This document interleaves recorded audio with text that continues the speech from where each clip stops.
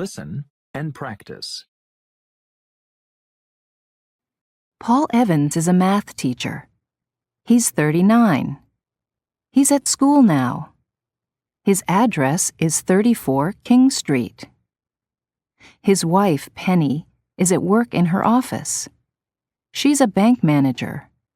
Her phone number at work is 830-9771. They have 2 children, Mark and Jane. Mark is 10 and Jane is 7. They are at school.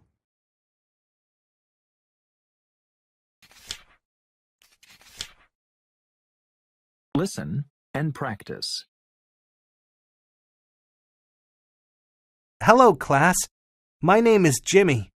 Today, I am going to give a presentation on my role model, my dad. I have admired my dad ever since I was young. He is the smartest man in the world. Every time I have problems with my homework, he teaches me how to solve them. My dad is good at sports, too. He can play baseball, soccer, and golf. He was the hero of his team. When I get older, I want to be just like my dad. It is my lifelong dream.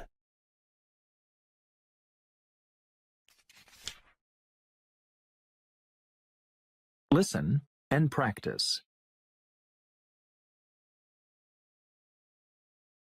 Good evening, everyone.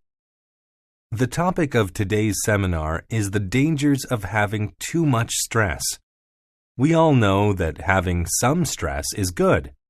It helps us keep busy, motivated, and excited. And if you don't have enough stress, you will become lazy and depressed. The problem, of course, is when we have too much stress. Too much stress is bad. It makes us feel tired, angry, and can even make us sick. The key to having a happy life is to find the right balance of stress in your life. This can be done by remembering 3 easy-to-follow rules. 1. Remember to keep your goals realistic. 2. Have a good balance between work and play. And 3. Have friends and family who can help you when things become difficult. If you follow those 3 rules, your life will be a lot happier. I guarantee it.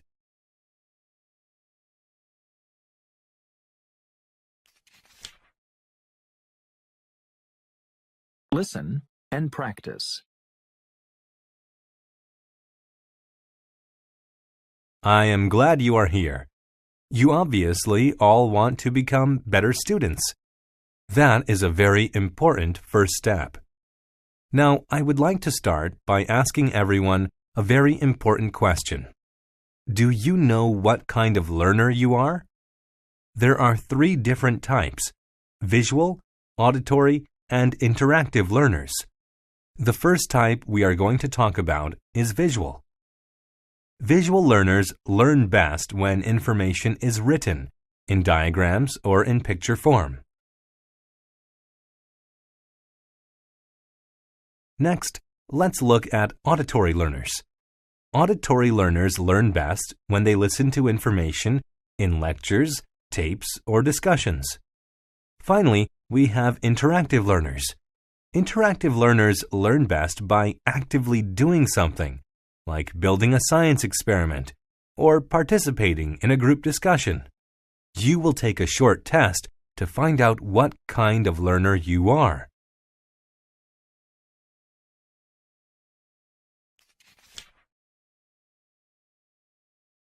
Listen and practice. Hello, everyone. Welcome to our first day of business class. Today, we will talk about how to run a successful business. If you are going to start a business, you need to remember 5 very important rules. They are the most important rules in business. The first rule is your product or service needs to be unique. If there are a lot of competitors that have the same product, nobody will want to buy yours. Second, you need to have a good team of workers. If you work with smart people and share ideas, you are more likely to be successful. Third, your business needs to be cost-efficient. You need to minimize overhead and maximize profits. Fourth, you need to be organized and have a strong business plan. If you don't have a plan for your business, you will surely fail. Finally, and most importantly, you need to satisfy your customers. Because remember, without customers, you don't have a business.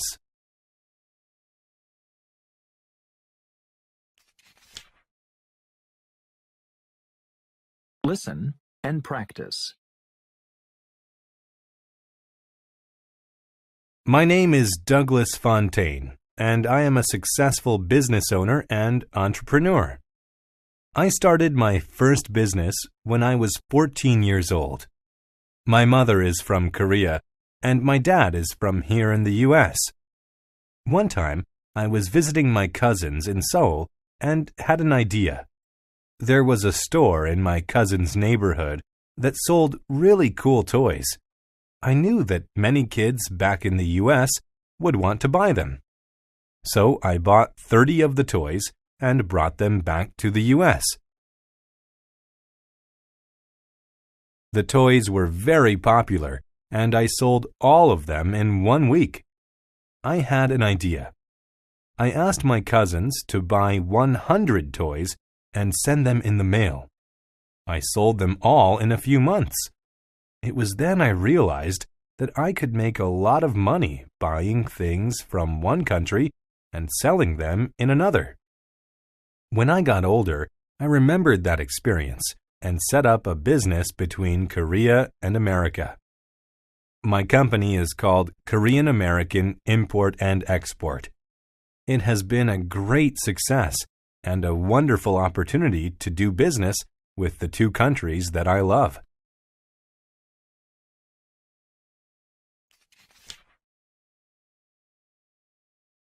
Listen and practice.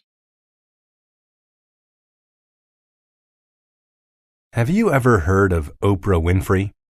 She is one of the most successful and famous women celebrities of all time. Her story is an inspiration to us all. Today, she is worth billions of dollars, but Oprah certainly did not start out that way. Oprah started at the bottom, and she worked her way up to the top. She was born in 1954 in Mississippi to a poor family. She had a lot of problems growing up, including abuse at home. That didn't stop Oprah from becoming successful, though. She worked hard and got a job at a radio station when she was still in high school. People quickly noticed Oprah's ability to communicate and offered her a job as a news anchor. In just a few years, she was co-hosting a talk show. Then in 1986, she started her own TV talk show, The Oprah Winfrey Show. Her show is still on today, and it has become one of the most famous shows in television history.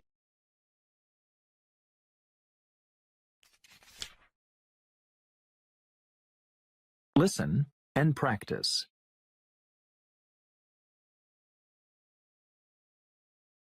Hey guys, my name is Danny, and I want to talk to you about bike safety. For years, my mother always told me to wear a helmet when I ride my bike, and for years, I never listened.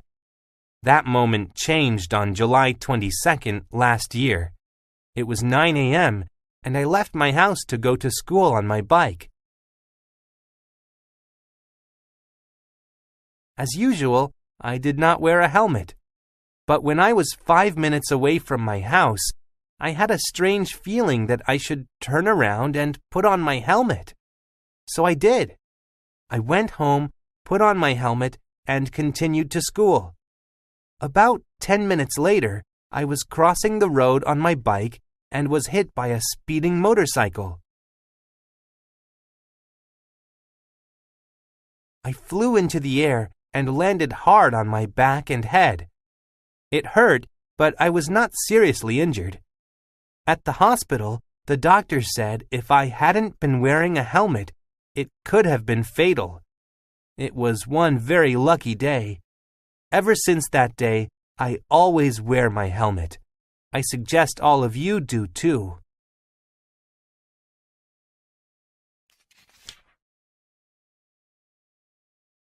Listen and practice. Ice hockey is one of the most popular winter sports.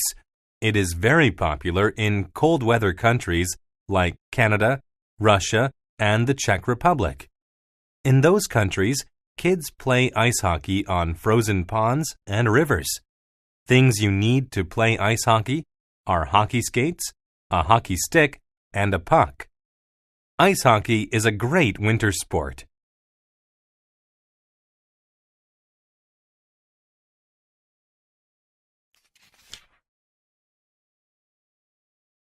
Listen and practice. Ikbal Masi was born in Pakistan in 1983. His family was very poor. When he was 4, they could not repay a debt, so they sold him instead. Ikbal had to work in a carpet shop. That's all he did, 14 hours a day, 6 days a week. One day, Ikbal learned this was illegal. He decided to escape, but the local police caught him and brought him back. It was illegal, but the shop owner paid the police, and they ignored the law. Ikbal tried again and again. Finally, he succeeded, and then helped other children do the same. He saved over 3,000 children this way. He began traveling around the world. He taught adults about the problem of child slavery. Tragically, Ikbal was shot and killed in 1995. The crime remains a mystery, but Ikbal's fight still goes on.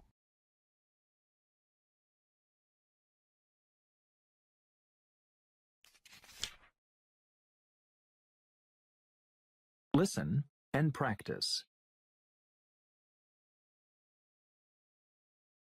In 1968, Lena Maria Klingvall was born. She was a healthy Swedish baby with a beautiful smile. But she was a little different. Lena had no arms, and her one leg was much smaller than the other. This did not stop Lena. She learned to use her feet like hands. She learned to swim, too. She was good at it. In 1988, she went to the Paralympics in Seoul. She got 4th place. After that, Lena studied music in college. Then she began singing as a pro. She became popular at home and in Korea, Japan, and Thailand. Today, Lena is also an artist. She uses her feet to paint. Lena gives lectures about her challenges. She is also the subject of a movie. Lena is a good role model. She gives hope to many people.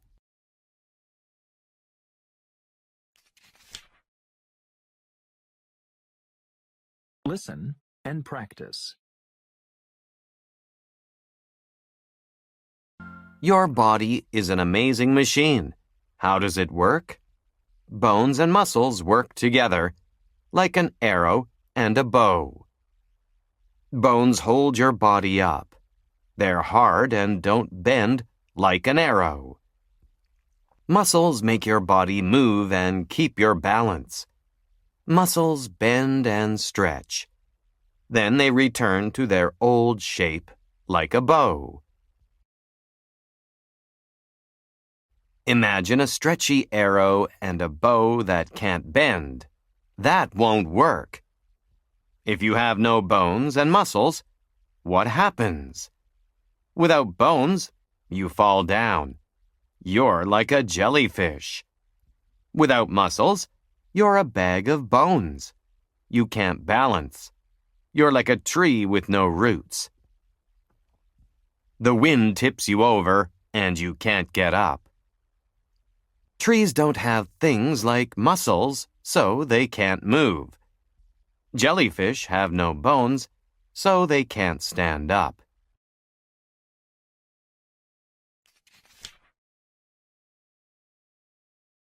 Listen and practice. The Sahara Desert is the hottest place in the world. It is in northern Africa and covers 11 countries. It is really hot there because it's near the equator. The desert is the same size as the United States. Only a few animals live there, like camels, goats, and vipers.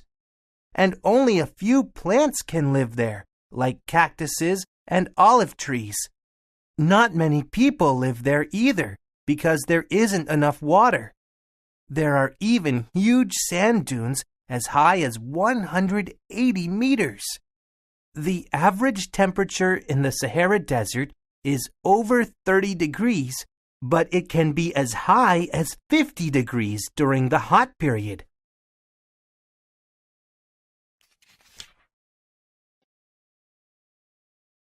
Listen and practice. Wind energy. Wind is moving air. To catch wind energy, people build wind turbines in windy places like high hills or near beaches. Wind turbines are tall and they have 3 or 4 blades at the top. The blades turn like a propeller when the wind blows on them. The blades then turn a generator inside the wind turbine to create electricity. When many wind turbines are built together to make a lot of electricity, this is called a wind farm. Winds are stronger when they are higher in the sky, so scientists are inventing wind energy machines that look like kites. They send electricity to Earth through long cables.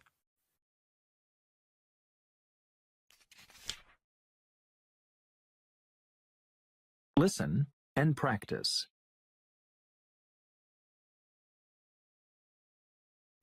Energy from water. People can use the kinetic energy of moving water to make electricity. For example, water that moves down mountains moves very quickly, and so it has a lot of kinetic energy. In a hydroelectric power station, this water moves quickly into pipes, which push it through turbines. The water turns turbines that turn generators to make electricity.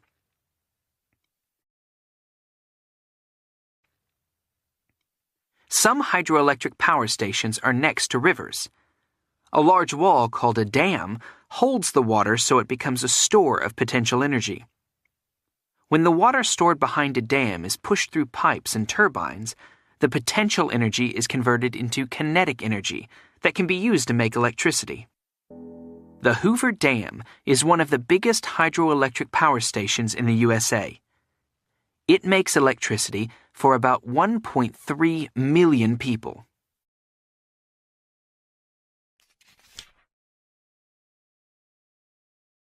Listen and practice.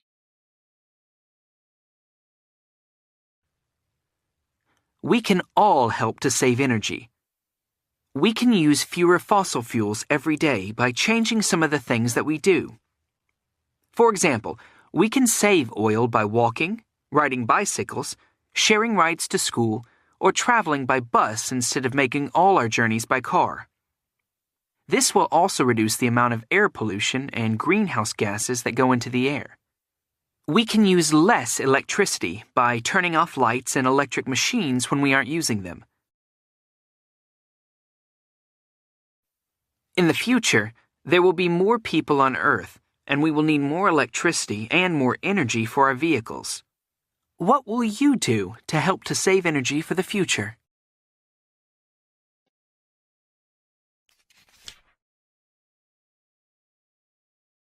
Listen and practice. Are you worried about what to buy your kid for his or her birthday? Then come over to Charlie's Sports Shop. We have all kinds of fun sports equipment, motorized scooters, balking stilts, and luge boards, to name a few. If your kid loves exercising, I suggest balking stilts. Balking stilts are spring-loaded shoes that make you jump high like a kangaroo. If your kid is an adventurer, a luge board will do. A luge board is a type of high-speed skateboard you lie down on. If your kid is busy and has to get around to places fast, a motorized scooter would be a perfect present. They are gas-powered scooters that go really fast. Just remember, all these sports are a little risky, so don't forget to buy your kid a helmet too.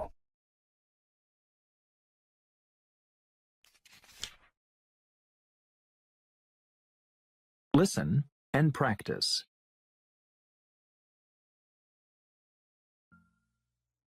Look in your refrigerator.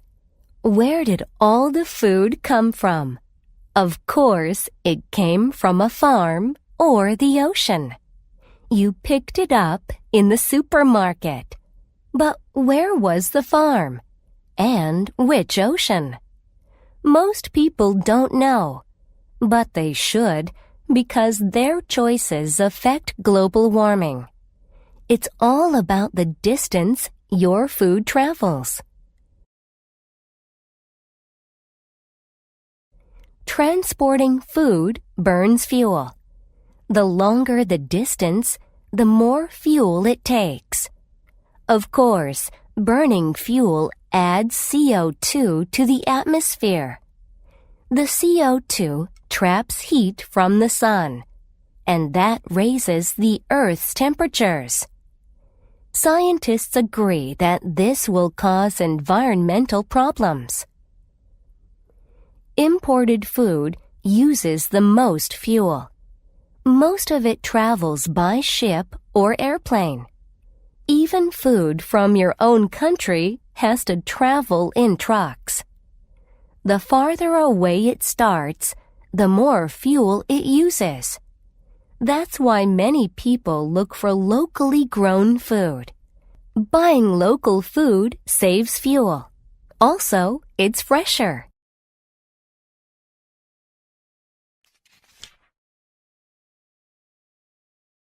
Listen and practice.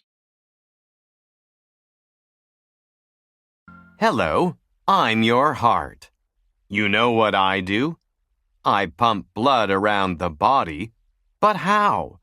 Look inside. Here I am, inside the rib cage. I'm right between your lungs. That's important because the blood has two main jobs. One is taking oxygen to the rest of the body. The other is bringing carbon dioxide back.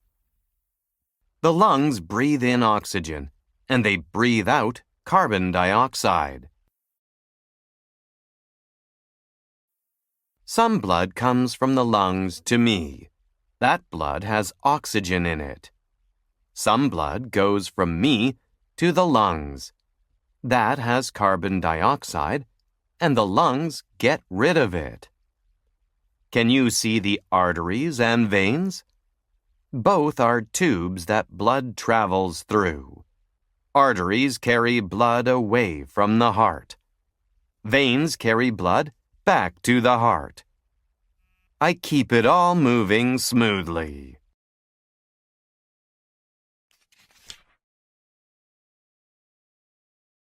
Listen and practice. According to a survey conducted in over 20 countries, the most serious type of pollution in the world is now water pollution. Water pollution is a major cause of death worldwide, and at present, around 500 million people in the world do not have access to clean drinking water. So how can you help? There are many ways to help prevent it. One way is to reduce water use. We can do this by taking shorter showers. Second, throw away dangerous chemicals properly. That means do not put paint or car oil in the trash. Third, only buy from companies that have good environmental records.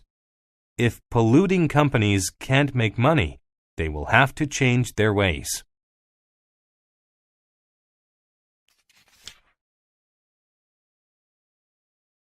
Listen and practice. Hello, everyone. Good afternoon. My name is James Richardson, and I am from the Olympics Committee. The topic of my speech today is the differences between the Summer and Winter Olympics. I want to start by saying there are two kinds of Olympic Games: Summer Olympic Games and Winter Olympic Games. First, I will talk about the Summer Olympic Games.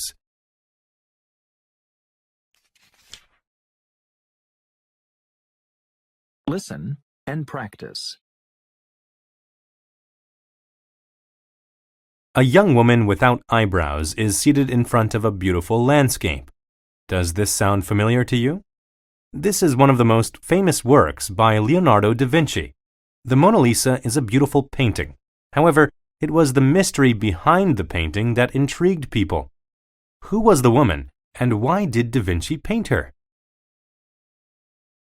Different theories have been proposed about her identity. Many art and history buffs thought that it was a portrait of da Vinci himself, but as a woman. Others thought it was not any particular person, but the ideal of a woman. They say this is why she was painted with no eyebrows. This gave her face a more unearthly look. Still others thought that it was a portrait of an actual woman of the time, the wife of Francesco del Giocondo. In 2005, historian Armin Schlechter of Heidelberg discovered the answer. While looking through an old manuscript, he found a small note. In this, the woman in the Mona Lisa was positively identified as Lisa del Giocondo. The artist had been paid to do her portrait after the birth of her second child. Mona, in fact, means Madame in Italian. As for her unearthly look, historians say women of this time liked to remove their eyebrows. Apparently, they thought eyebrows were not attractive.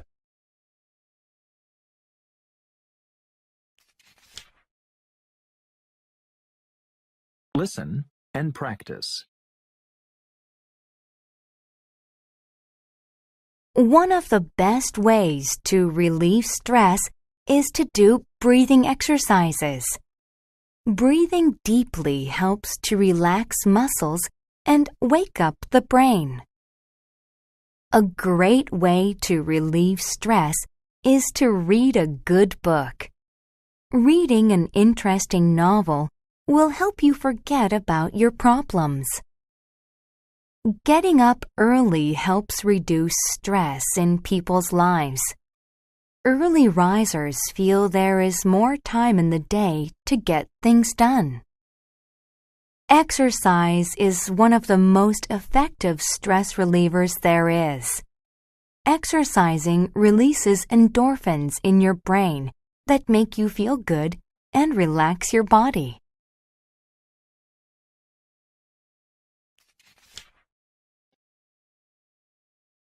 Listen and practice.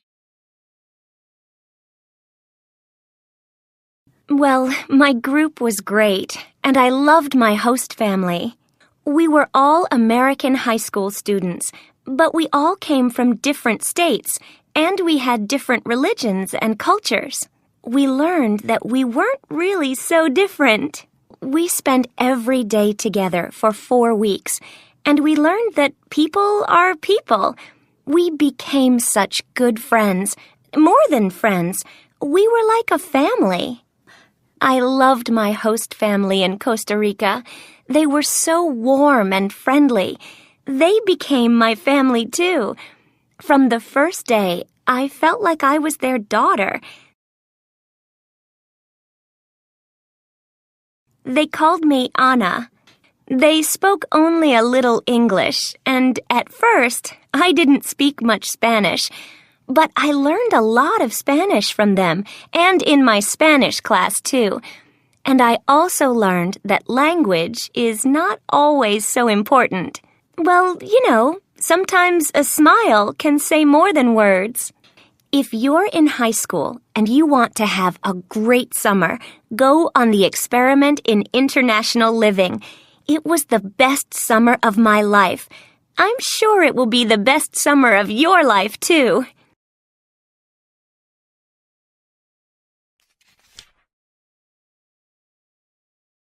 Listen and practice. Good evening, children and parents. Thank you for coming today. My name is Dr. Carl Frist, and I am a psychologist. As you already know, the topic of tonight's speech is how to deal with conflicts at home. Everyone has small conflicts at home. That is normal. My goal is that you learn how best to deal with small conflicts before they turn into big fights. Big fights are bad and can damage family relationships. The key to dealing with any small conflict is communication. The reason is, the more we listen and talk to each other, the better we understand each other. And the better we understand each other, the less we fight.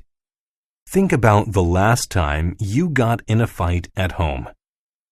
It probably didn't help your problem. Fighting almost never solves problems, but listening to each other does. In conclusion, if you talk about the problems you are having openly and freely, you will probably be able to resolve them without fighting. And if you can do that, you will have a much better life.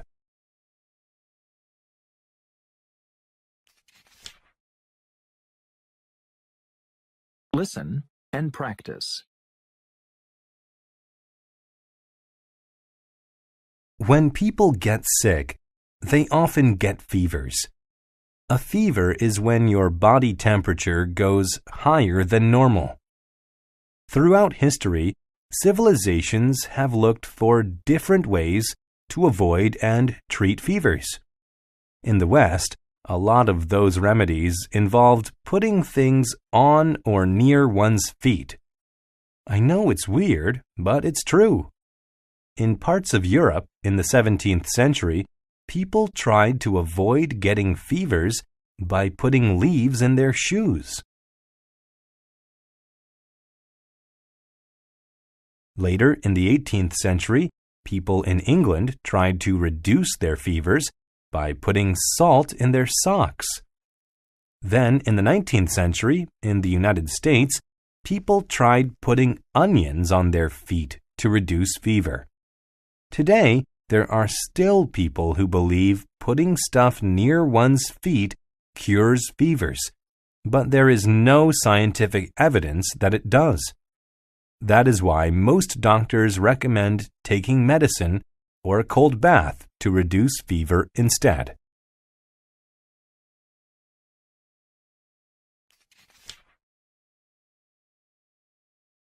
Listen and practice. On July 30th, the Florida man robbed an apartment in the town of Hollywood only to encounter the apartment's tenant on his way out the door.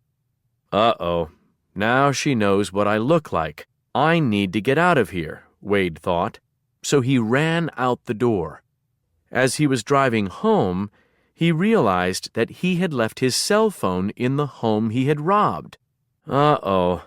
Now the cops have my fingerprints and lots of other information about me. I have to get that phone back. So he called his phone. Maybe he hoped that the person who answered would return the phone to him. Instead, the phone was answered by a detective who was in the house. The detective was investigating the robbery. Wade told the detective his name and said he needed his phone back. Instead, he was arrested, and the fingerprints from his phone were used to tie Wade to 5 other unsolved robberies. In court later that week, Wade told a judge that his phone had been stolen, but the judge didn't believe him.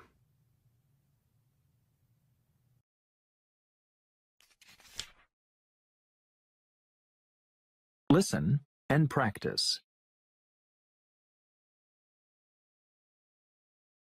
Everybody dreams, but nobody is exactly sure why. An even greater mystery: what do our dreams actually mean? This is a question that people have been trying to answer for thousands of years. Today, scientists and doctors continue to study how our brain works and what it does while we are sleeping.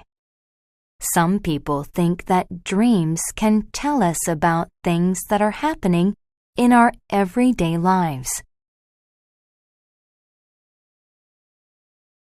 Other people think dreams can predict what will happen in the future. Then, there are some people who think dreams mean nothing at all. They say dreams are just random old memories organized together by the brain to make a story. Today, scientists are looking for ways to collect useful information from dream experiments. So far, they have not been very successful. So we probably won't know the real reason for dreams anytime soon.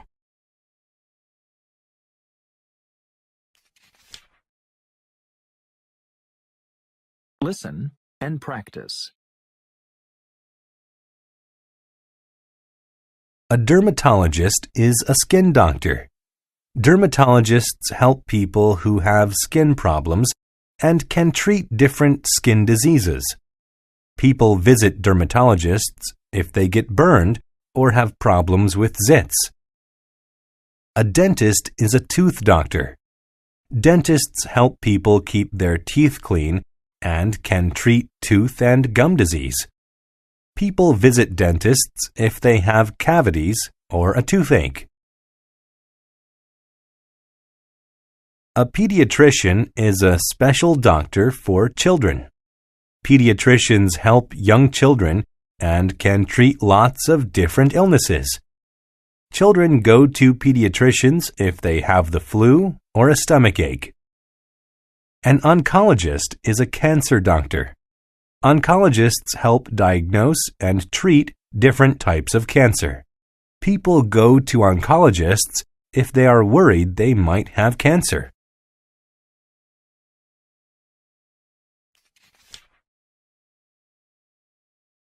Listen and practice.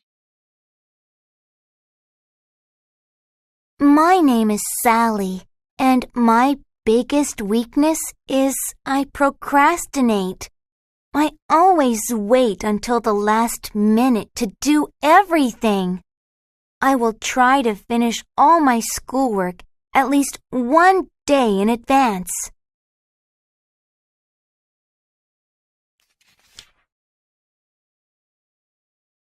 Listen and practice. My name is Jimmy, and my biggest weakness is being lazy. I just lie around the house all day and don't get anything done. I will try to set at least 3 realistic goals every day to help get motivated.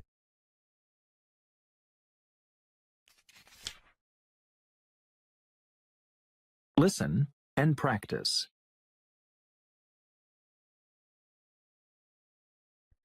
My name is Gary, and my biggest weakness is being shy.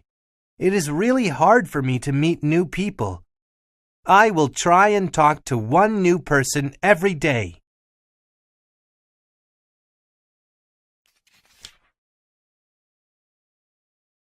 Listen and practice. Hi, I'm Beth. My school is quite far from my house, so I take the subway to get there. I prefer to take the subway because I don't have to worry about getting caught in a traffic jam. It takes me about 20 minutes to get to school by subway.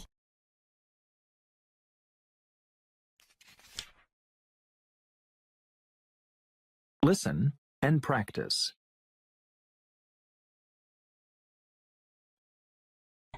One of the best ways to relieve stress is to do breathing exercises. Breathing deeply helps to relax muscles and wake up the brain. A great way to relieve stress is to read a good book. Reading an interesting novel will help you forget about your problems.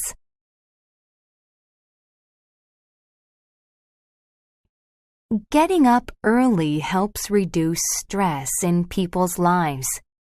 Early risers feel there is more time in the day to get things done.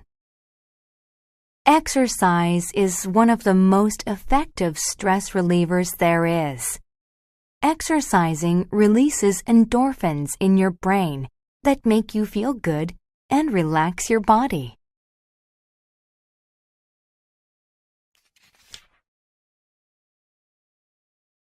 Listen and practice. In ancient Rome, there was a special wedding tradition where guests threw rice over the bride and groom. The rice was a symbol of fertility and abundance. In South Korea, there is a special wedding tradition where the groom gives a pair of wooden ducks to the bride on the night before the wedding. The ducks symbolize fidelity and a long, happy marriage. In the United States, there is a wedding tradition where the bride throws a bouquet of flowers to all her single girlfriends. The girl who catches the bouquet is supposed to be the next one to be married. In Spain, grooms give their brides a bag or box filled with 13 gold coins.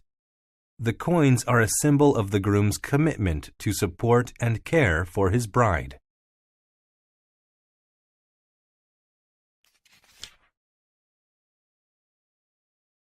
Listen and practice.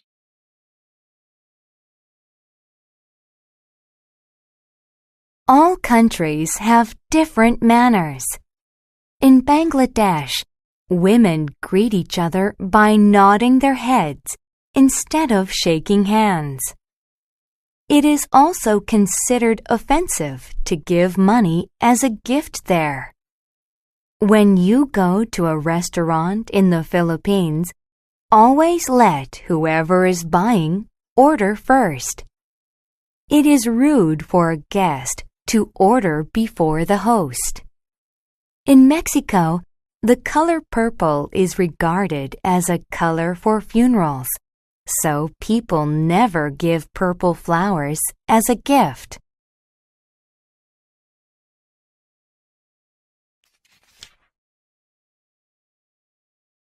Listen and practice. Water pollution is often caused by chemicals released from factories and fertilizer used by farmers. The factory waste and fertilizer flows into nearby rivers and makes the water unsafe. Noise pollution is caused by a lot of things, but two major sources of noise pollution are construction sites and airports. The loud sounds cause people headaches and mental stress. Air pollution has gotten worse in many cities due to increases in car traffic. Most cars release toxic chemicals in the air that are harmful to breathe. Throwing away trash and waste that is not biodegradable like plastics, causes soil pollution. Once the soil in an area becomes polluted, it cannot be used for agricultural purposes.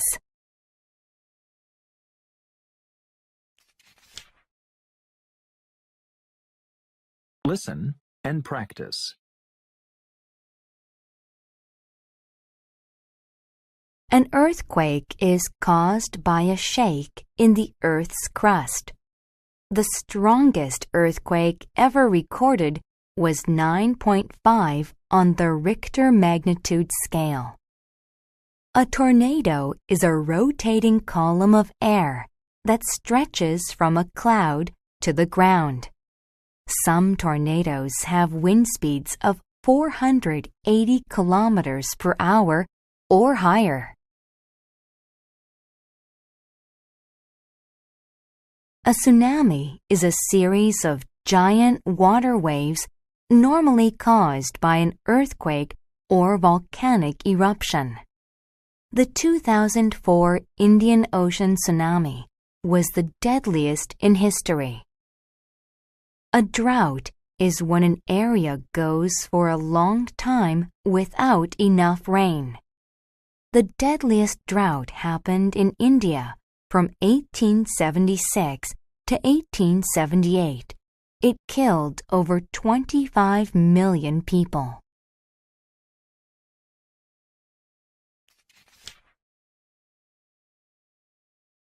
Listen and practice.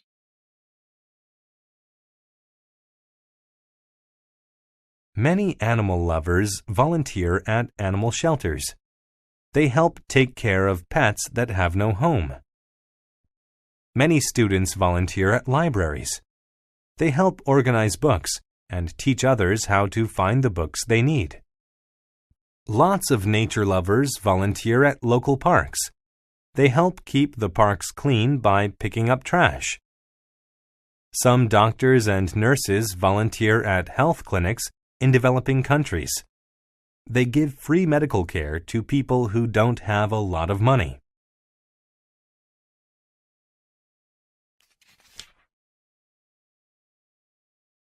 Listen and practice.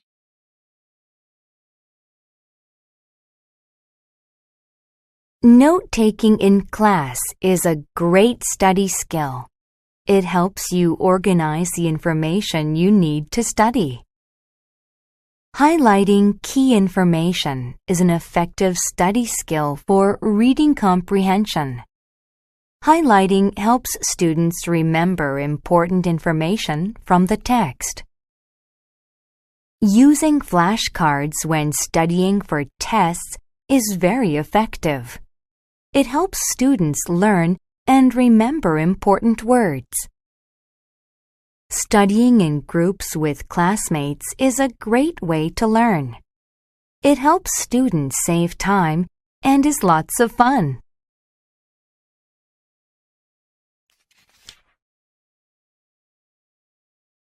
Listen and practice.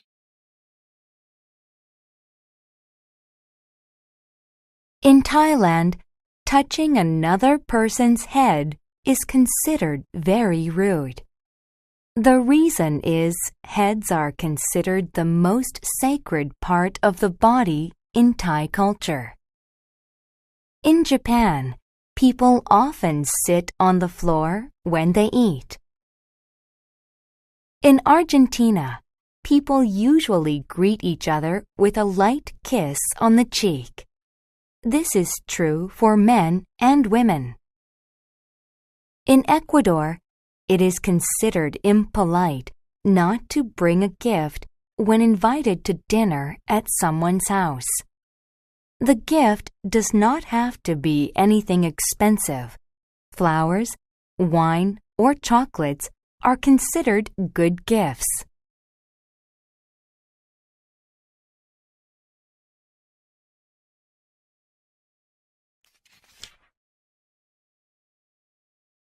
Listen and practice. Mrs. Stevens lived in a small village, and she had 5 children. She always had a lot of work. The children went to different schools, and Mrs. Stevens took them there in the morning in her car. Then she bought food at the village shop, and then she went home and cleaned the house, washed the clothes, and made cakes or other things. In the afternoon, she drove back to the children's schools and brought them home, and then she cooked their evening meal. Every evening she was very tired.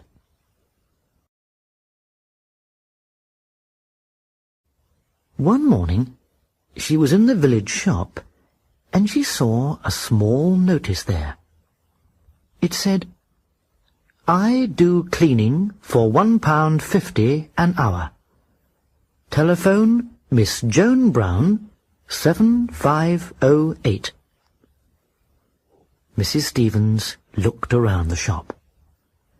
"Nobody's looking," she said. "That's good." Then she took her pen out of her bag and wrote under the notice, "I do cleaning for nothing. Don't telephone me."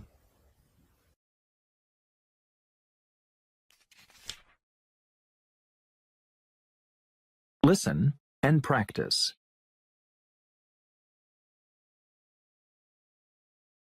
Vitamin B1 is found in whole wheat, fish, peanuts, beans, and meat.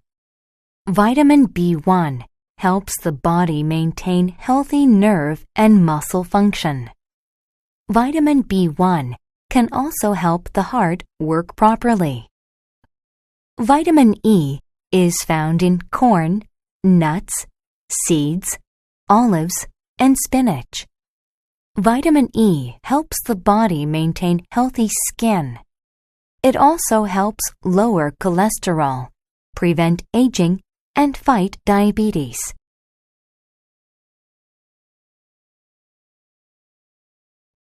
Vitamin C is found in many fresh fruits like oranges, lemons, limes, grapefruits, and mangoes. Vitamin C helps enhance the body's ability to fight infection. It can also help protect the body from getting cancer. Vitamin B12 is found in shellfish, meats, eggs, liver, and milk. Vitamin B12 helps the body maintain healthy brain and nerve function. It also helps the body have plenty of energy.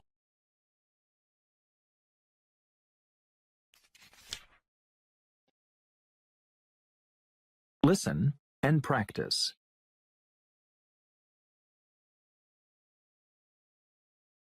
Hello, everybody. Welcome to our seminar entitled Overcoming Weaknesses. For better or for worse, all of us were born with strengths and weaknesses. That is what makes us each special. The problem is our weaknesses can often get in the way of things we want. That is why I want to talk about ways to overcome weaknesses. Once you learn to overcome your weaknesses, you will be a more successful person. Now, the first step is to identify your weaknesses. The easiest way to do this is to take a personality test. You can easily find one online. Second, decide which weaknesses you really need to improve. Nobody needs to be good at everything. So if you can focus on the skills you need to improve, it will be a better use of your time. Third, make a plan on how you will improve your weaknesses. If you have trouble making friends, for example, make a plan to talk to 5 new people every week. Making a plan will guarantee you take action.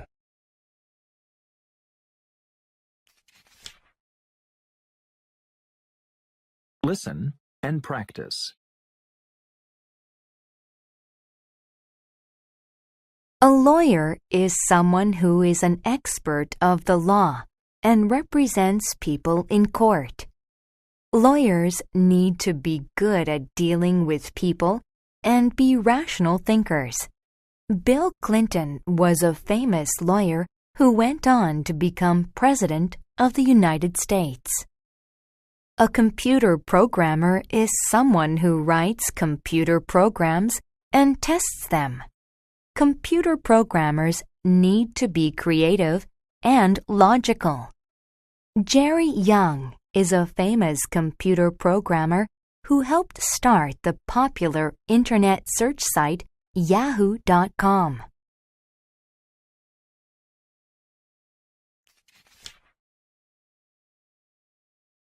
Listen and practice.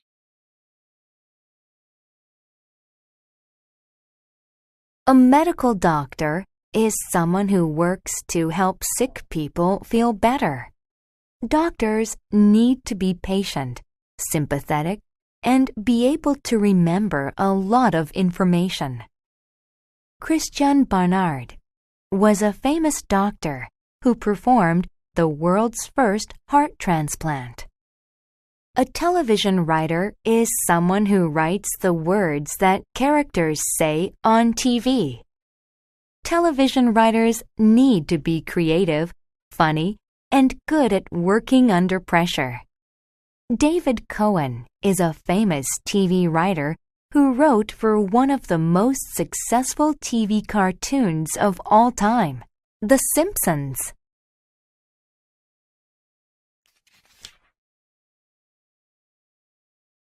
Listen and practice.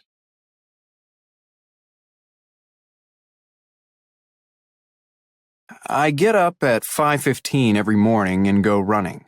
Then, after I have a shower and a quick breakfast, I take the subway to work. I usually do some work on the subway. I get to work at 7 in the morning, and I usually work until 8 at night. After I get home, I have dinner. Then I read the newspaper before bed. I usually go to bed about 11 o'clock.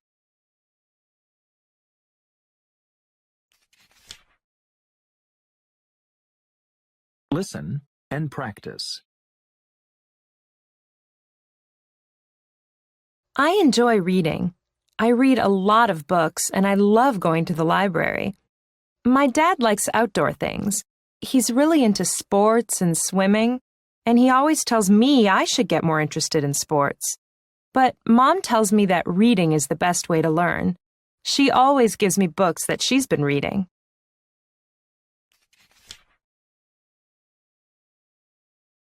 Listen and practice.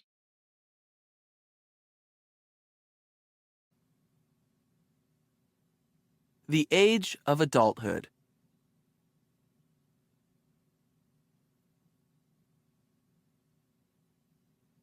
In the United States, 16, 18, and 21 are significant ages in a person's life. A person can do new things at each age to show that he or she is no longer a child. These are all part of the transition to adulthood. After turning 16 in the United States, a person can be employed, get a driver's license, and leave home.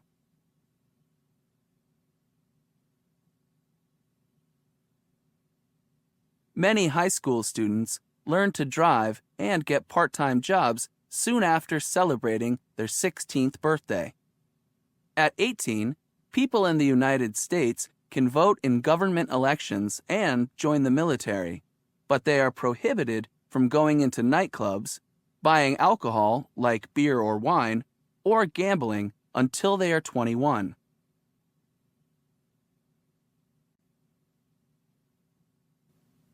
In many Latin American countries, a young woman's 15th birthday is important. At this age, she is no longer considered to be a girl, but a woman. To mark this special day, families with 15-year-old daughters have a celebration called a quinceañera. The day begins with the young woman and her family going to church. Later, there is a party to which many guests are invited. In Japan, boys and girls are considered to be adults at the age of 20. At this age, they are allowed to vote and drink alcohol. The second Monday in January is a national holiday called Coming of Age Day. On this day, 20-year-olds celebrate by first going to a shrine with their families. Later, they listen to speeches given by city and school leaders. After that, many celebrate with family and friends late into the night.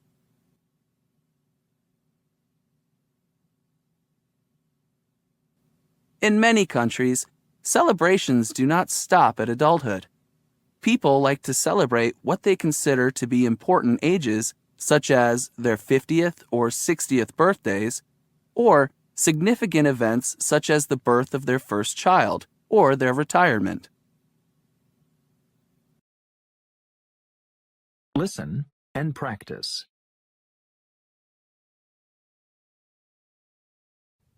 I have a routine that I follow every morning when I get up. First, I brush my teeth. Then I take a long, hot shower. I wash my hair every morning, but I don't use conditioner because my hair is very short. It only takes me about 5 minutes to blow dry my hair. Next, I put lotion on my face because my skin is dry. I apply face powder and a little blush. I don't use any eye makeup in the morning. Then I put on some deodorant and get dressed. After I get dressed, I brush my hair, put on some lipstick, and leave for work.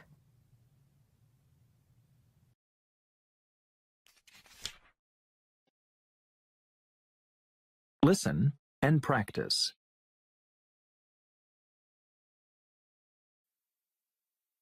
I arrived at Gosforth Hall late in the evening.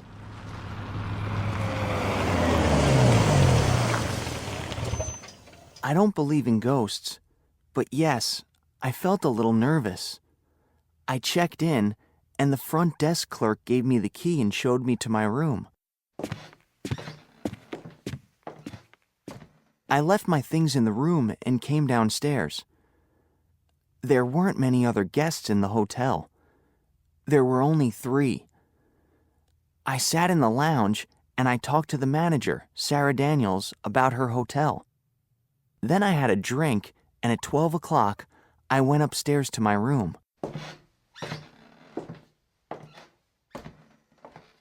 Room 11 was on the top floor. I opened the door and turned on the light. It was a very big room, very old, and yes, it was a little spooky. There was an old TV on a table, but there wasn't a remote control. I turned on the TV.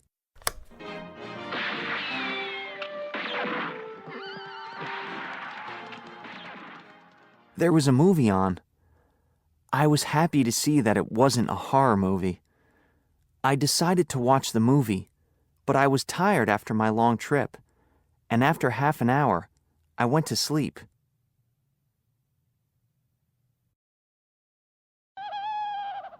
In the middle of the night, I suddenly woke up. I looked at my watch. It was 2 o'clock in the morning. The TV was off. But how? There was no remote control, and I didn't get up and turn it off. The light was on, but suddenly, the light went off too. Now I was scared. I couldn't see anything strange, but I could feel that there was somebody or something in the room. I got out of bed and turned on the light and TV again. Little by little, I started to relax, and I went to sleep again.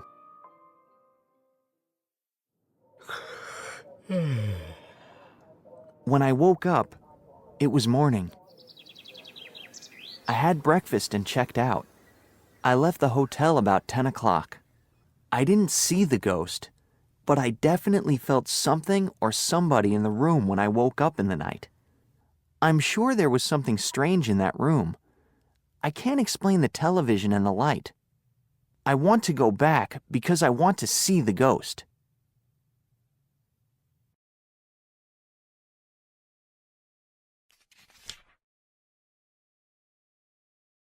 Listen and practice.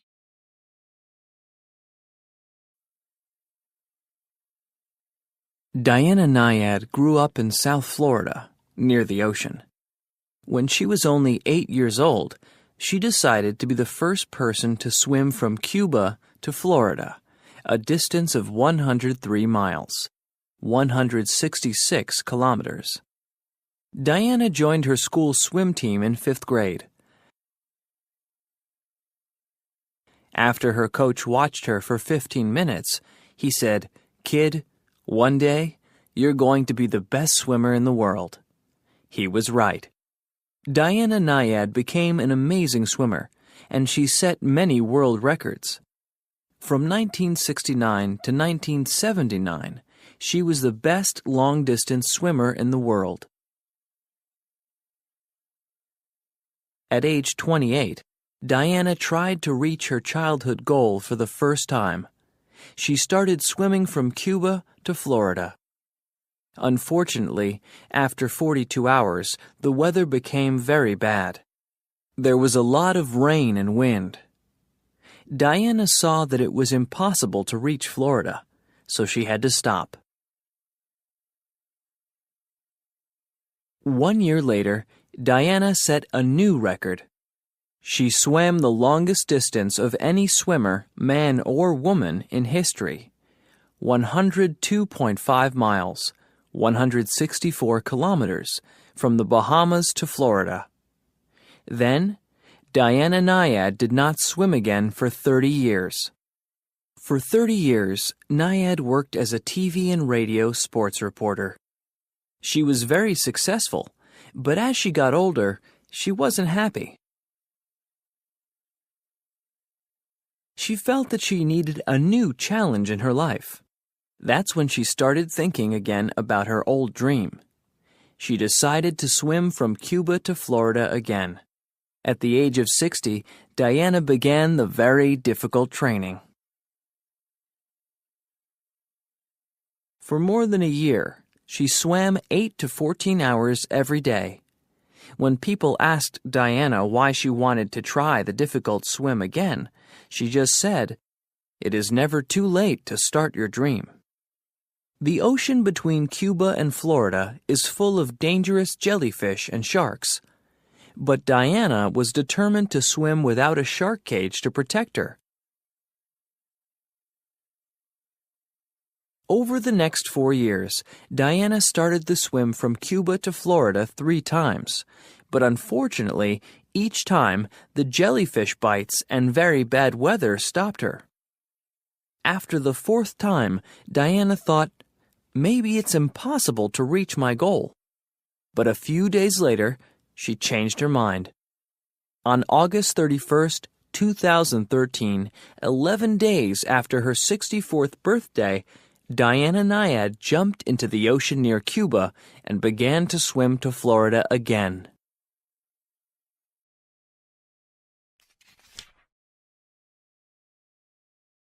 Listen and practice.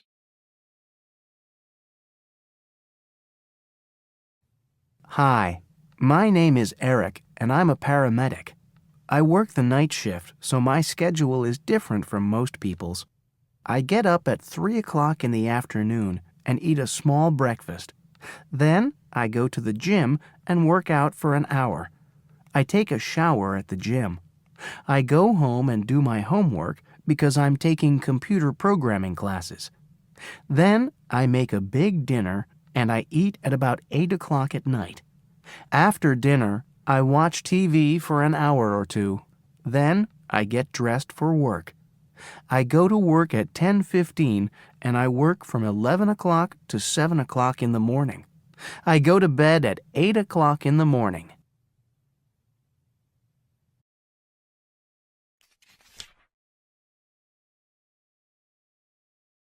Listen and practice. I went to the mall this morning. First, I went to the beauty salon and got my hair cut. Then, I went to a clothing store and I bought a blue sweater. After that, I stopped at the toy store. It's my son's birthday, so I bought him a video game. Next, I went to the bookstore and I found a good mystery. I like to read mysteries. Then I went to the pet store. I have 10 tropical fish, and I need fish food. I stopped at the jewelry store, and I looked for a pair of earrings, but I didn't see anything that I liked. My last stop at the mall was the bakery, where I bought a birthday cake for my son. Then, on my way home, I stopped at a flea market and I found a small lamp for the night table in my bedroom.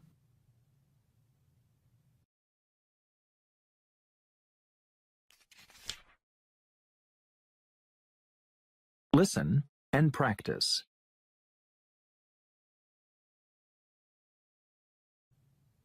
I arrived in the city on Friday. I took a taxi from the airport to my hotel and I checked in. Then, I stopped at the tourist information booth. I wanted a map of the city and a bus schedule. They gave me lots of information.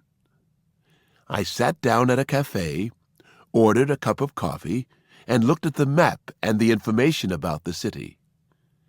Next, I stopped at the bank and used my ATM card to get some extra cash. I also stopped at the travel agency to check on my car rental for the weekend.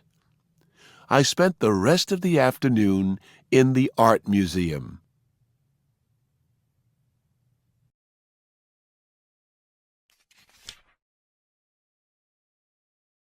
Listen and practice.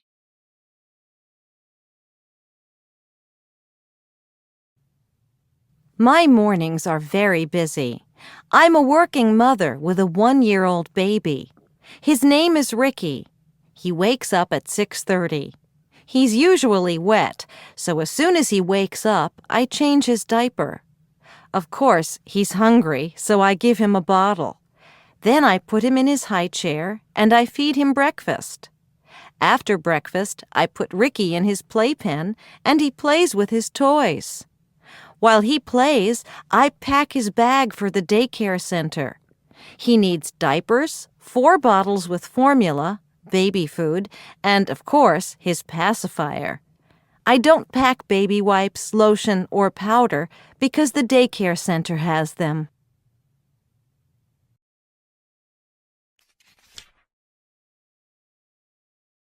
Listen and practice.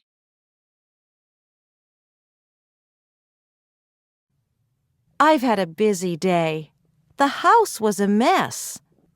This morning, I cleaned the bedroom and changed the sheets. I did the laundry. I washed the clothes and folded them and put everything away. Then I cleaned the bathroom. I scrubbed the toilet, cleaned the sink, and mopped the floor.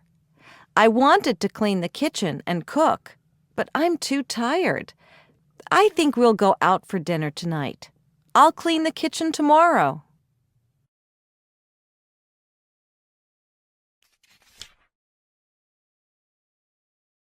Listen and practice.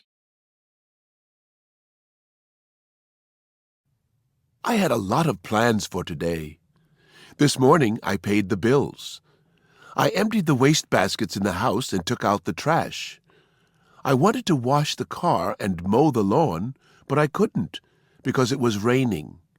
So, I watched a soccer game on TV. After the game, I vacuumed the carpets and polished the furniture.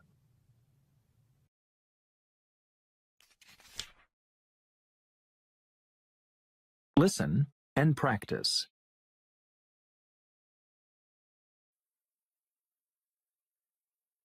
Can employees learn to be more creative? Many business owners say yes. Big companies like American Express, Microsoft, FedEx Office, and Disney want their employees to be creative, to think in new and interesting ways. These companies pay billions of dollars for creativity classes for their employees. In some creativity classes, employees play games together in a classroom. In other classes, they do exciting sports together outside. For example, at the Playtime Company, a successful advertising company, employees go whitewater rafting and rock climbing together. All of these activities help employees to think in new ways. In creativity classes, teachers also give employees important advice. Relax. When people relax, they can think better. Don't be afraid to make mistakes. No one is perfect. Just try to do your best. Great ideas sometimes come from mistakes. Think young. Children are very creative, so sometimes we need to think like children. When employees have creative ideas, companies become more successful. One successful business owner said, "One creativity class helped my employees more than many years of work experience." Many other big business owners agree. Creativity classes are helping their companies.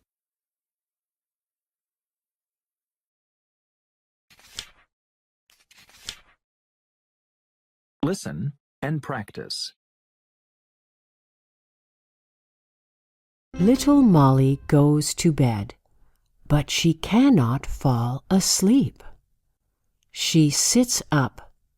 She lies down again. Still, she cannot sleep. It is not fun at all. Molly wants to sleep. What can she do? Mommy teaches Molly a trick. It will help her fall asleep. It is fun and easy. What is it? Counting sheep. Close your eyes and try it. Imagine a small wall, not too high and not too low, just right for sheep to jump over.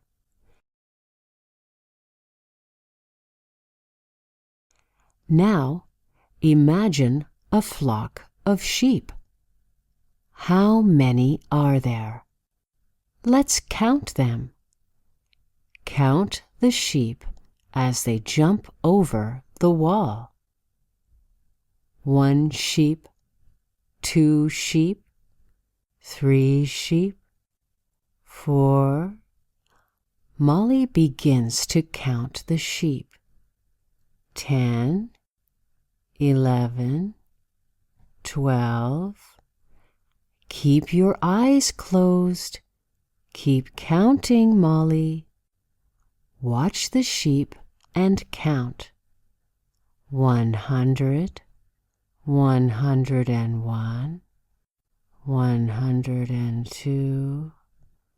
Count. What's that sound? It's the sound of Molly sleeping.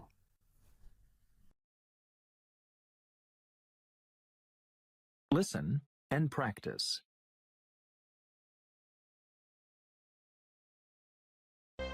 Sometimes it is fun being tall. Sometimes it is not. Sure, I can always reach things for my mom, dad, sister, or teacher. But sometimes I would rather be short. I am always the tallest one in pictures. Sometimes I wish people didn't notice me as much. Another boy, John, is the shortest kid in our class. He told me that he wished people didn't notice him as much either. We became friends because we feel the same in a strange way.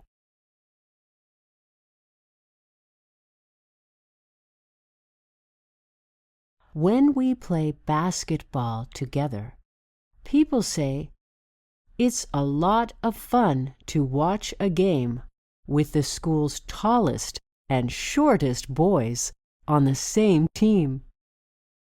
It's true, you know. You can't be too tall or too short. It's just the way you are.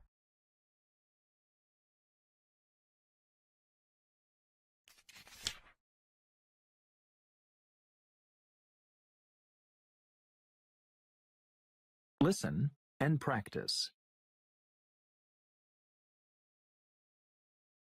Kenny was going on an adventure. Where was he going? He was going to the grocery store. He was going to get some groceries all by himself. Kenny's mom gave him a list and some money. You need to get bread, milk, and butter, she told him. And be sure to use the crosswalk and to look both ways when crossing the street. Kenny walked to the crosswalk. He looked both ways carefully. Then he looked again, just to be sure there were no cars coming.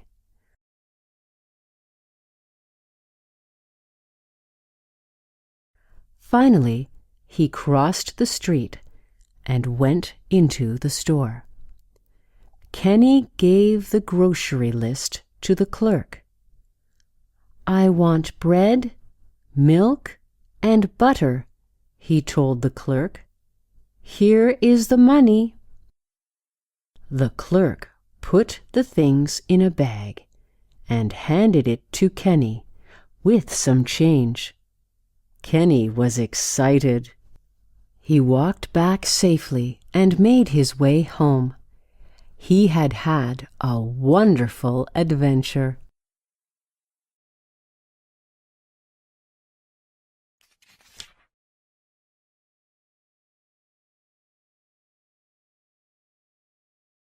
Listen and practice. Our teacher asked us to write a paper. I want everyone to write a paper for me, said the teacher. In the paper, tell me what you want to be when you grow up. I want to work in a store and sell things, said Bill. I want to coach a baseball team, cried Sam. I want to be a writer and write books for people to read, said Cheryl. I want to be a fireman, said Jerry, and maybe a policeman too.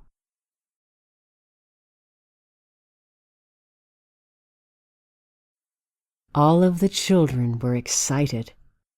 All except Joey.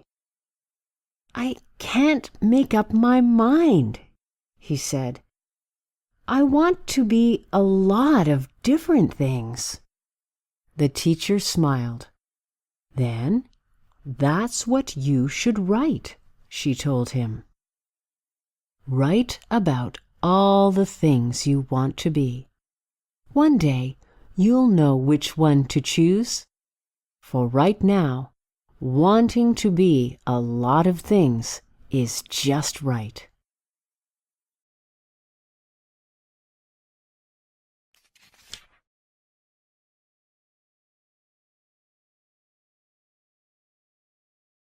Listen and practice.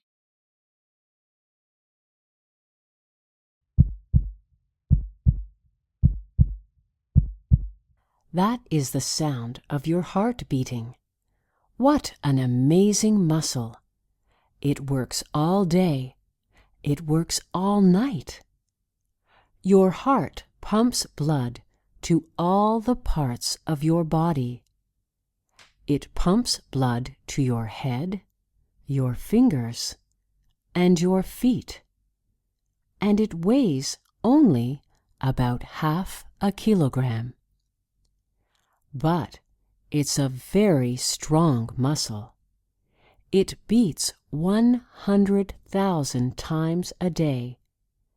That's 35 million times a year.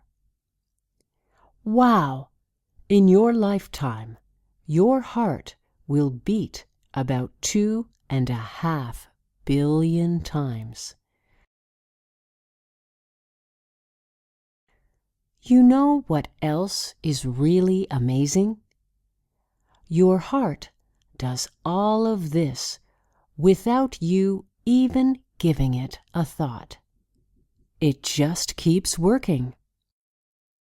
Most hearts beat about 70 times every minute. See for yourself. Put your hand on your wrist. Feel your heart beating. Now, count how many times it beats in a minute. Take care of your heart. Eat well, sleep well, and get lots of exercise. That way, your heart will be strong and keep on beating.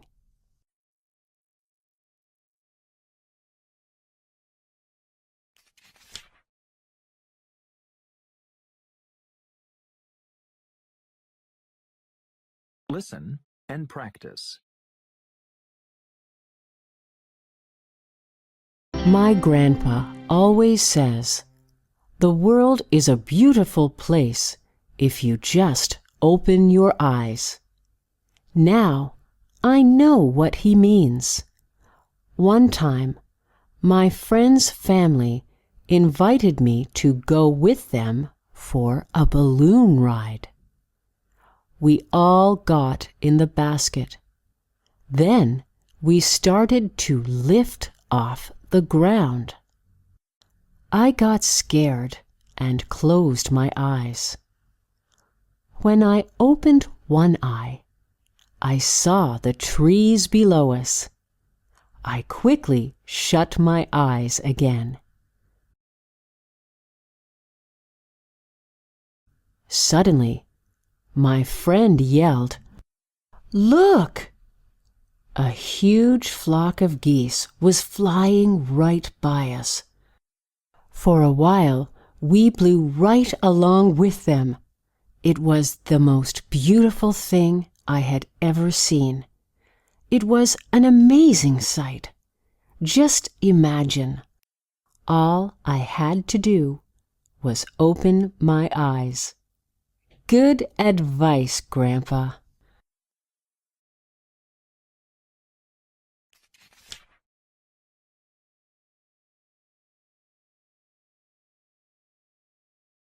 Listen and practice. It was a day Tony would never forget.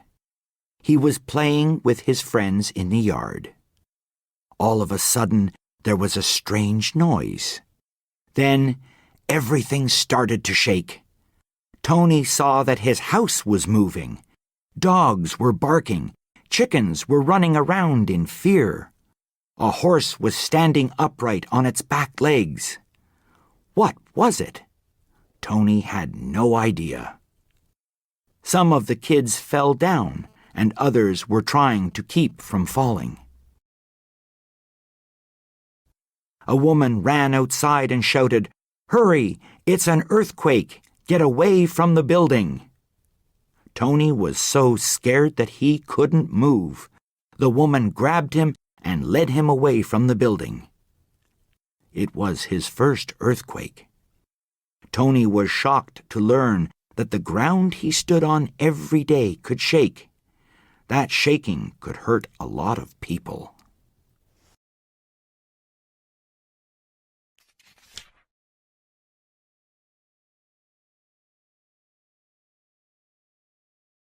Listen and practice.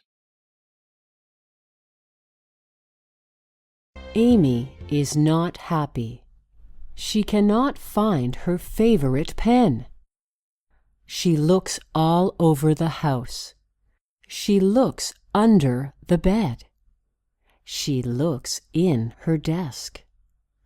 She looks in the kitchen and in her book bag, but she cannot find it. Amy is really upset. Amy wants to cry. She cries to her mother, "Mom, my pen is lost." Mom says, "Don't cry. I will help you look for it." When Mom goes downstairs, she laughs. "Why are you laughing, Mom?" Mom says, check behind your ear. And as Amy checks her ear, she finds her pen. She had put it there earlier. Now she is happy.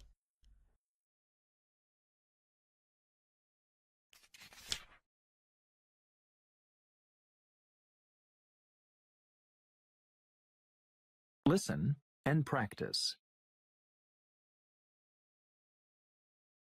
Joey has a pet. Her name is Goldie. She lives in a bowl. Goldie is a fish, a shiny goldfish. Once a week, Joey takes Goldie out of her bowl. He cleans her bowl so she can grow strong and healthy. When Joey's parents gave him Goldie, they said, "You will have to learn to take care of her." So Joey started learning a lot about fish. Joey used to think fish did not breathe. How can they breathe in the water, he thought. When I swim, I cannot breathe if I put my head under the water. But fish get air in a different way. They have gills on the sides of their heads. Joey learned that water has oxygen in it. The water passes through the gills. The fish get their oxygen from the water. When Joey cleans the fish bowl, he puts Goldie in a small glass of water. That way, she can breathe while he cleans her home.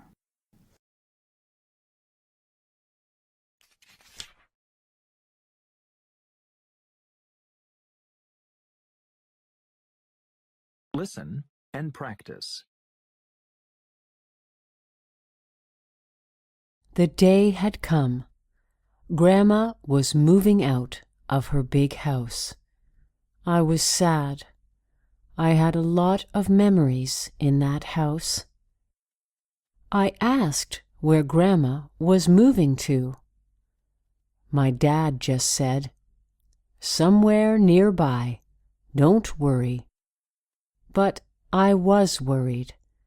I spent a lot of time with Grandma. I could tell that no one wanted to tell me because they knew I would be sad.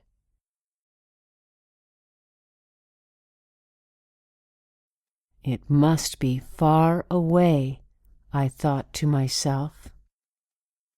We got all of Grandma's things in the truck. I sat beside her in the car. We talked the whole time. After a while, the truck stopped. I looked out to see her new home. It was our house. Grandma was coming to live with us.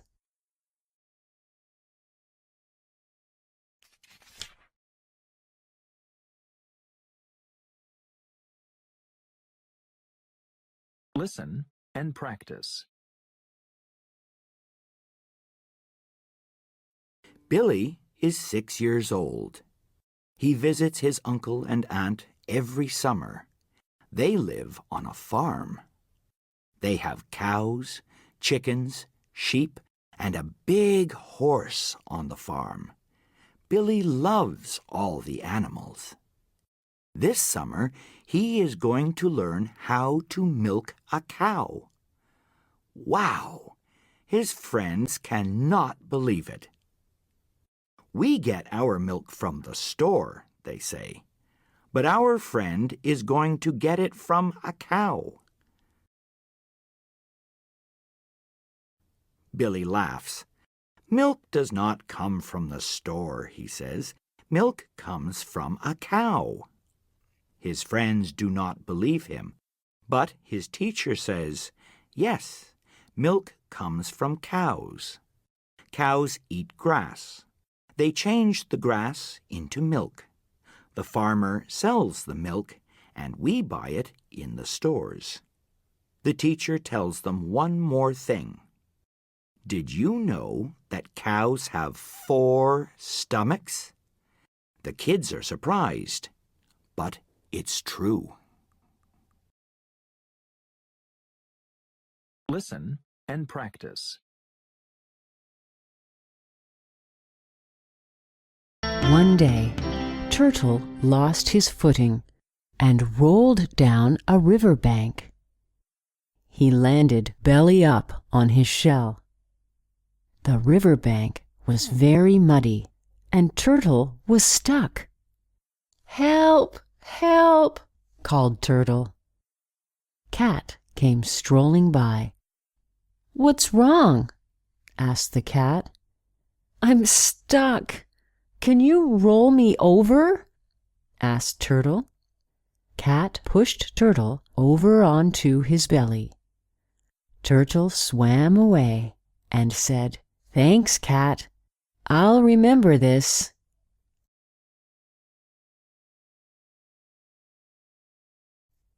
Not long after, Cat was chasing a squirrel on a tree. Snap! The tree branch cracked and fell. Cat landed on a large rock in the middle of the river. "Help! Help!" called Cat. Turtle came swimming by. "What's wrong?" asked Turtle. "I can't swim. Can you carry me to land?" asked Cat. "Sure," said Turtle. "Climb onto my back." Cat rode to safety on the back of her new friend, Turtle.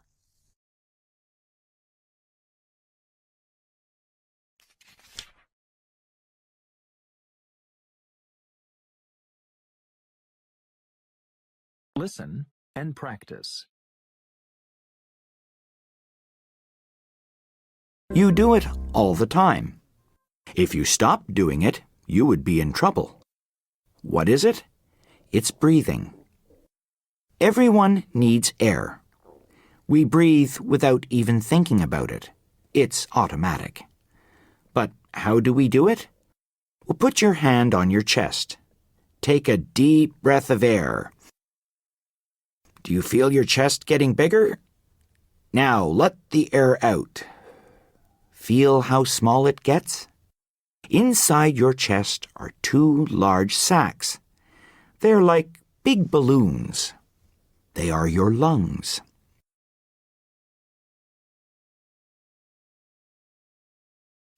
When you breathe in, your lungs fill up with air. Breathe out, and the air goes out too. Most people take 22,000 breaths of air each day. Your lungs work really hard. That's why you should take good care of your lungs. Do not smoke. Get exercise and breathe deeply. One more thing. When you yawn, it means you're not getting enough air. Your lungs are telling you to take another big breath.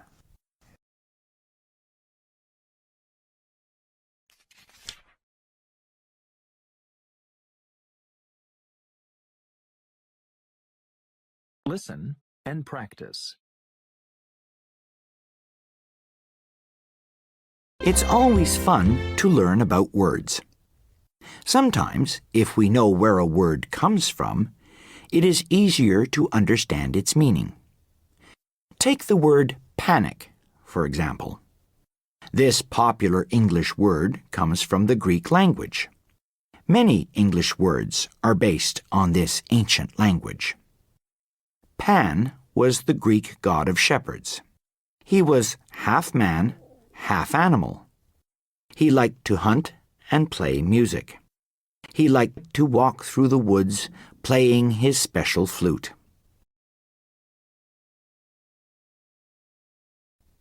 He often frightened people with his strange appearance.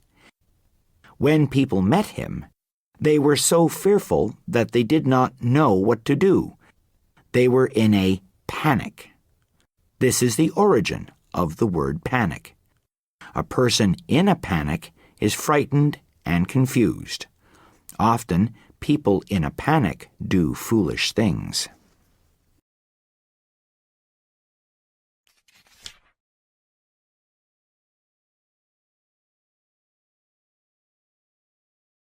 Listen and practice. An old lady lives on our street. She is very rich.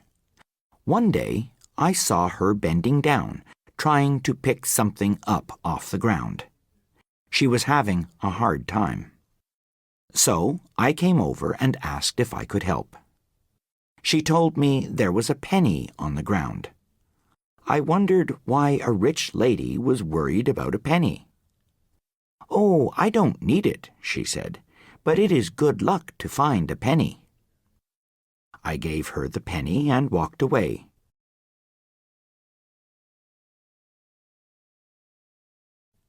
Just then, the old lady called me back. She put the coin in my shirt pocket and said, "It will bring you extra good luck because you helped me." At home, I pulled out the coin. I was surprised. She hadn't given me the penny. She had given me a dollar coin.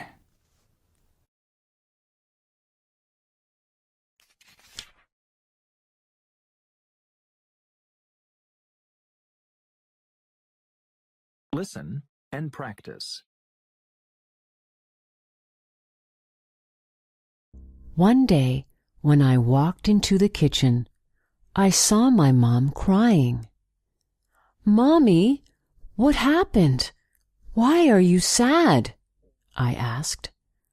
Mom smiled at me. "I have tears in my eyes," she said, "but I am not sad. I am cutting onions, as you can see," Mom said. Onions have a strong chemical that hurts our eyes. But don't worry, our body is amazing. It senses the danger of this chemical and sends tears to our eyes to get rid of it.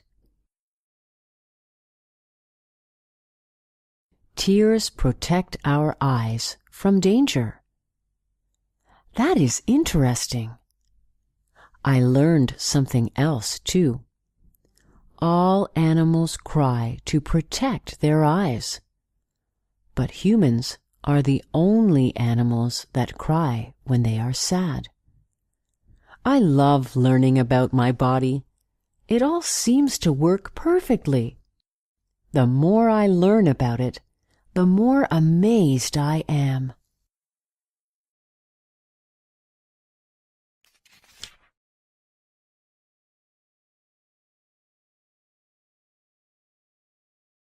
Listen and practice. Little Freddie was having trouble in school. His mom was worried. So she took Freddie to see a doctor. Dr. Adams gave him an eye test. He told Freddie that he did not see as well as the other kids. "Your eyes are weak," said Dr. Adams. "You have trouble seeing what the teacher writes on the board. That's why you need to get eyeglasses." "Oh, no!" Freddie cried. "I don't want to wear glasses. The kids will make fun of me." His mom said, "Don't you want to do better in school?" The doctor said, "You have a problem with your eyesight. Wearing glasses will help prevent it from getting worse. Some people can even go blind if they don't take care of this problem. I'm sure your friends will understand." That night, Freddie decided that it was better to wear glasses than to grow up and become blind.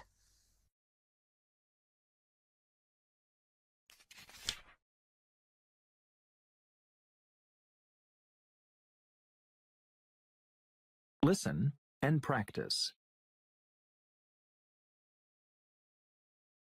An old lady lives on our street. She is very rich. One day, I saw her bending down, trying to pick something up off the ground. She was having a hard time. So I came over and asked if I could help. She told me there was a penny on the ground. I wondered why a rich lady was worried about a penny.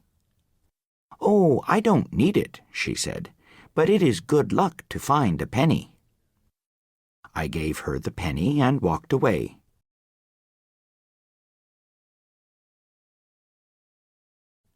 Just then, the old lady called me back. She put the coin in my shirt pocket and said, "It will bring you extra good luck because you helped me." At home, I pulled out the coin. I was surprised. She hadn't given me the penny. She had given me a dollar coin.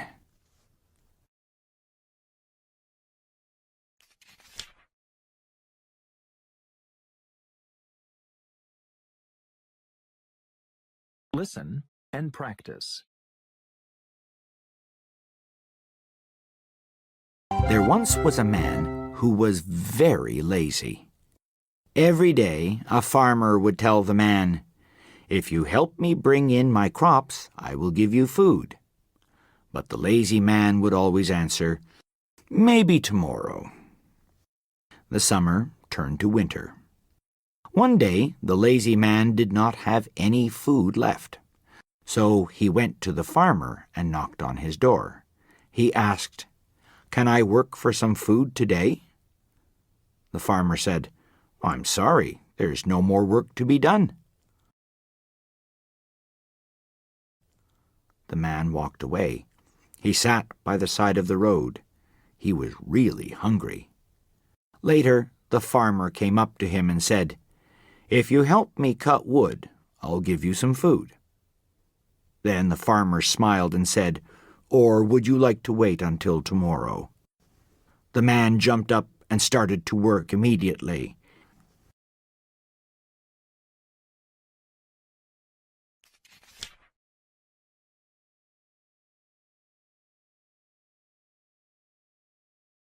Listen and practice.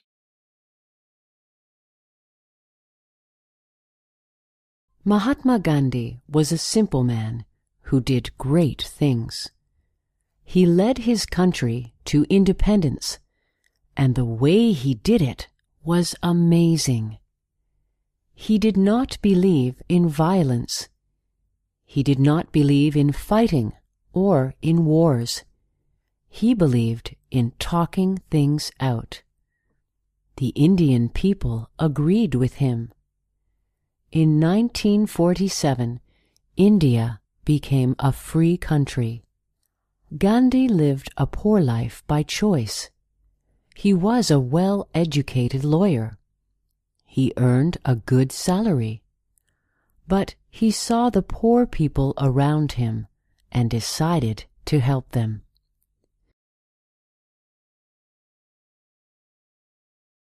He learned how to live in the simplest way possible and still be healthy. He ate mostly fruit, goat's milk, and olive oil. He wore only a simple rag as clothing. But people followed him. They could see that he was honest. Gandhi spoke his native language. He also learned English.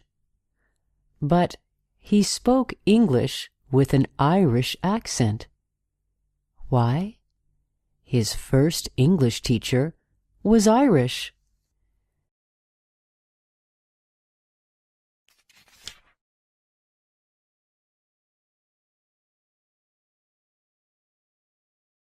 Listen and practice. My name is Leo. My family is from the Ojibwe tribe. At first, I didn't think this was special. But that was before I learned how interesting my people are. We lived in North America long before anyone else. Some people think we might have come from Asia thousands of years ago. In those days, my people lived off the land. We never did anything that would cause pollution. We respected the earth.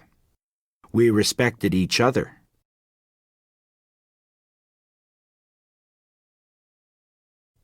We never wasted anything either. The water, the trees, and the land were very special to us. Today, the whole world thinks about these things, but we have always been like this. I am proud of the history of the native people. I am also proud to be a Canadian. Listen and practice. Jan loves animals. He wants a pet. There is only one problem. His family lives in a very small apartment. He begs his parents to let him have a puppy. But his father says, "A puppy is small, but puppies grow into big dogs. We have no space for a dog." So, Jan asks for a kitten. His mom looks at her son. She wants him to have a pet, but the apartment is so small.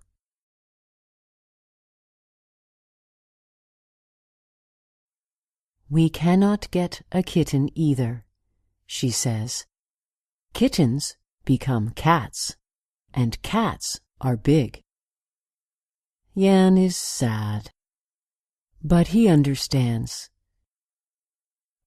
Then, one day, he comes home from school and sees something on his table. It's a bowl filled with water. Inside is a pretty little goldfish. It is swimming around and around. Jan laughs with joy. Now, Jan has a pet. He calls his goldfish Goldie. Goldie is his very best friend.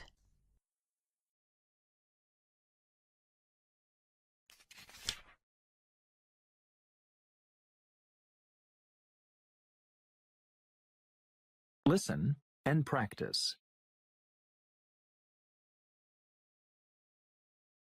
Today in school, we learned something amazing. Nearly 2,500 people in Canada go blind each year because they injure their eyes. Our eyes weigh only 28 grams, but they are really important. Imagine what it would be like if you could not see. Luckily, our bodies are designed to protect our eyes. Our eyebrows keep salty sweat from running into our eyes. Our eyelashes keep dirt from getting into our eyes.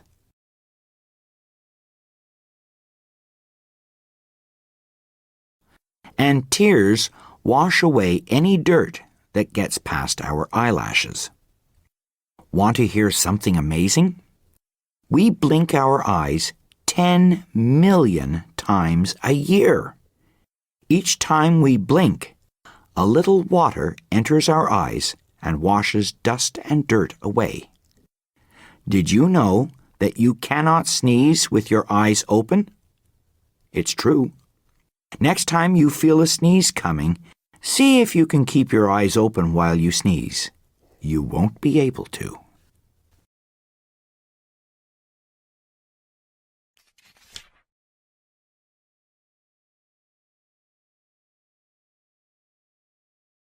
Listen and practice. When I was a little girl, I was afraid of the wind. It made lots of noise and made everyone feel cold. "I don't like wind," I told my father. Father smiled.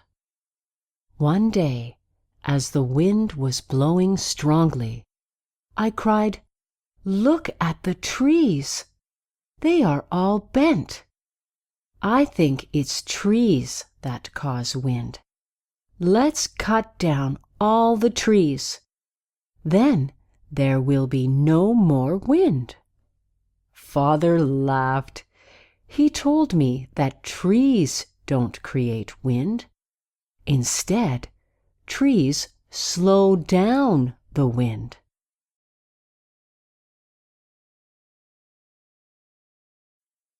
But where does the wind come from? I asked. It comes from the air. Moving air is wind. Air and wind are part of the natural world, explained my father. Without wind, the hot areas would be too hot, and the cold areas would be too cold. It would be a big problem for our world. I still get nervous when a strong wind blows, but I always remember the way my father took the time to explain it to me.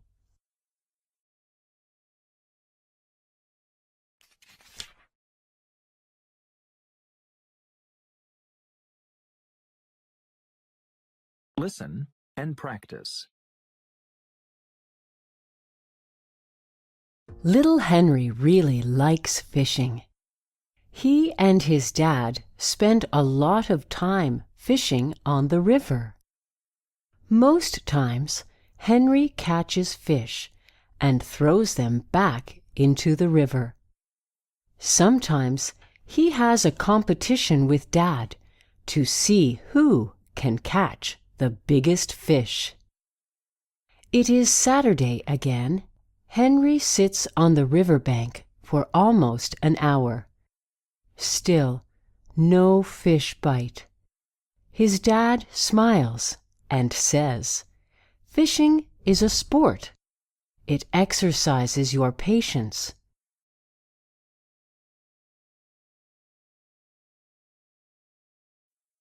No problem. Henry loves fishing, even when he is not catching fish. He enjoys the river. He loves watching the birds on the water. Suddenly, Henry feels something. He feels a tug at the end of the fishing rod. "Dad, it's a big one!" Henry cries. His dad comes to help. Henry pulls and pulls. In his mind, he imagines a huge fish. Finally, he brings it out of the water. But it is not a fish. It's a turtle.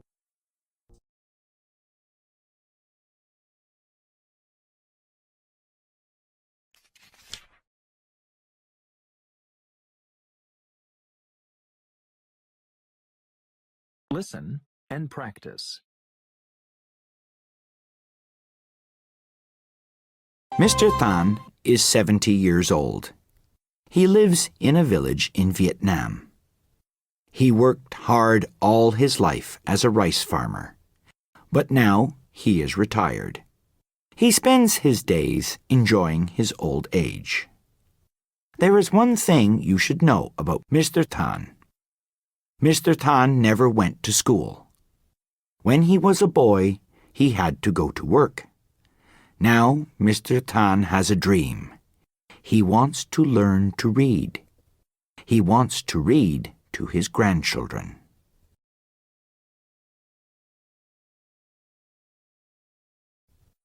Last year, a new teacher came to the school in his village.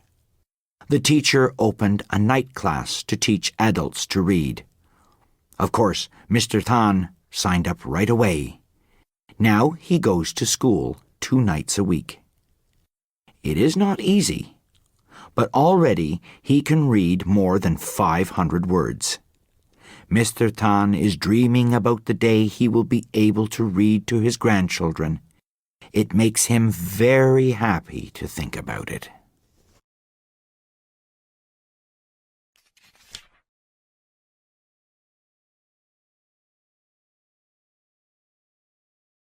Listen and practice. Becky loves to win. She wants to be the first in everything. One day, we were out biking. Becky was in front. It bothered me that my friend always had to be in charge. I felt angry. I started to pedal faster, and I passed her. Soon, she passed me again. When we reached a corner, I ran right into Becky. We both went flying and landed on the grass. I hurt my knee, and Becky's elbow was badly bruised.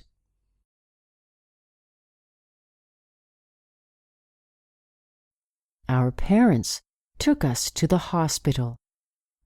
I felt terrible. I wanted to win so much that I cut across the lawn and we collided, I said.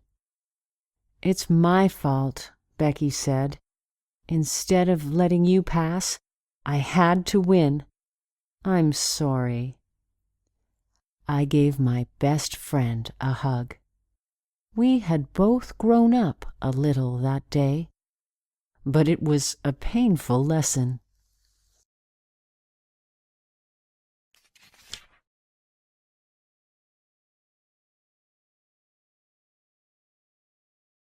Listen and practice. My grandma was coming for a visit on her birthday.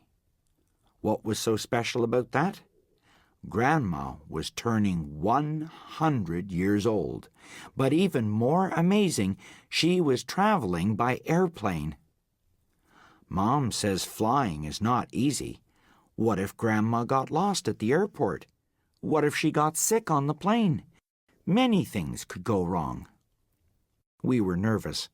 We went to the airport early. Then we saw her.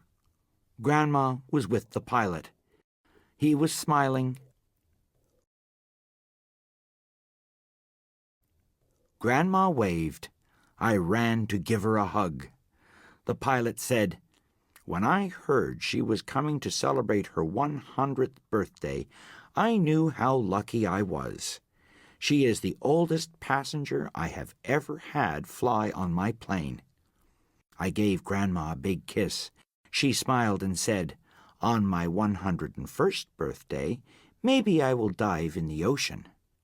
We all laughed. Grandma is not afraid of anything.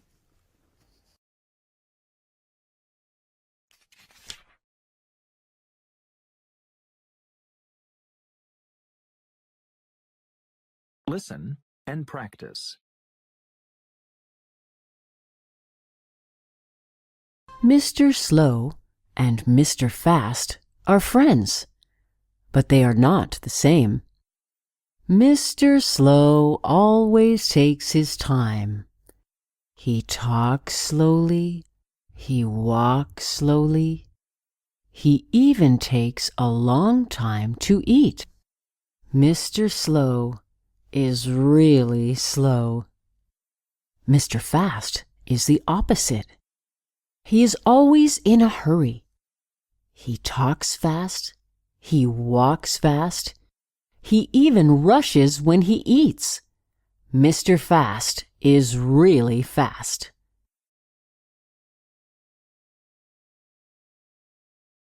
One day, the two men went to a restaurant.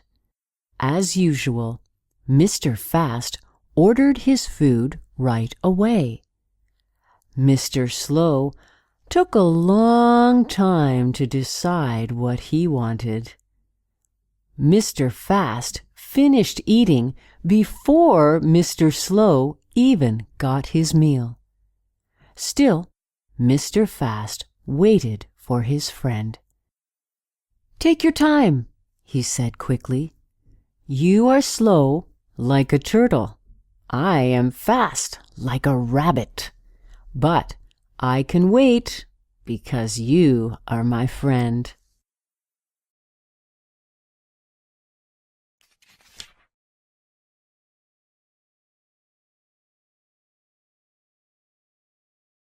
Listen and practice.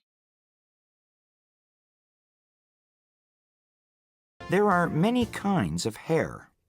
There is long hair and short hair. There is straight hair and curly hair. Some people have black or brown hair. Other people have red or blonde hair. Some people lose their hair when they get old. Other people's hair turns gray. It usually takes many years for a person's hair to turn gray. But something strange happened to my father. His hair was black when he went to bed. By morning, it had turned completely gray. Why? Dad had been feeling very stressed lately. He had lost his job. He was worried about his family. He was worried about paying the bills. He was worried about feeding us. He was worrying all the time. The doctor said that what happened to my dad does not happen often, but it does happen. Worry and stress are very bad. They can turn hair gray overnight.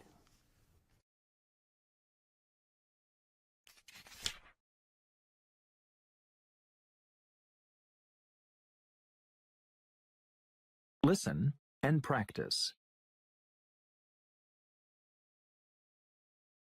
Irene doesn't like it when her mother goes to work.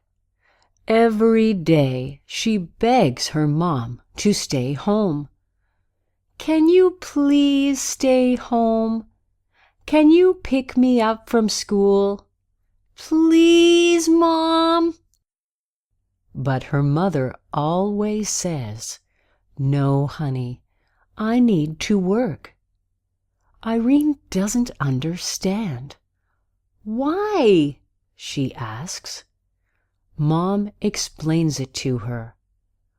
"We need money to pay for our food, house, car, books, and toys."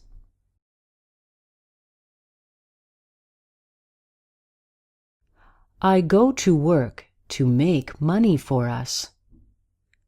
Irene quickly replies, "No, Mom. When you need money, you just go to the bank to get it." Then she adds, "I saw that the other day."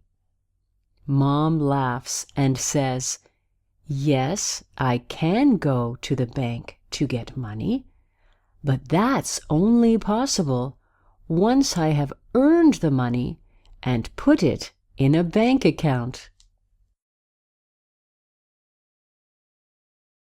Listen and practice. Jimmy is crying. He doesn't want to get his hair cut. He is afraid. It is his first time going to a barber. He does not like the sounds in a barber shop. There are many strange smells, too. Mr. Howard, the barber, smiles. "Hello, Jimmy," he says. "So, this is your first haircut. I will take good care of you." He begins to cut. Jimmy closes his eyes. "Please don't cut my ear," he cries. As he works, the barber talks to Jimmy.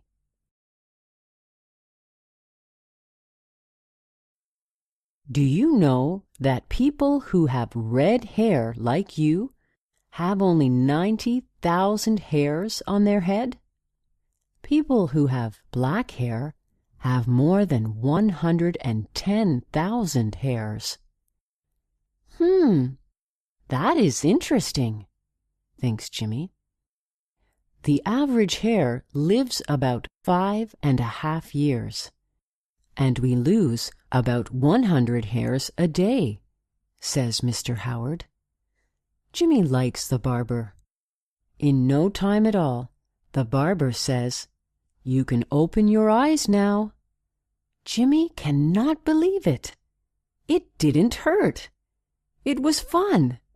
And he learned something interesting about hair.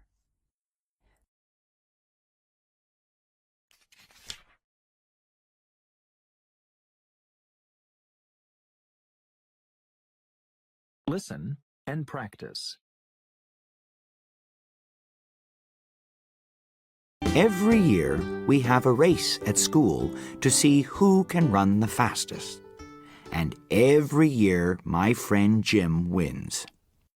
This year, I decided to work very hard to beat Jim.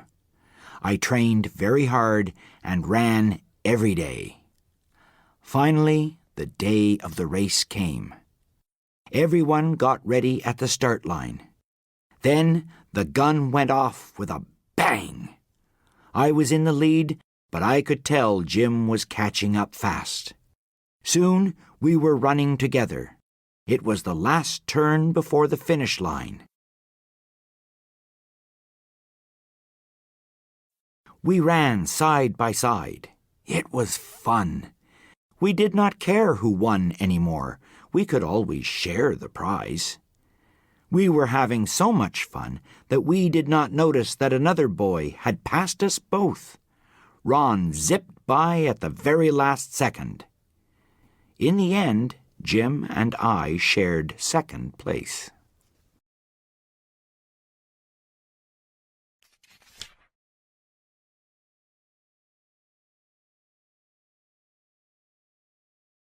Listen and practice.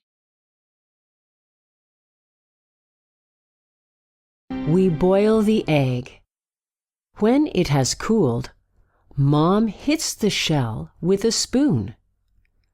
The shell doesn't break. It protects the inside of the egg.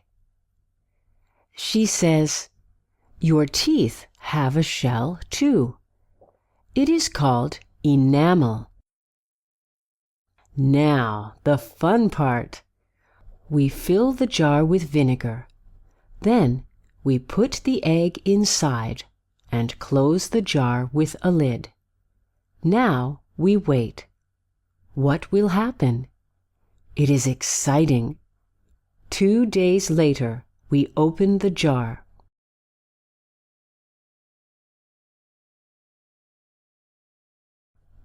The eggshell has become really soft. It is breaking into small pieces. Wow! What is that about? The vinegar is a strong acid, just like many foods we eat, Mom says. The vinegar softens the eggshell so it cannot protect what is inside anymore. Mom smiles at me and says, "That is why you must brush your teeth. Brushing cleans the acid off from them. If you do not brush, the acid will break the enamel. You will have many cavities and toothaches after."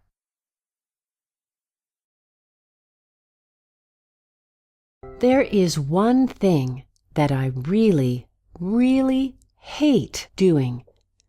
What is it? Brushing my teeth.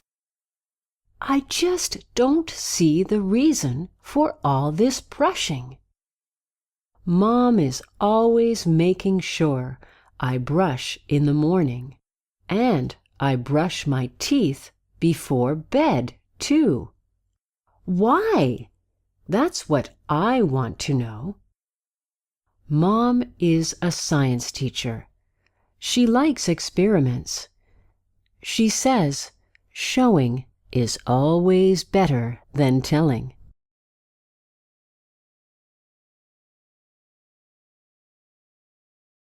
So we make a deal.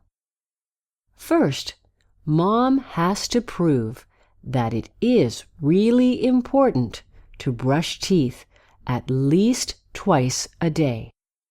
If she does, I will brush my teeth without any complaining. "Okay," says Mom. "Here is what we need for this experiment. We need a boiled egg. We need a small jar. We need some vinegar. Vinegar is sour and really strong. I think this will be interesting. I can hardly wait to see what Mom is going to do.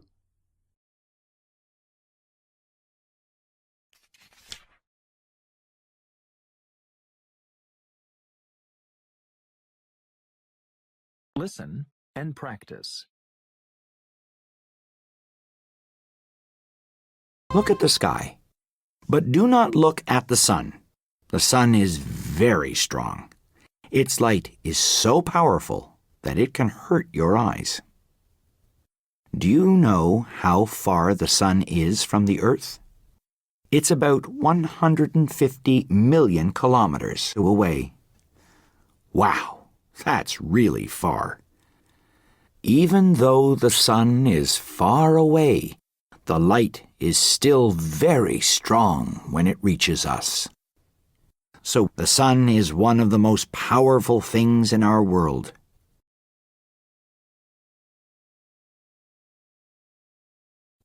Do not be afraid of the sun.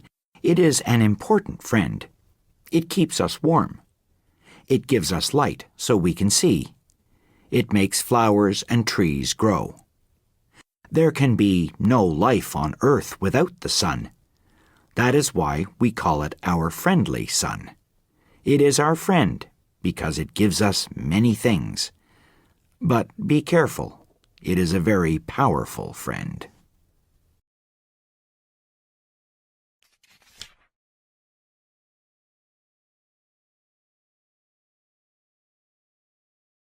Listen and practice. Little Irene drew an interesting picture. The picture was of a mother and a daughter sitting at a table in front of a house. Mom asked, "Who are they?" "It's me and you," said the little girl. Dad saw the picture. He wasn't very happy. He asked, "Where is the daddy? Why am I not in the picture?" "Daddy is reading books inside the house. He is not playing with us." What Irene said was true.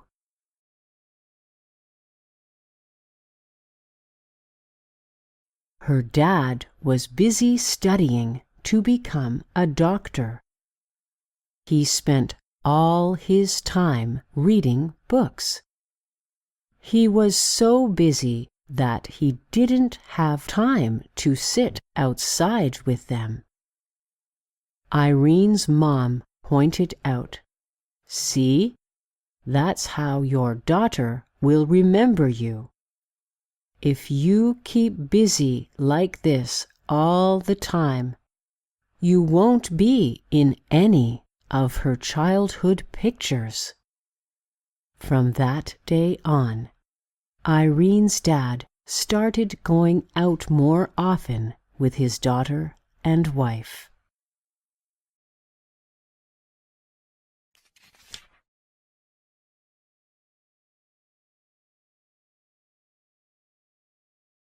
Listen and practice. My brother is the oldest among the 6 children in our family. He is smart, but he had to drop out of school at the age of 12 to help our parents. There are too many mouths to feed. Late fall was the season for harvesting. My brother took me to the field where the sweet potatoes had just been harvested. We got up early to look for any sweet potatoes that had been left in the field.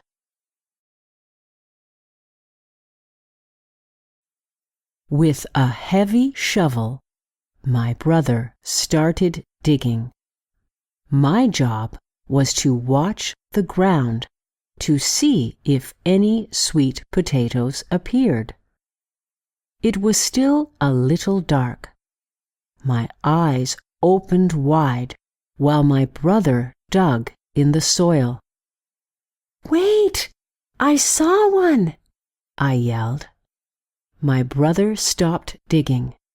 I picked up the sweet potato and put it in a basket. We were so happy. We felt like we had found a gold mine.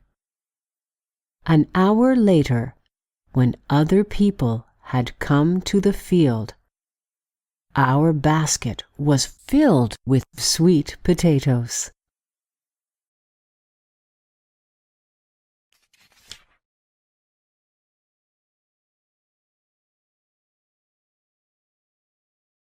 Listen and practice.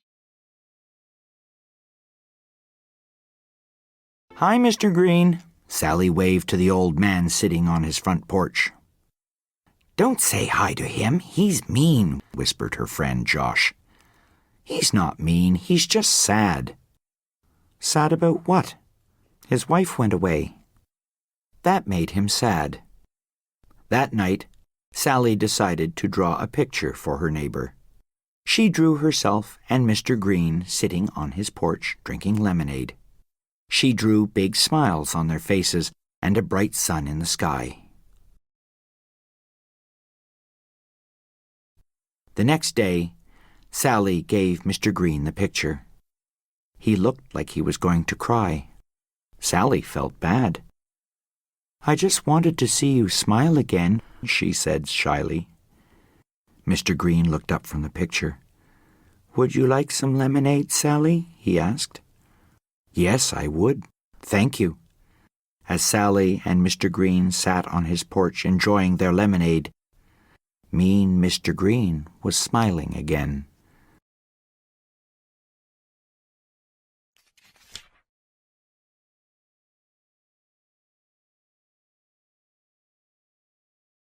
Listen and practice.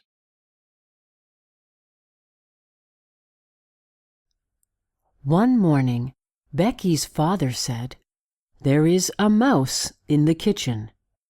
It is eating our food. We must get rid of it." Becky felt sorry for the mouse. "What will you do? Will you kill the mouse?" she asked. "No," replied her father. "We will set a special trap. When the mouse goes inside, it will not be able to get back out. Then we will take it to a field. It can live there with other mice." That made Becky happy.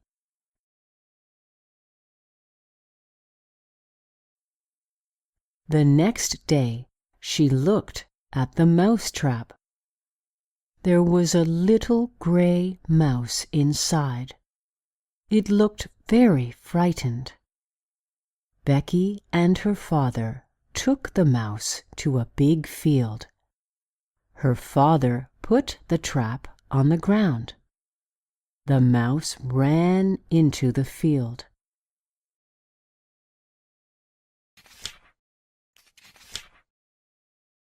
Listen and practice.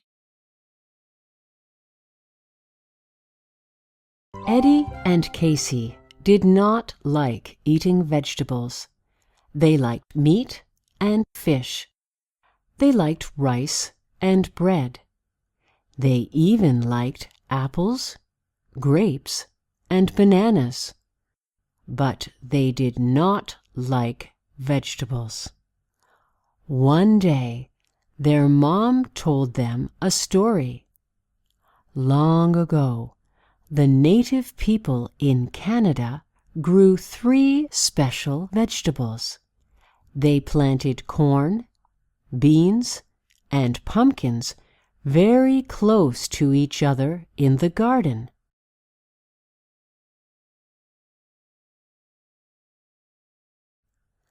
The corn grew strong and tall. The beans climbed up the big, strong corn stems. The pumpkins made big leaves as they grew. The leaves kept the ground cool and wet. The 3 vegetables helped each other. They were like 3 sisters in a family. That is why the native people call these vegetables the 3 sisters. They are very special. Little kids grow big and strong by eating corn, beans, and pumpkins. Now, Eddie and Casey eat their vegetables every day.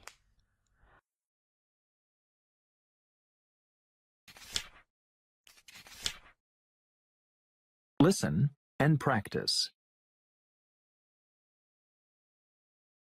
Bess was very upset. She hurt her arm in the backyard. She cried a lot. Her mom cleaned the cut and put a bandage on it. Her aunt gave her a glass of water. Bess, you know those tears running down your cheeks are falling to the ground? Yes, said Bess. Those tears go into the ground. The rain takes them to the river, and the river flows into the sea.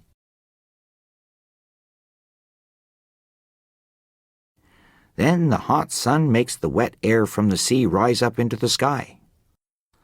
Her aunt said, this wet air becomes clouds. The clouds move over the land and rain falls from them. That rain fills our lakes. Our drinking water comes from those lakes. Bess looked at the glass of water she was drinking.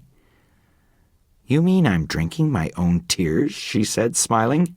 Her aunt laughed. Maybe.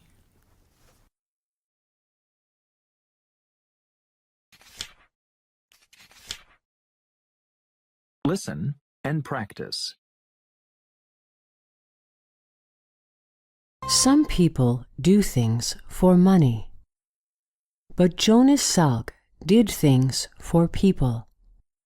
Mr. Salk was born into a poor family, but he studied hard and became a scientist. At that time, a terrible childhood disease was killing many kids.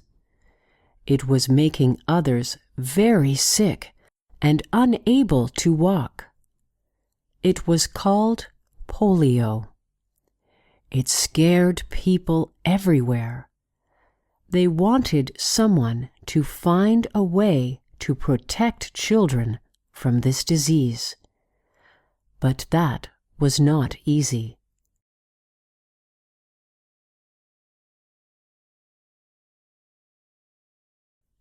Nevertheless, Jonas Salk worked hard.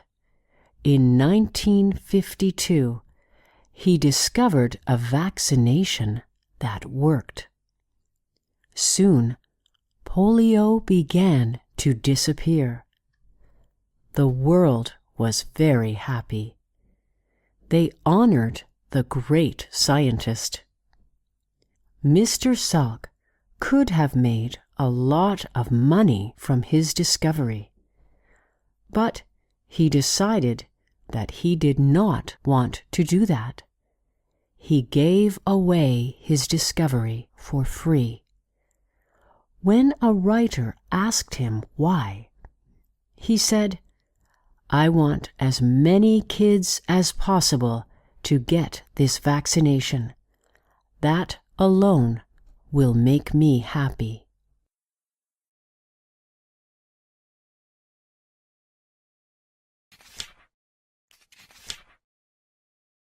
Listen and practice.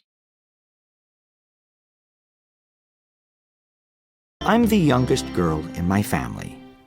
My older sisters liked scary movies. I did not. But still, I ended up watching a scary movie with them. I was trying to act older. After the movie, I went right to bed. But I couldn't sleep. Every sound was scary. Finally, I started to fall asleep. But then I heard a noise under my bed. I was really scared. I screamed. My whole family came rushing into the bedroom. "What is under the bed?" I yelled. My dad reached under the bed and pulled out the monster. I screamed again.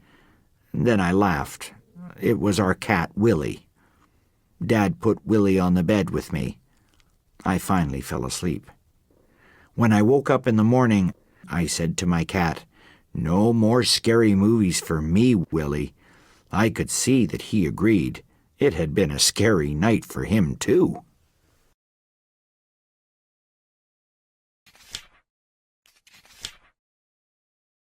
Listen and practice. There were 2 cats. One was gray, the other was white. White lived in a warm house. Every day he sat by the window, looking outside and feeling all alone. Gray did not have a home. He ran outside catching leaves and chasing mice. He did not have any friends either. Winter was coming, and the days were getting colder. One day, a door opened. Gray looked in. He saw White looking at him.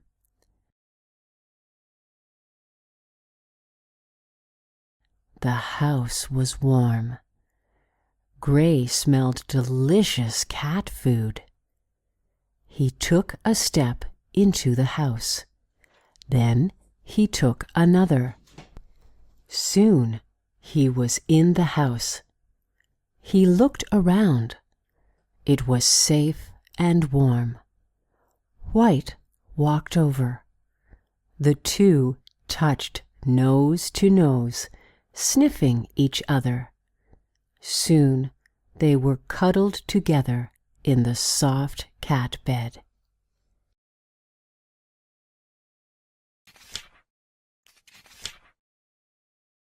Listen and practice. Alan's father wears a suit with a shirt and tie to work. Sometimes the shirt is blue. Sometimes it's green. Sometimes it's white.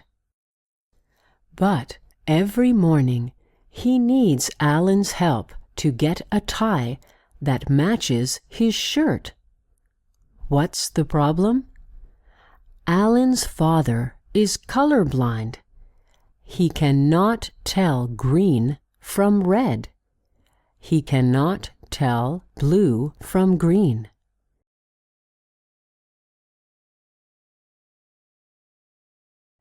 Nearly 1 in 10 men has some kind of color blindness. The most common kind is red-green, but some people cannot see any colors at all. Imagine how hard that is. Think of how dull the world looks to someone who cannot see colors. Luckily, Alan's father has Alan to help him out.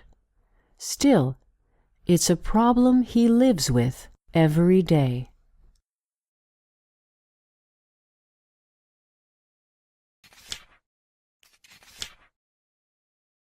Listen and practice. One day, Dad asked me to help him plant some green peas.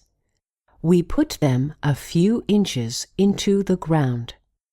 We covered them with soil and watered them. Every day, I went out to check if anything happened. Days passed, and I started to think planting was a waste of time. Then, one day, as I was doing my usual check, I noticed something. There were little green leaves poking out of the soil.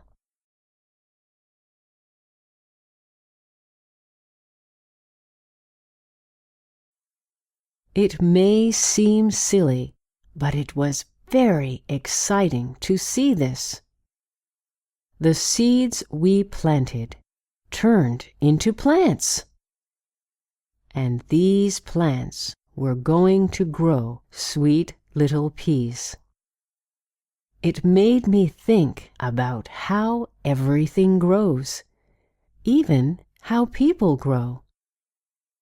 In some ways, we are not so different from those little peas, I said to my dad.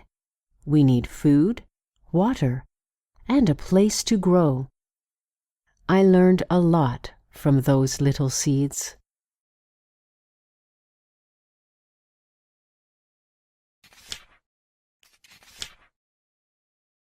Listen and practice. One day, my mom and I were looking at our family pictures. You look so much like your daddy when you smile, Mom told me. Really? I said. But I have your eyes, right, Mom? That's right. A couple of days later, while I was practicing my dancing, Mom said, "Did I ever tell you that my daddy owned a dance studio? I bet you get your grace and love of dancing from him."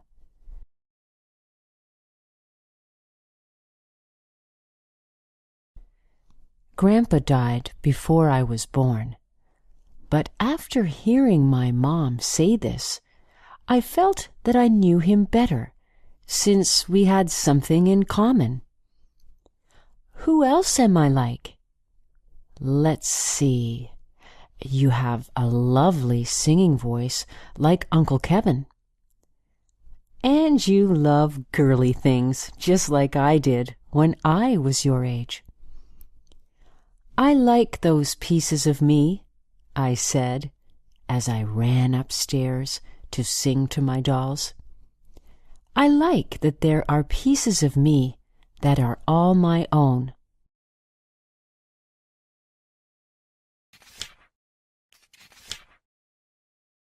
Listen and practice. 9 out of 10 people in the world are right-handed. That means they use their right hand for doing things such as throwing, catching, and writing. But not everyone is right-handed. 1 person in 10 is left-handed. Being left-handed is not a big problem now. But not so long ago in Europe, left-handed people had terrible lives. Everyone believed that left-handed people were evil.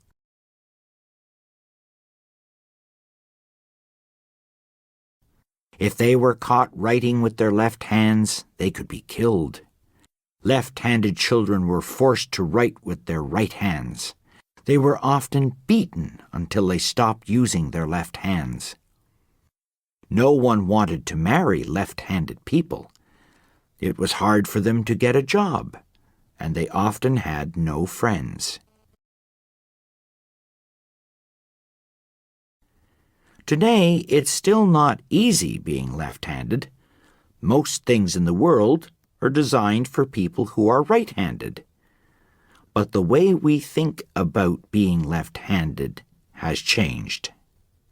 We now know that left-handed kids are just normal kids who prefer using their left hand over their right to get things done.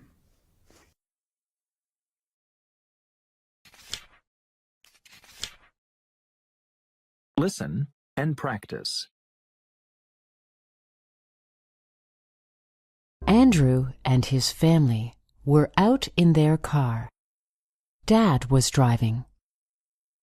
Suddenly, a little bird flew into the windshield and fell. Stop! Yelled Andrew.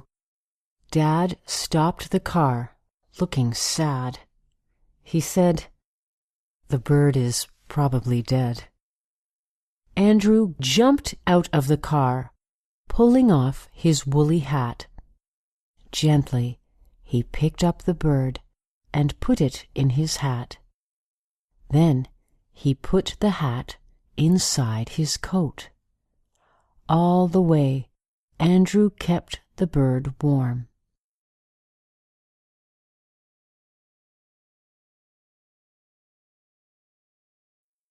When they got home, Dad said, "We should bury that little bird, Andrew." Sadly, Andrew took his hat out of his coat and opened it. The little bird opened his eyes and looked at him. "Dad, it's alive! Look!" shouted Andrew. The little bird hopped onto his hand and then flew into a tree. "Well done, Andrew! It was you who saved that little bird," said Mom.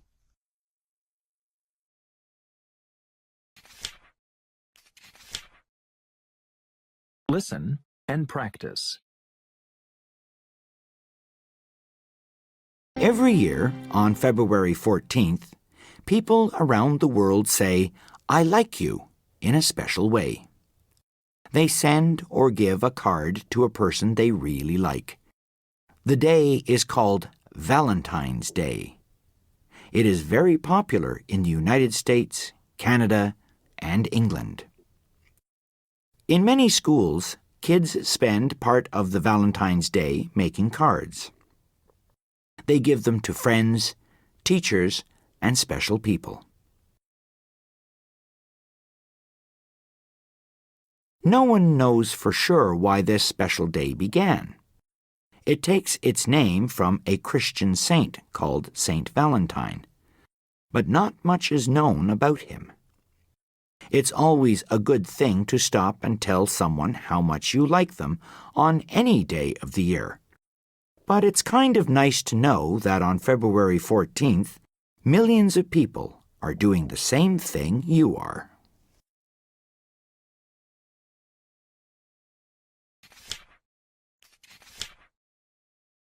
Listen and practice.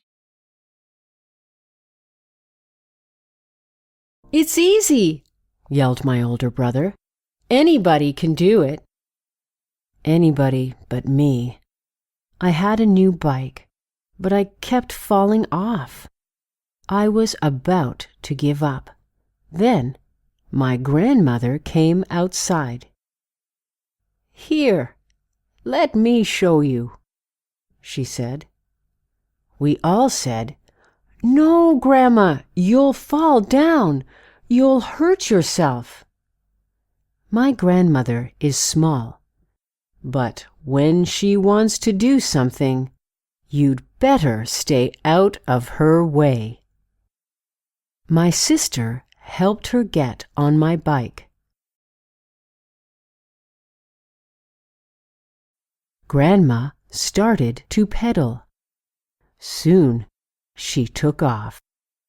She rode right down the street. She rode out of sight. We started to worry. Then we heard a bell behind us. Grandma had gone all the way around the block. She got off the bike. "You see," she said, "once you get it, you'll never forget it." My grandma was right. Soon I was riding too, thanks to Grandma, the biker.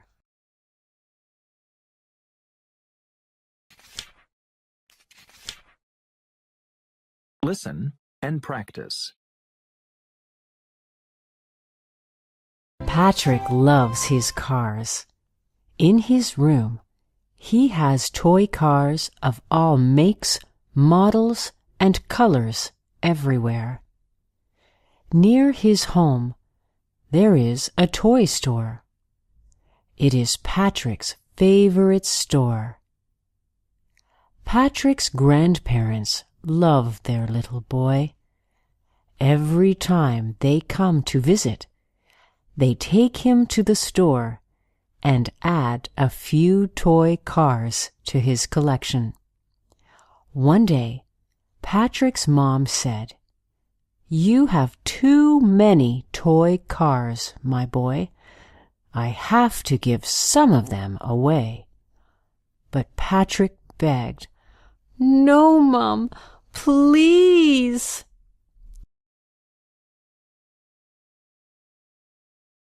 A few days later, Patrick heard about an earthquake in Haiti. He felt sad for the kids there. He wanted to help. From his collection, he picked out several toy cars and packed them into a nice box. Then he took out the money from his piggy bank. He sent his cars and the money to the Haitian kids who suffered in the earthquake.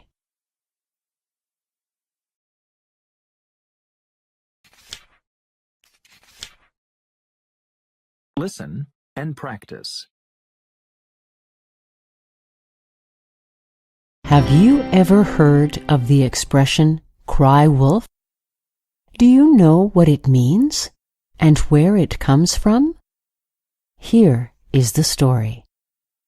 One day, a boy was looking after some sheep in the fields near a village. He felt bored. It is fun to have people to talk to, thought the boy. Then he came up with an idea. He shouted loudly, "Wolf! Wolf! Help!"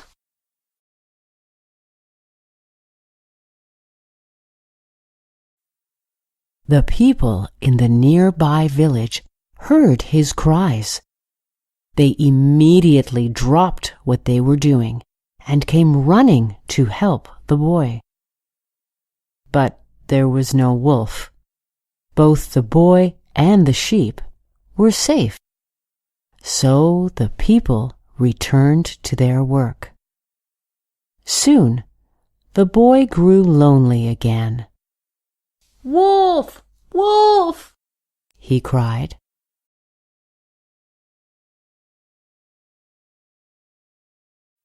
Once again, the villagers came to help him, but again, there was no wolf. A few days later, a pack of hungry wolves did come. They were hungry and started to attack the boy and his sheep. The boy was frightened. He cried as loud as he could, "Wolf! Wolf! Help! Help!" But this time, the villagers did not come.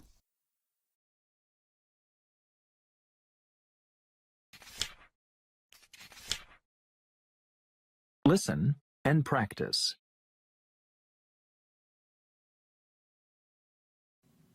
English is called an international language, but there are actually quite a few varieties of English that exist around the world. English originated in England, but soon English spread to other countries, and different varieties of English began to exist.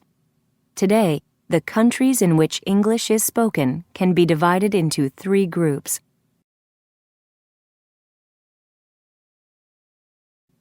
The first group is made of those countries where English is the primary language. These are countries like England, Canada, the United States, Ireland, Australia, and New Zealand. There are more than 380 million native speakers of English in these countries alone. There is a second group of countries that have their own varieties of English. Their histories have been directly influenced by one of the early English-speaking societies. They use English in various important ways within their own government and everyday life. India, Malaysia, the Philippines, and Kenya are examples of this group. The total number of speakers in this group is in the hundreds of millions. In a third group of countries, English is widely used as a foreign language. However, citizens use their native language within their own government and in everyday life. Some countries in this group are China, Russia, Japan, Korea, Brazil, Indonesia, and many Western European countries.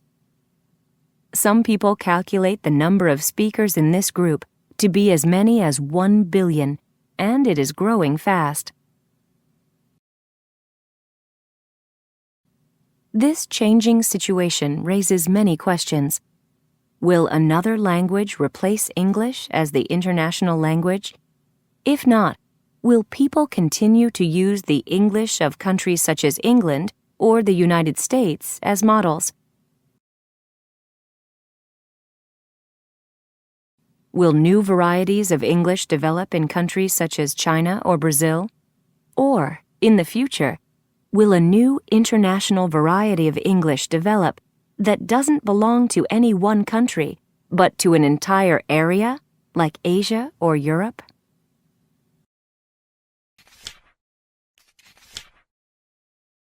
Listen and practice. Open your mouth and stick out your tongue. You probably don't think about it a lot, but your tongue is a very important part of your body. Eaten any ice cream lately? Well, you can thank your tongue for the wonderful taste. The top of your tongue has many small taste buds. When you lick ice cream, your tongue sends messages to your brain, and your brain tells you if something tastes good or bad.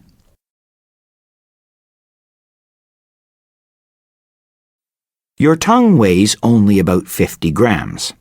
It's a muscle, and it does a lot of work for you. It helps you chew your food by moving it around inside your mouth.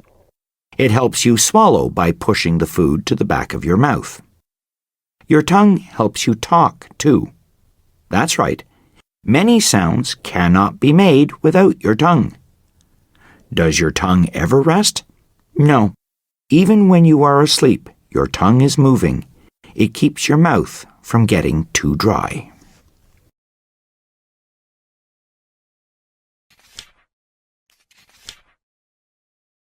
Listen and practice. Today, Emma was very unhappy. Mom noticed it right away when Emma got off the school bus. What happened? Her best friend Jamie stopped talking to her. Worse than that, he said they were no longer friends. That really hurt.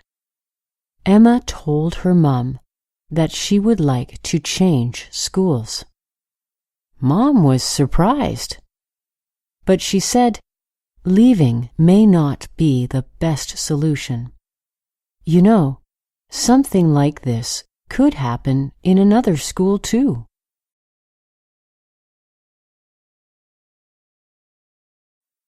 Would you keep changing schools every time something like this happened? Mom suggested that Emma talk to Jamie and find out what happened. The next day, Emma arrived home from school. She told her mom that Jamie had been upset the day before. Why? Because when he had licked the paper, his tongue got cut. That's why he was so mean to everyone, especially his best friend. The smile came back to Emma's face.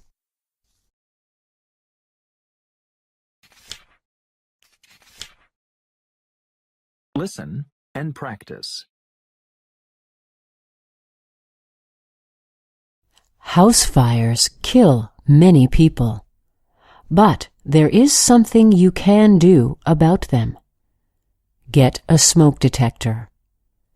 Smoke detectors save lives. How? They tell you to get out of a burning house. Many house fires happen at night when people are sleeping. A fire starts slowly. First, there is smoke. A lot of smoke. It's actually the smoke that kills most people, not the fire itself. A smoke detector gives you an early warning about a fire.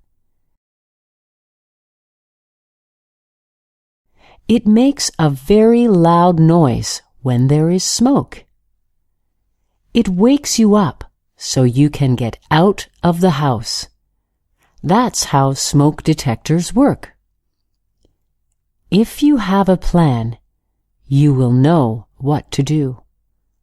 The most important thing is to get out of the house. Ask your parents to get a smoke detector. Ask them to practice what they would do if there is a fire.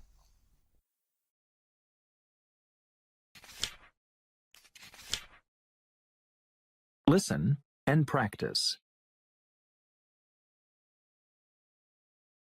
Dick pulled on his red vest. Today, he and the rest of his class were all going to wear red vests. Why? They were going to clean up trash along the road. They were wearing red vests so that anyone driving a car along the road could see them.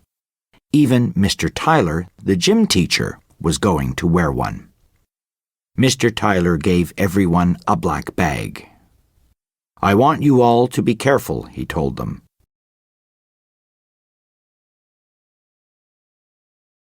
"We don't want anyone getting hurt." The boys and the girls worked hard. When the bags were full, the boys placed them along the side of the road. "I didn't think we'd find so much trash," said Dick. His dad was going to take the garbage to the dump in his truck. Seeing the truck loaded with the full bags of trash, the children were happy to have played a part in cleaning up their town.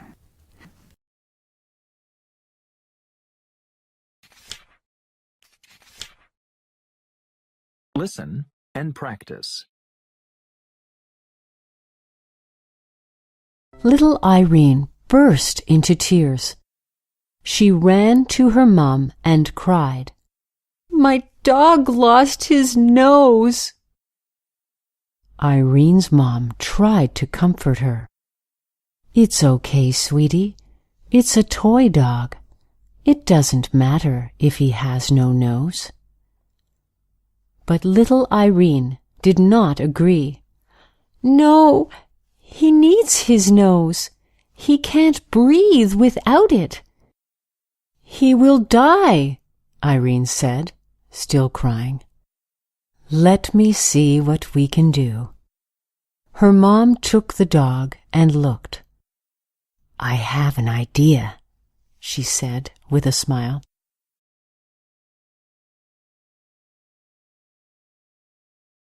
"I will give him a new nose, a 4-hole button nose.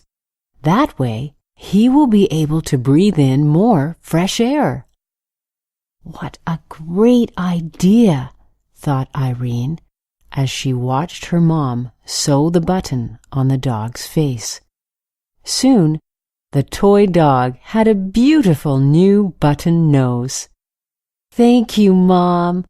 You saved my dog." Irene smiled. She gave her mom a big hug, and all was well again.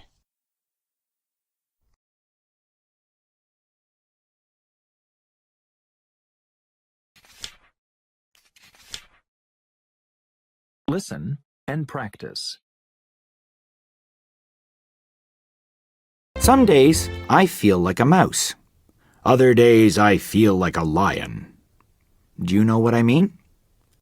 Some days I feel like I can do anything. I can lift anything, run anywhere, and talk to anyone without any fear. But some days I feel small and quiet, maybe even a little scared of everything that is around me. I thought I was the only person who felt these ups and downs.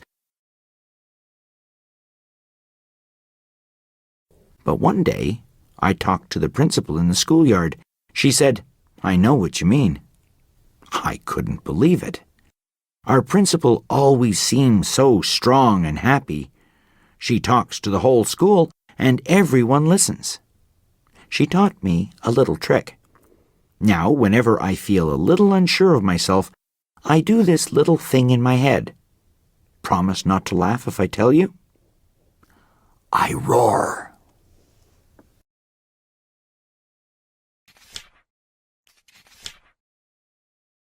Listen and practice. Long time ago, 3 pigs grew up and left their parents' home. They said goodbye to each other and went their separate ways. The youngest little pig was lazy and did not like to work. The middle pig did not mind working, but always took the easy way. The oldest pig worked hard and always thought before doing something. Each little pig thought about how to build a house. The youngest brother said, "I will build my house with grass. It is light and easy to build with. It will make a nice home." His older brother said, "Here are many small sticks. They are easy to work with. I will build my house out of sticks. That will make a good home." Then the oldest brother said, "There are many dangers in this world. I must build a strong house using stones." And soon the 3 pigs built their houses, and for a while everything was good. One day, a big bad wolf came to town.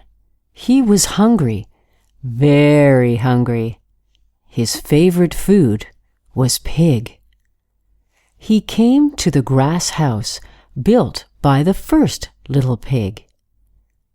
"Come out, little pig, for I want to eat you," roared the wolf.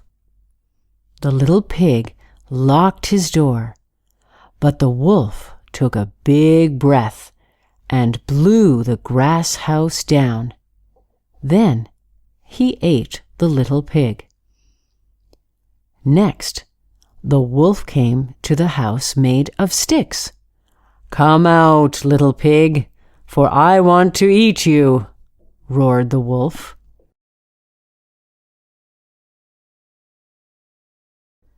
The little pig locked his door and hid. But the big bad wolf blew and blew, and the house of sticks fell down. He ate the little pig. When the wolf came to the stone house, he blew and blew. He could not blow the house down, for it was strong.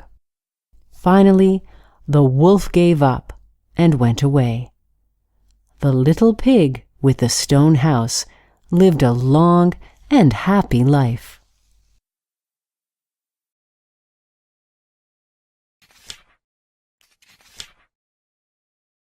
Listen and practice. Last winter, I had a bad cold. I could hardly breathe through my nose. In the morning, my mother brought me a little red teapot. "Tea? I don't like tea," I said. "I know," Mom said, "but tea is one of the best things you can drink. It's very healthy. This is a special tea for when you are sick." There was no way out.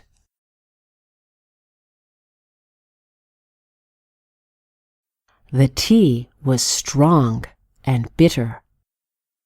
I knew my mom was trying to help me, so I took another sip. Within a few hours, I could breathe through my nose again. Was it the tea? I don't know, but I do know that the next time I am sick, I'll be looking for that little red teapot again.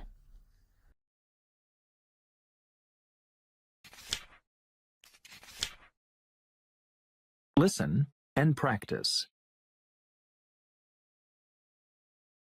The first Earth Day was on April 22nd, 1970. It was in the United States. A man named Mr. Nelson started it. He wanted people to take care of the earth. People worked on cleaning the land, water, and air. Some people picked up trash.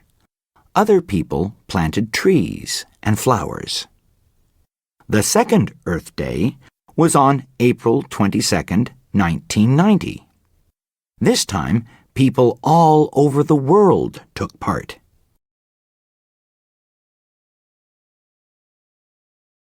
Now we celebrate Earth Day every year on April 22nd. People in Australia clean beaches. People in Jordan and Canada plant trees. People in Russia plant gardens. People in Sweden visit farms. On one Earth Day, people in Japan made soap and postcards out of trash. What will you do on Earth Day this year?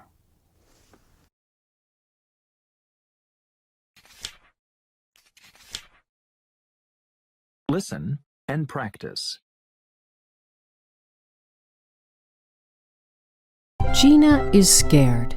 Today, she is going to see the doctor. She is going to get a needle. Gina does not like needles. It will hurt, she cries. I don't want to get a needle. Mom says, getting a needle is good for you. It will help you stay healthy. The doctor is wearing a white coat. She has a nice smile. The doctor looks at Gina and says, "Don't be afraid." The needle will not hurt. Everyone gets needles. Gina holds out her arm. She is still scared. Close your eyes and think of something funny, says the doctor. Gina closes her eyes, thinking. She feels a small pinch on her arm. You are a good girl. It is over. Gina laughs. She is not scared of needles anymore.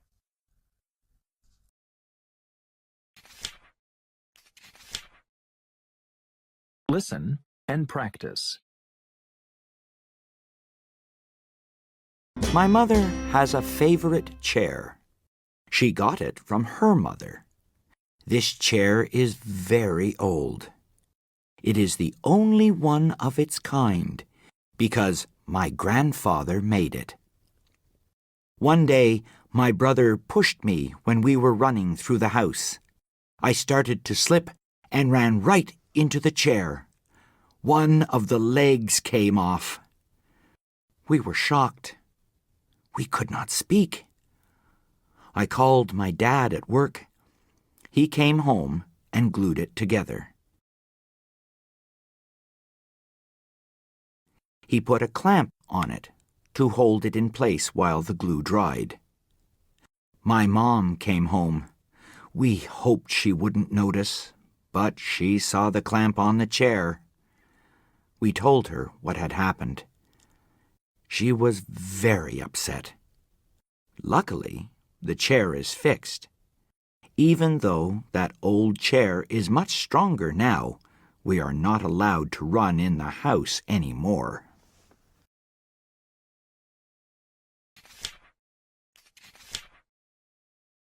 Listen and practice.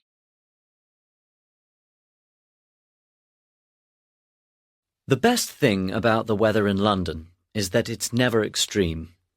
It isn't usually very hot or very cold. In the summer, it's sometimes sunny and sometimes cloudy, with temperatures of about 22 degrees. And of course, it sometimes rains. In winter, the temperature is usually between 0 and 10 degrees. It can be windy and cold, but it hardly ever snows.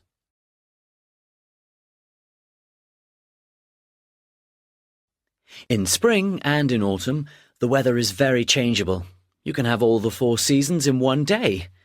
It can be sunny in the morning, cloudy at lunchtime, raining in the afternoon, and then cold and windy in the evening. I always tell tourists to take their sunglasses and their umbrellas when they go out. But one thing you don't often see these days in London is fog.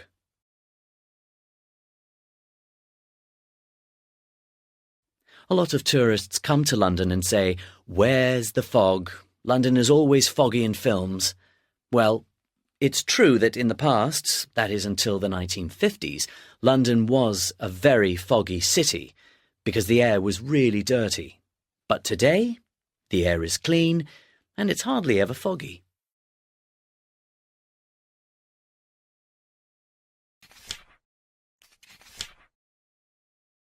Listen and practice.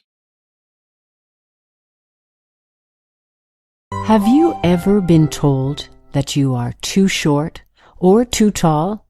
Well, don't worry. Everyone is short compared to one man who was born in the United States in 1918. His name was Robert Wadlow. He was the tallest person ever. He was 2.72 meters tall. Life was hard for Robert. When he died at age 22, he was still growing.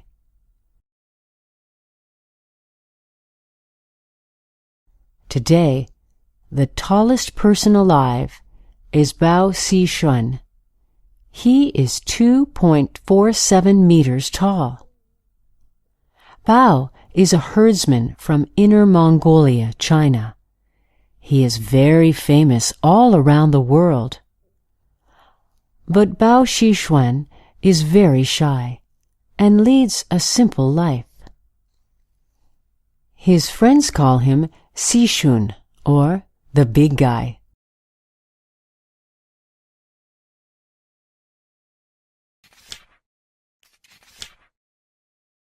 Listen and practice. During the week, I get up at 7:20. I have breakfast at 7:45, and then I go to school. I arrive at school at 8:20.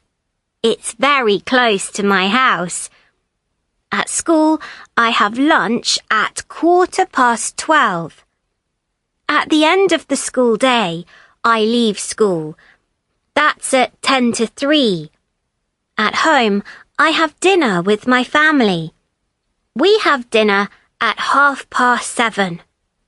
I go to bed at 10 o'clock.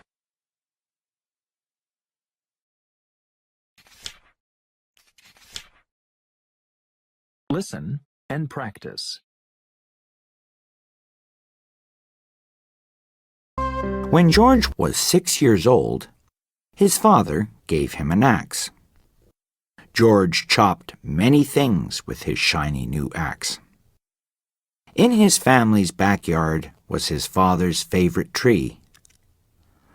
One day, young George cut down the tree.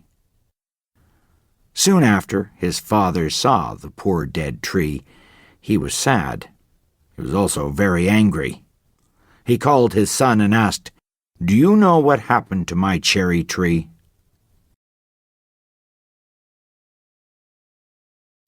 George was frightened. He thought about telling a lie, but he changed his mind and cried, "It was I, Father. It was I who cut it down, your cherry tree." George's father looked kindly at him. He hugged the boy. "I am very proud of you, George. You were frightened, but still you told the truth.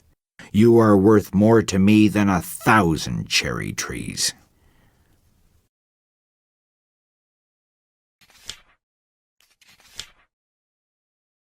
Listen and practice. One day, Tom was very bored in class, so he threw a little ball at his friend Dan. Dan threw it back. They started throwing the ball back and forth. One time, Tom threw it too high. Dan had to reach up to get it. By accident, he knocked a girl's glasses off the desk beside him. They fell and broke. Very soon, the two boys were in the principal's office. Dan said they didn't do anything wrong. He blamed Tom. He kept lying and lying, and his face got redder and redder.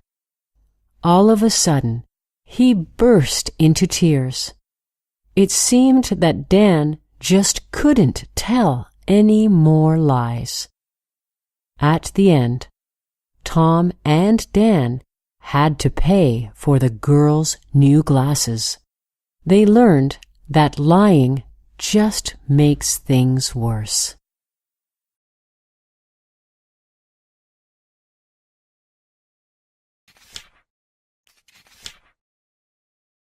Listen and practice. Irene is 4 years old. She is very smart. She observes everything. Her mom is going to have a baby. One day, her mom asked her, "Irene, do you want a baby sister? You are too lonely." "No," Irene replied. "How about a baby brother?" Mom asked. "No," Irene replied again. "Why? Wouldn't you like to have a sister or brother to play with?" Mom asked again.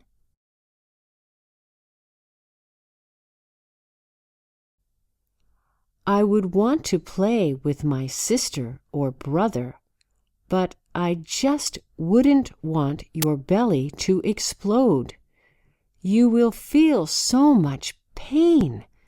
It's getting so big and round," Irene said.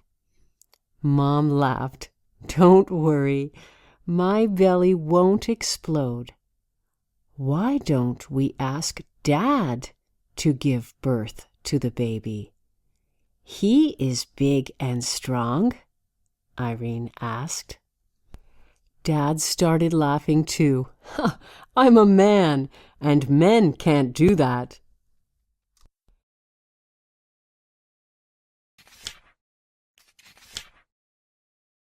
Listen and practice. Do you enjoy walking on the beach and collecting seashells? I do. Recently, my parents took me down south over the Christmas holidays. We had a wonderful time on a small southern island. When we left Canada, the temperature was -20 degrees Celsius. When we landed at the airport on the island, it was +30 degrees. Yes, we had leaped from winter to summer in just 5 hours.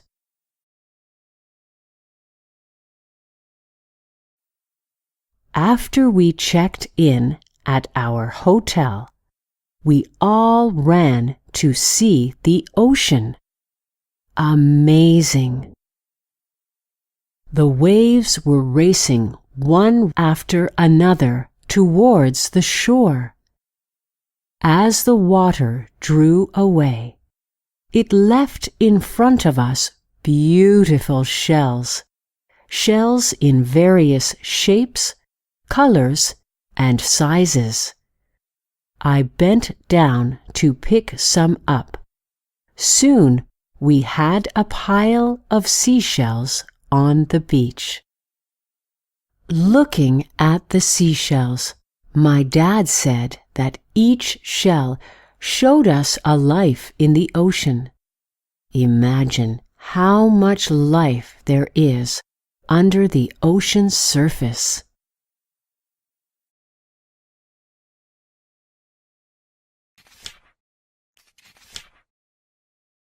Listen and practice. It was late fall. We were eating dinner. Suddenly, we heard a loud bang. A little bird flew right to the window and then fell to the ground. We ran outside and saw that it was a baby crow. It was alive, but one wing was not moving. It could not fly. My dad picked up the bird. We put it in a box for the night. That one night turned into many nights.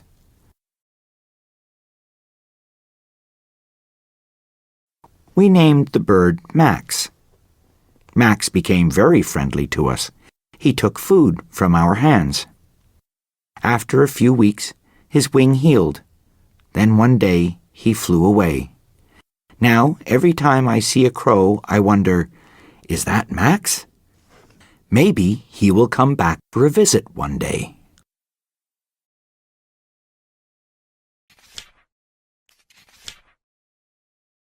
Listen and practice. Frank was a fish. He had a good fish life, but he wasn't happy with it. All day he would sit and watch the birds in the air fly from tree to tree. Frank wanted to be a bird, not a fish. Frank swam as fast as he could go through the water and leapt into the air. He felt just like a flying bird until he realized that he was having trouble breathing. He landed back in the water just as he was gasping for his last breath.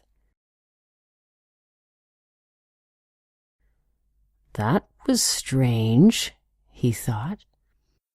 He jumped into the air again, but this time he got caught in a low branch by the river. He was in a tree like a bird, but he couldn't breathe. He regretted trying to be a bird and struggled to wiggle free. Plop! Frank landed back in the water. After a few minutes, he caught his breath. He swam straight home and vowed to be the best fish he could be.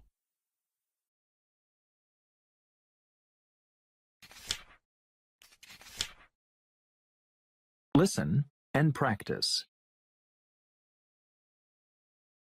One day at school, we had a class project. Each student had to make a little house out of wooden sticks. But instead of making my house, I talked to my friends for most of the class. The class ended, but I didn't finish my work. My teacher told me to take the sticks home and finish my house for homework. I took the sticks home. I glued them together to make a house. There, it's done. I left my house at the corner of the room to dry. When I woke up the next morning, my stick house was broken into pieces. I was surprised and upset. I looked at the sticks. They had tooth marks on them. They were my dog's. My dog actually 8, my homework. I got 0 out of 10 on my stick house project.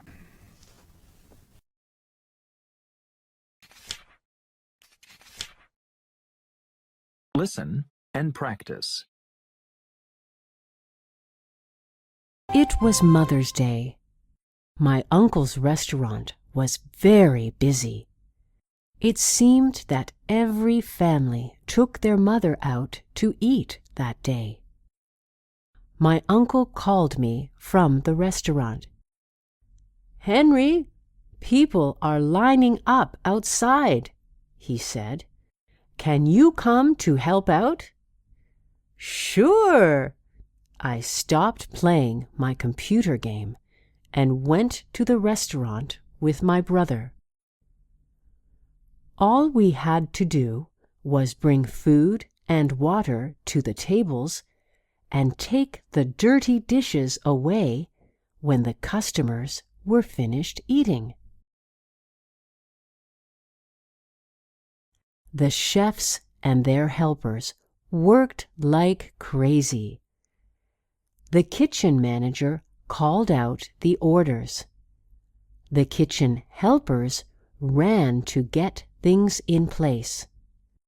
The chefs worked like magic, turning meats and vegetables into delicious food in just minutes. I don't remember how many times I brought things in and out through that kitchen door.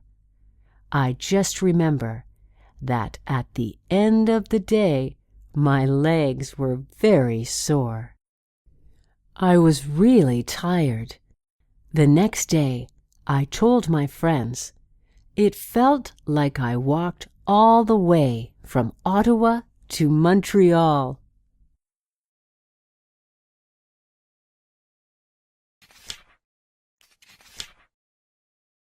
Listen and practice.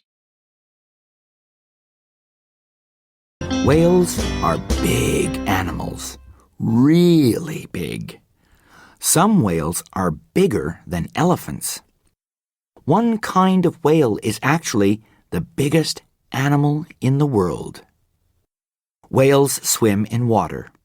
Fish swim in water too, but whales are not fish. Fish can breathe underwater, but whales have to come up to the surface of the water to breathe. Whales can talk to each other. They have a special language. People cannot understand whale talk, but whales understand each other.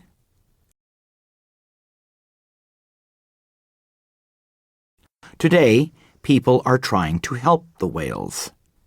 There are not many places left in the world where whales can live safely. The oceans are dirty. There are many bad things in the oceans. Whales are getting sick. That's why people are helping them. What can you do to help the whales? Tell people how special whales are. Tell people not to put garbage in the oceans.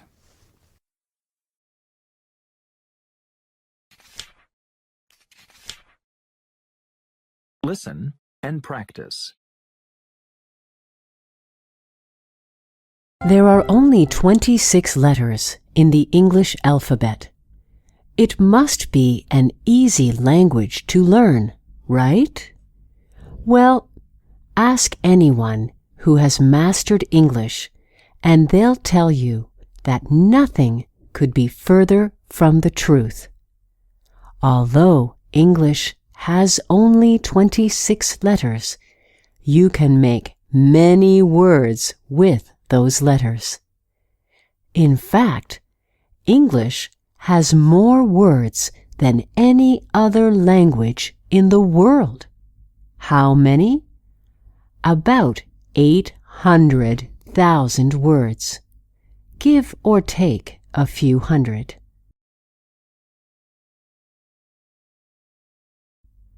English words can be as short as just one letter. The shortest sentence in English is only one word. What is it? go. This next sentence uses all 26 letters of the alphabet. The quick brown fox jumps over the lazy dog. If you are learning English, don't give up. Dig in and enjoy.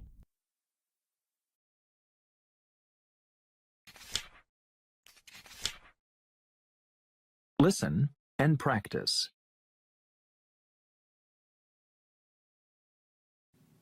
The world's oldest universities.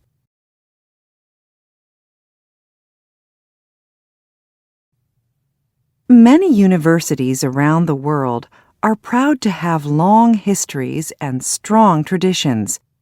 However, very few universities can claim to be among the oldest in the world. Nalanda University in Bihar, India, was established around 600 BC. It was most likely the world's first university.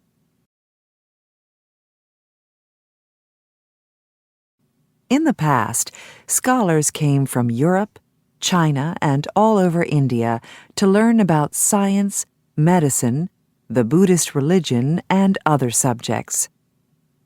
The university is in ruins now, but at one time it was an impressive school with temples, classrooms, libraries, and dormitories.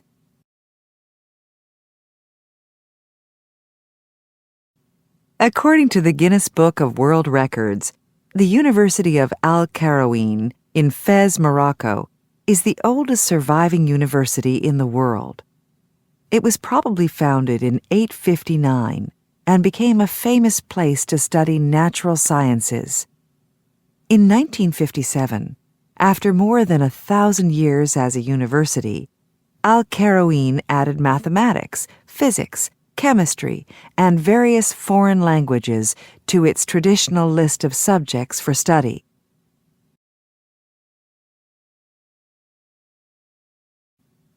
The first university in Europe is definitely the University of Bologna in Italy.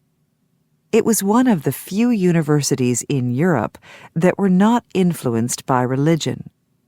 Professors were forbidden from teaching outside the university, and so students came from all over Europe to study with its famous teachers.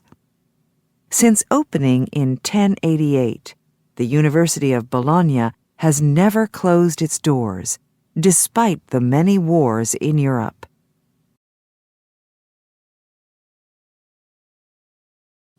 With the success of the University of Bologna, other universities opened across Europe.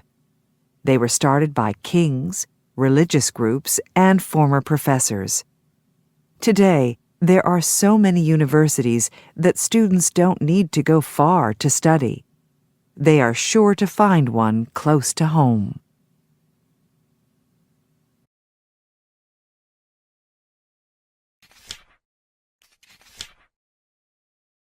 Listen and practice. Do you want to be a famous writer? I do. That's right. I love writing. When our teacher asked us what we wanted to be, many kids said they wanted to be doctors or police officers. But I said, I want to be a writer, a famous writer. Everyone laughed. They didn't believe me. But then our teacher told us a story about a famous writer. His name was Rudyard Kipling. He wrote many great books. Even today, people all over the world love his stories. When Mr. Kipling was just a young man, he got a job at a newspaper. But his boss didn't like his stories. He sent him a letter saying, "I'm sorry, Mr. Kipling, you don't know how to use the English language.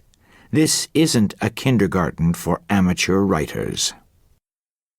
But Mr. Kipling didn't stop writing. He went on to become the most popular writer of his generation.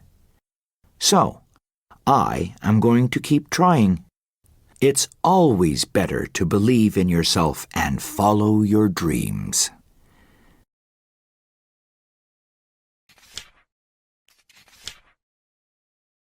Listen and practice.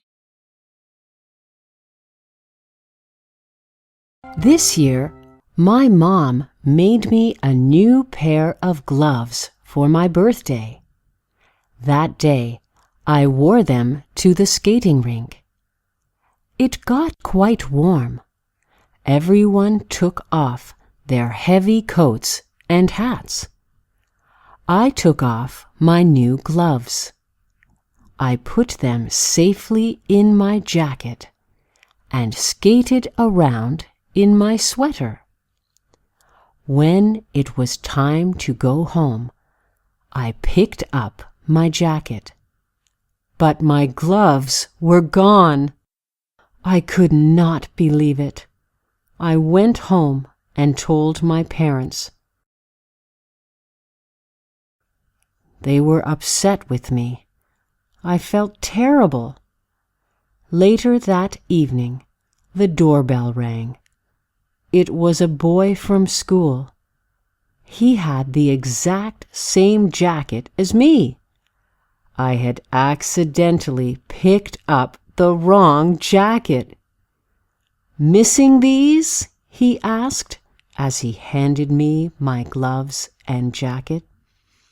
I had never been so happy to see a pair of gloves in my whole life.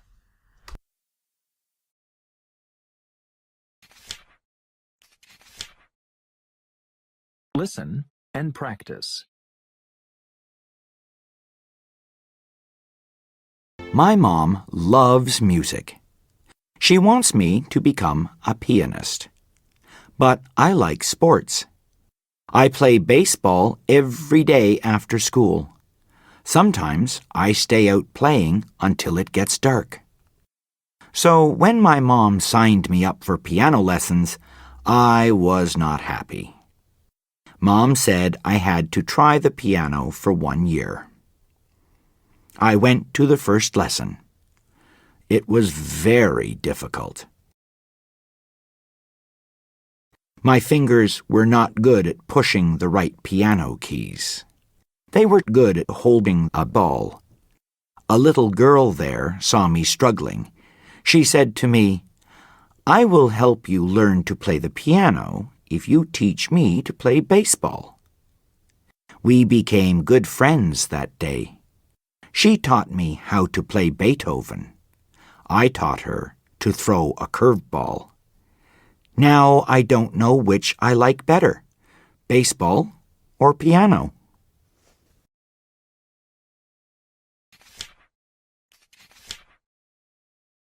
Listen and practice. I like bears. They are strong and powerful. But I have never seen a bear in nature, at least not face to face.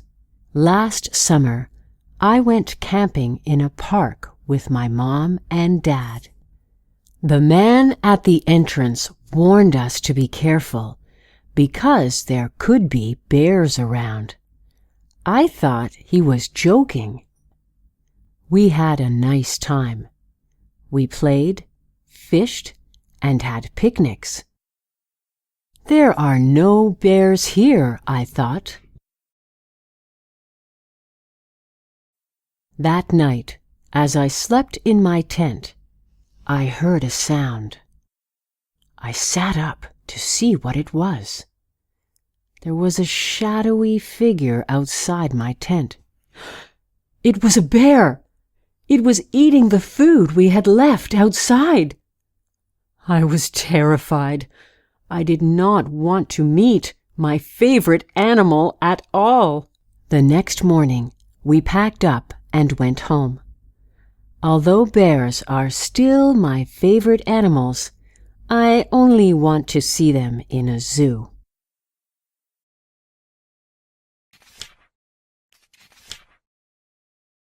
Listen and practice. There once was an elephant living in a forest.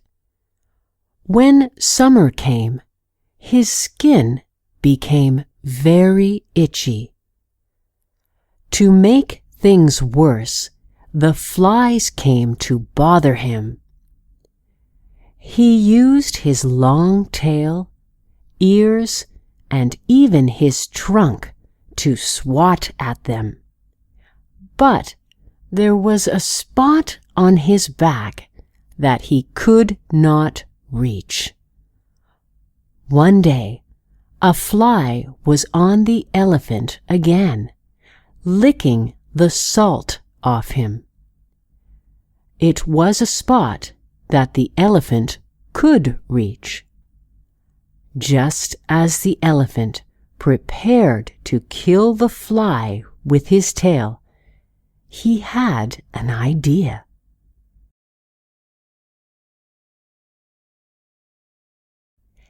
He said, "Fly, I could kill you with my tail right now, but if you scratch my back where I can't reach, I will let you sit on me and eat all the salt you want."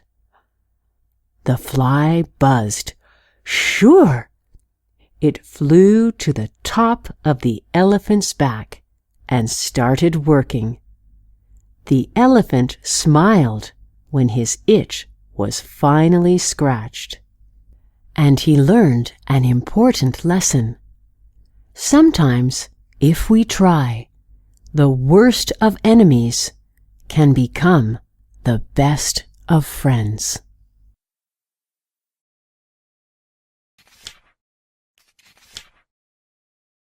Listen and practice. There's an old saying, a little person doing the right thing is more powerful than a giant. I learned the exact meaning of this the other day. On our street, there lives a very big man, Mr. Boos. His house and yard are a mess. One day, my mom and I were walking past his house. There were bottles on the ground everywhere. The grass had not been cut for weeks, and the garden was full of garbage. My mother, who is very small, said to the huge man, "Mr. Boos, this yard is terrible.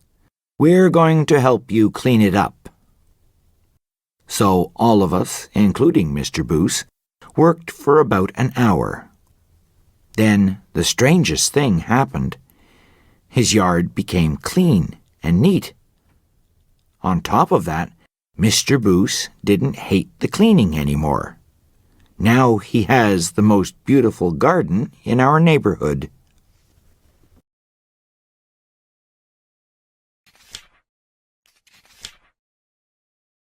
Listen and practice.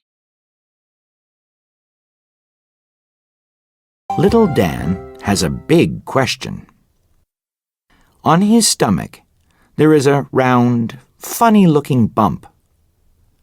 What is it? It is his belly button. But why does he have a belly button? Dan asks his father. His dad says, "Everyone has a belly button." Dan thinks this is very interesting. "But why do we all have belly buttons?" he asks. "Before you were born, you lived inside your mommy," explains Dad. "You needed food and air, but you could not get them on your own. So there was a cord on your belly that attached you to your mommy. Mom shared her food and air with you." This is very interesting, thinks Dan. "When you were born, the doctor cut this cord because you did not need it anymore," says Dad. "Your belly button is the place where this cord was attached to you." Dan is happy. He has solved the mystery of the belly button.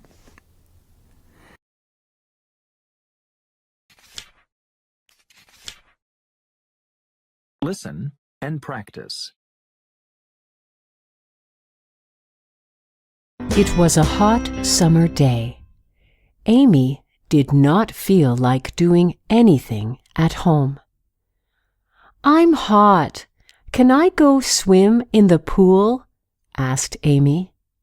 Mom said, "You may swim after you finish your chores." Amy swept the floor quickly. "I'm so hot. I want to cool off in the pool." "You may, but only after you finish your chores," Mom insisted. So Amy washed the dishes. "I'm too hot," said Amy. "I just want to go swimming." Mom handed Amy $2. "Good job finishing your chores, Amy. Here's your allowance for this week," said Mom. "You can go swimming now." "The ice cream truck!" yelled Amy. Amy ran down the street with her $2. She bought an ice cream bar. She sat down on the curb and licked the cold, sweet treat. "This is even better than swimming," said Amy, "especially since I earned it all myself."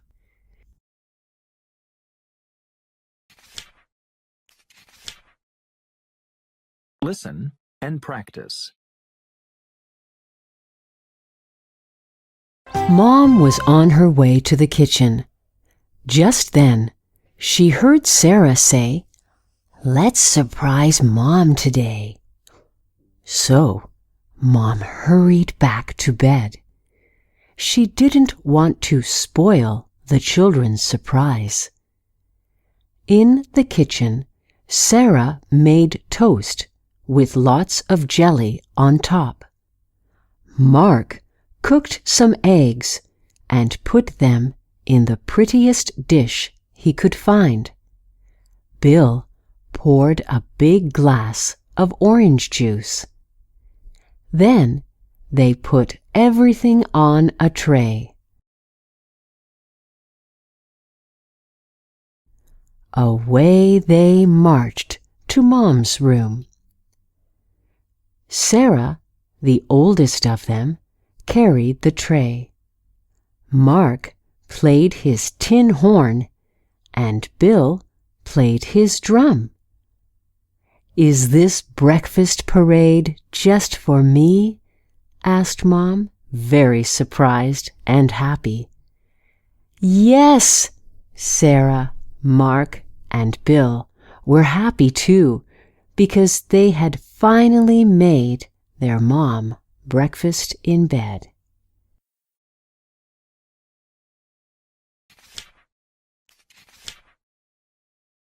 Listen and practice. My uncle took a picture during his trip to Asia. It was taken on the sidewalk of a busy street. In the picture is a boy with a pencil and a notebook.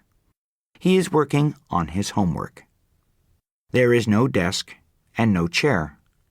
He is using a stool as his desk. Around the boy are his father and mother. The father is pointing to the book, trying to help. The mother is smiling and watching them closely.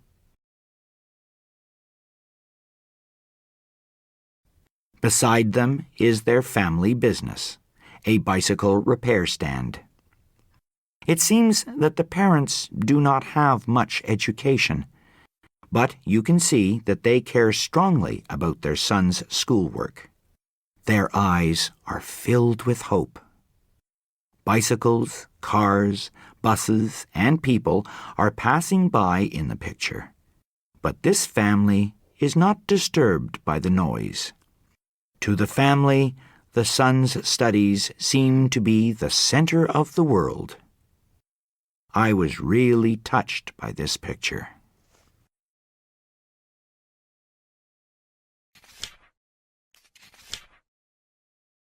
Listen and practice. Once, there was a boy who could not stop talking. All day long, he talked and talked. He had no friends. Why? Because he always talked and never listened.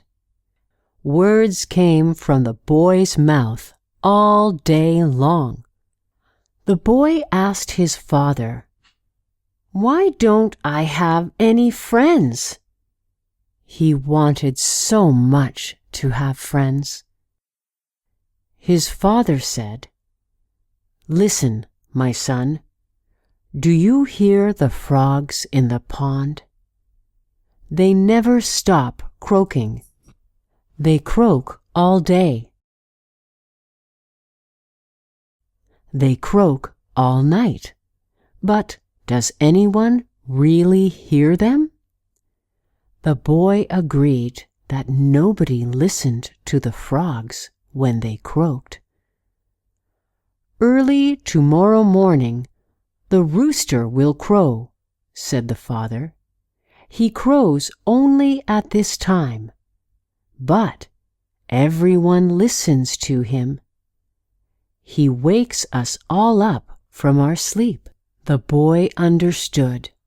From then on, he would be like the rooster, a boy of few words.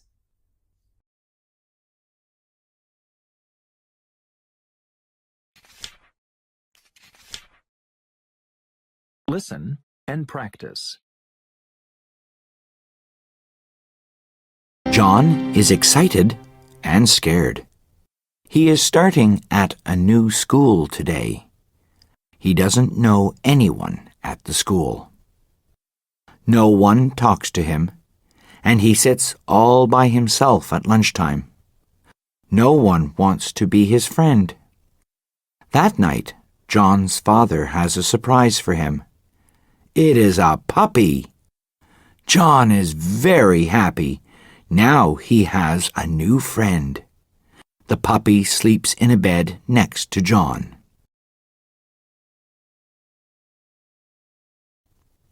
The next day at school, John tells his class about his new puppy. He shows everyone a picture of the puppy.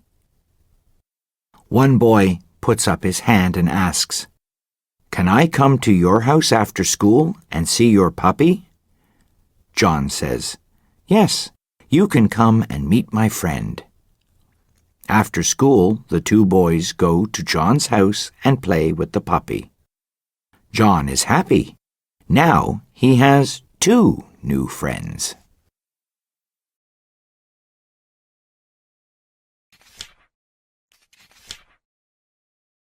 Listen and practice. I live downtown. My home is only 2 blocks away from the busiest street in the city. One day, our teacher gave us some homework to interview people in different jobs. How interesting! I couldn't wait to start my homework. First, I went to a tailor shop. Mr. Mo had been a tailor for more than 20 years. He was very busy fixing a pair of pants for a lady. Mr. Mo cut the fabric with his magic scissors while we talked.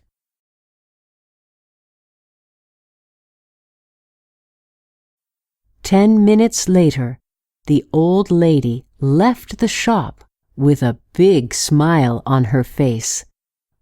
My second stop was Miss Ricci's bakery. The bakery shop was warm, and the air smelled delicious. There were many treats. Miss Ricci gets up at 5:30 a.m. every day. By 7 a.m., all the breads are ready and her store opens. After the bakery, I visited a grocery store, a clinic, a flower shop, a bookstore, and a clothing shop. Oh, I love my neighborhood.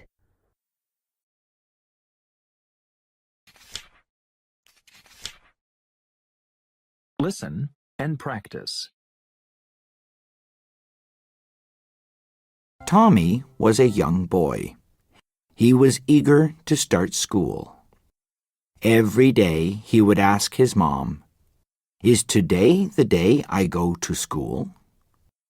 "No, not yet," his mom would say. This went on for months. Finally, one day, his mom said, "Yes, today is the day you go to school." Suddenly, Tommy felt scared. He didn't want to be away from his mom. "No, I'm not going." He ran upstairs and hid under his bed. He heard his mom calling him, but he didn't answer. Then his mom came to his room. "Are you under the bed?" she asked. "No, I'm not," said Tommy. Mom laughed. She pulled Tommy out. Then she sent him to school. She stayed there for a little while. Other mothers were there too. At the end of the day, Tommy came out of the school with a big smile on his face.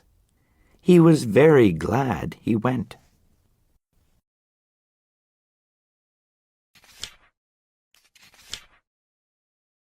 Listen and practice. One day, Tommy and his brother Alex went swimming. As they got close to the swimming pool, they saw something strange. A man was jogging in the water. The two brothers were very curious. Tommy asked the man, "Why are you jogging in the water, not on land?" The old man smiled and said, "Well, that is simple. Running in water uses the same muscles as running on land, but it is much easier on my knee joints."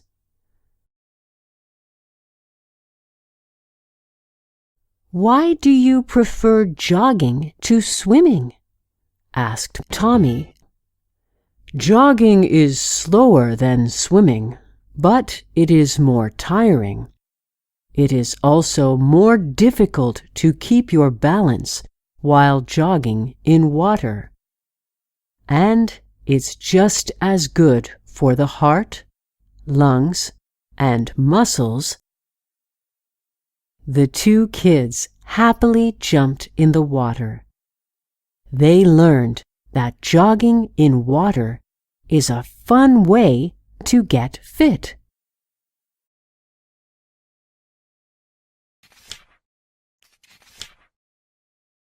Listen and practice. Let's all think about this. Almost every country in the world celebrates Mother's Day. Isn't that amazing? Australia, Canada, Brazil, China, Bulgaria, Germany, Greece, Japan, Italy, Mexico, India, Portugal, Sweden. The list goes on and on. Although different countries celebrate this special day in different ways, they all recognize the importance and role of mothers in society.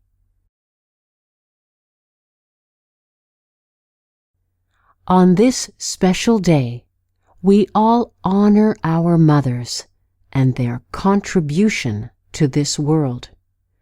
We do things to show them that we value and love them. It's one of the greatest things we can do to show them we care and appreciate everything they have done for us. So, next Mother's Day, do something special for your mom.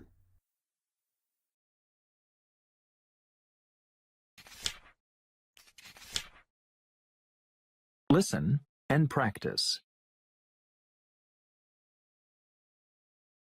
Mr. Smith grows beautiful flowers in his flower shop. Recently, he hired a young man who didn't seem very happy with his life. One day, Mr. Smith received a call.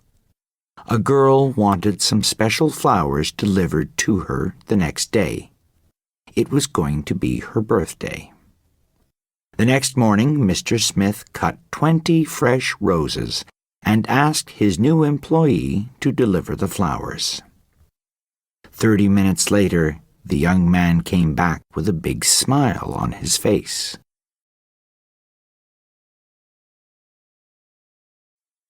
"Why are you so happy?" Mr. Smith asked. "I learned something beautiful," the young man replied. "The girl who ordered the flowers is blind. She told me that although she cannot see the flowers, she can just imagine their beauty. She can touch and smell the flowers. They make her happy." The young man gazed at the flowers all around the shop and said, "For that, I am happier than before."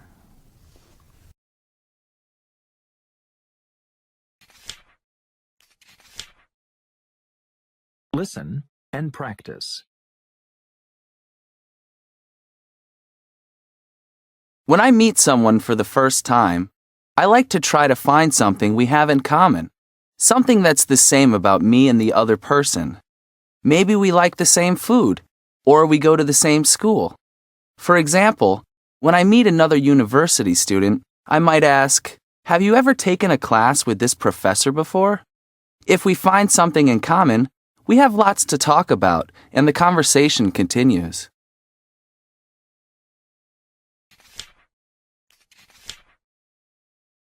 Listen and practice. Some people only talk about themselves and they don't ask questions about the other person. But I think it's important to ask about the other person too. When I meet someone new, I usually try to ask the other person questions and make small talk to get to know them. Small talk means just talking about everyday topics. For example, I say, "So, where are you from?" Or, "What do you do?" Or, "Are you a baseball fan?" Nothing too serious or too personal. I think asking about other people shows them you're interested in meeting them.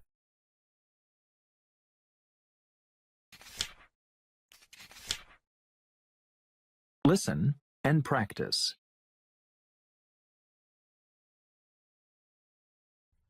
Look up at the sky at night.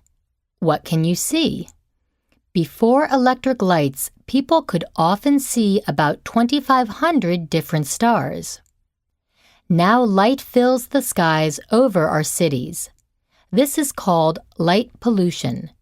Because of it, people in cities can often only see about 10 stars.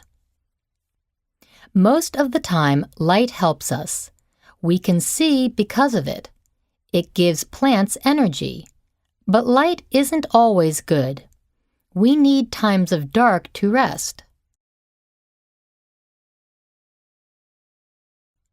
100 years ago, we had those times of dark.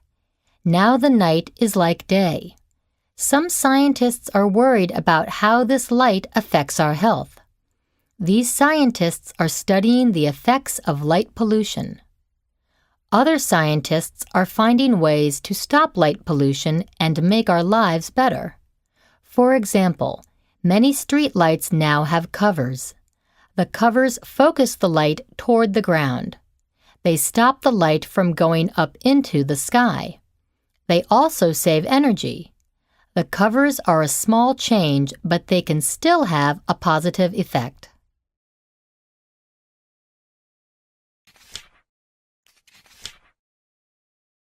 Listen and practice. My mother never came to meet me at the train station when I arrived from New York, so I always walked alone from the station to my mother's house. And so tonight I had time to think.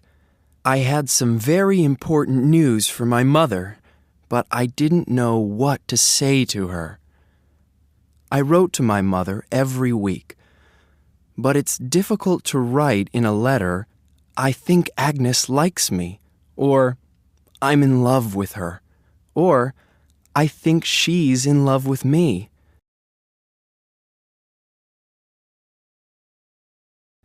I want to ask Agnes to marry me. Well, I couldn't do it. And yesterday, I asked Agnes to marry me, and she said yes. My mother was a widow.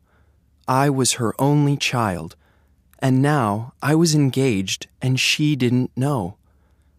I was ready for a difficult evening. I walked up to the front door. There was my mother. She smiled and put her arms around me. There was something different about her smile. I thought, she knows about Agnes, but I said nothing. I went into the dining room, and here I had a surprise. There were 3 chairs, 3 plates, and 3 glasses. Was Agnes here? Was it a surprise for me? There was a knock at the door. "It's Agnes," I thought, and I ran to open it. But it was Mr. Nixon. He was an old friend of the family. "Good evening, young man," he said. "Mr. Nixon is here for dinner, Philip," said my mother.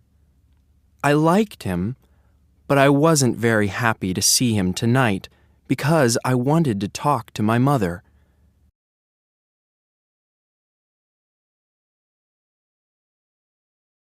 We started our dinner, but we didn't say very much. At the end of the meal, I told my mother that I wanted to go to the post office. I had an important letter to mail. "A letter to a girl?" laughed Mr. Nixon. "Yes," I said. When I got back home, Mr. Nixon was still there. "Come and sit down, Philip," he said. "Can I talk to you?" I sat down. "Well, my boy," he said, "I want to marry your mother." I was surprised.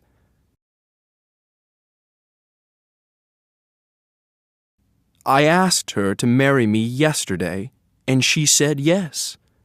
Did she tell you about me in her letters? No? Well, it's difficult to write about that in a letter, of course. I laughed. Yes, it is. This is wonderful news. Then my mother came in, a little red in the face. It was something new to me that my mother could fall in love. Perhaps, like all sons, I only thought about my own life. So I decided to say nothing about my news. That evening, my mother came first for me. I could tell her about Agnes tomorrow.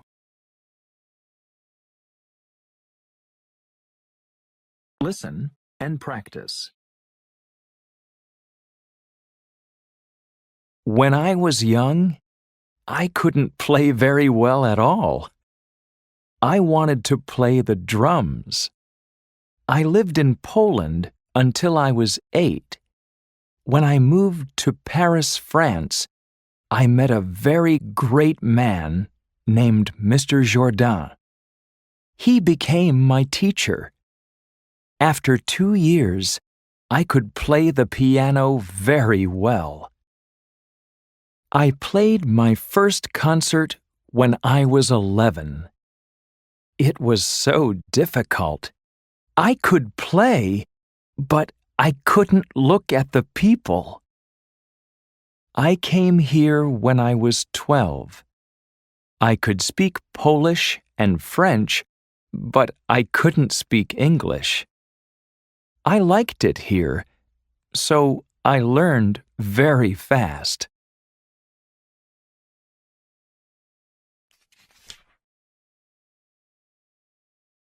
Listen and practice. Phil Johnson is 23 years old. He's a bus driver and a student. He's very busy. On weekdays, he gets up at 6 o'clock in the morning and goes to work at 6:30. He usually has breakfast in the car. He works all day. He always has lunch from 12 to 12:30 in the afternoon. He usually buys a sandwich in the center of town. He leaves work at 4 in the afternoon and goes to school. He has school from 5 to 8 p.m. He gets home at 8:30 in the evening, and then he has dinner and does homework. He goes to bed at 11.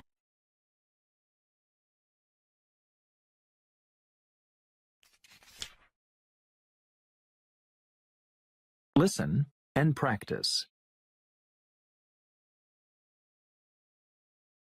Hello, everybody. Good afternoon. Today, I want to talk about a very interesting wedding tradition in America. It is common in many other Western cultures too. The tradition is that every bride is supposed to wear something old, something new, something borrowed, and something blue on her wedding day. The saying comes from an Old English nursery rhyme. Something old helps the bride remember her family history. It is often a piece of jewelry from the bride's grandmother. Something new is a symbol of the couple's new life. It is usually the bride's shoes, but it could be anything. Something borrowed represents the importance of friends in a marriage. It can be anything given to the bride by her closest married friend. Finally, something blue is worn because the color blue symbolizes purity and loyalty. It can be anything from a piece of clothing to a flower. This tradition has been around for many years and is still very common.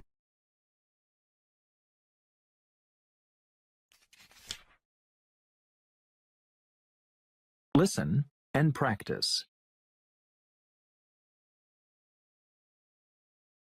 My name is Jimmy, and my biggest weakness is being lazy. I just lie around the house all day and don't get anything done. I will try to set at least 3 realistic goals every day to help get motivated.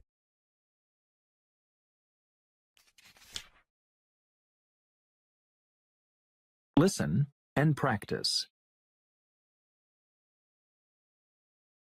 Hello, I'm your heart. You know what I do? I pump blood around the body. But how? Look inside. Here I am, inside the rib cage. I'm right between your lungs. That's important because the blood has 2 main jobs. One is taking oxygen to the rest of the body. The other is bringing carbon dioxide back. The lungs breathe in oxygen, and they breathe out carbon dioxide. Some blood comes from the lungs to me. That blood has oxygen in it. Some blood goes from me to the lungs. That has carbon dioxide, and the lungs get rid of it. Can you see the arteries and veins? Both are tubes that blood travels through. Arteries carry blood away from the heart. Veins carry blood back to the heart. I keep it all moving smoothly.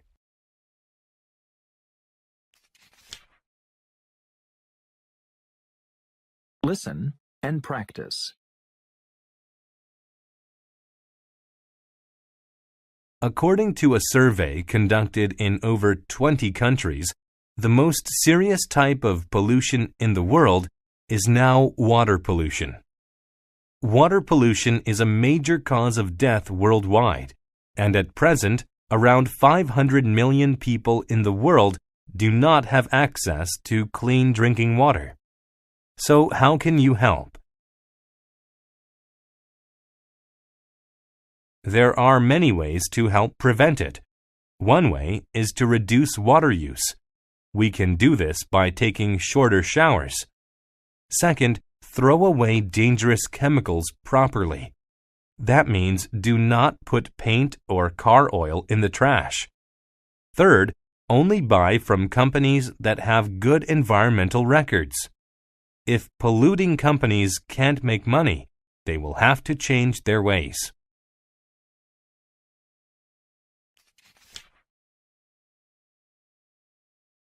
Listen and practice. Hello, everyone. Good afternoon. My name is James Richardson, and I am from the Olympics Committee. The topic of my speech today is the differences between the Summer and Winter Olympics. I want to start by saying there are two kinds of Olympic Games: Summer Olympic Games and Winter Olympic Games. First, I will talk about the Summer Olympic Games. The Summer Games are bigger than the Winter Games. In the Summer Games, over 200 countries compete. Also, there are more than 40 different kinds of sporting events. But the Winter Olympic Games are much smaller than the Summer Games. In the Winter Games, just around 80 countries compete, and there are only 15 sports. While they are different, both the Summer and Winter Games are very popular worldwide.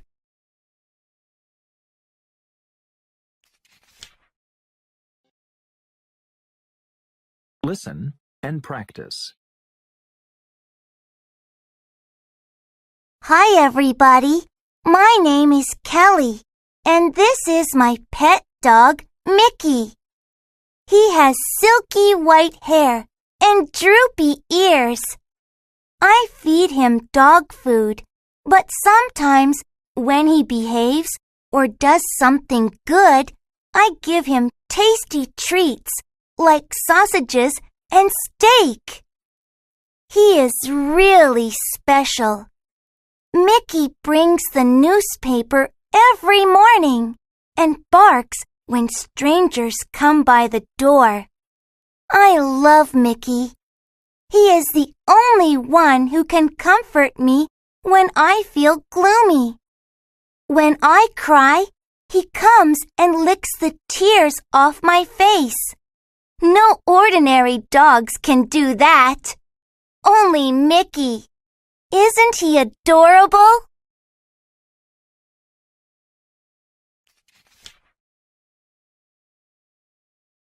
Listen and practice. What is it like in Antarctica? It is the coldest place in the world, and the temperature there can reach -89 degrees. Almost all of the land is covered with snow and ice. Only a few kinds of animals, like penguins and seals, live there.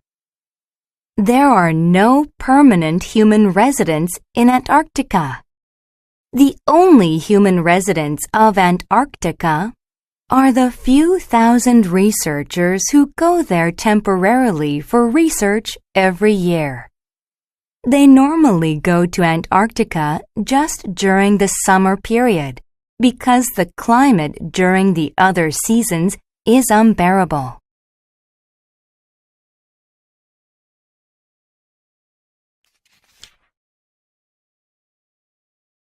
Listen and practice. My name is Susie Kim. Today, I am going to give a presentation on my role model. Thank you for coming, and I hope you enjoy my presentation.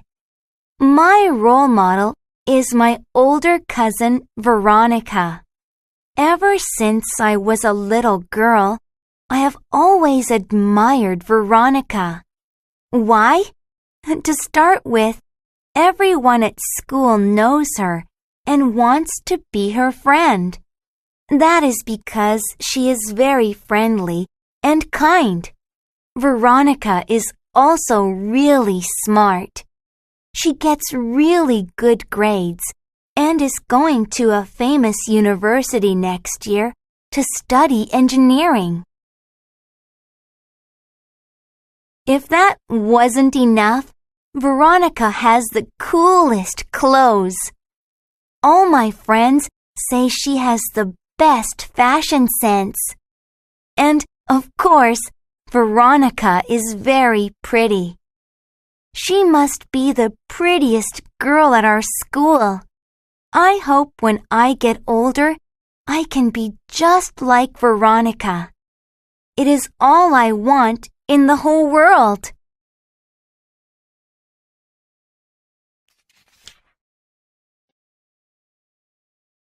Listen and practice. Dinosaurs became extinct millions of years ago. Nobody knows for sure how they became extinct, but we do know a lot about them. Some of them were huge, dangerous reptiles with sharp, deadly teeth, and others were small, gentler species. There were hundreds of dinosaur species that lived in both cold and tropical areas of the world. Although we don't know what made them die off, researchers keep studying their fossils to find out.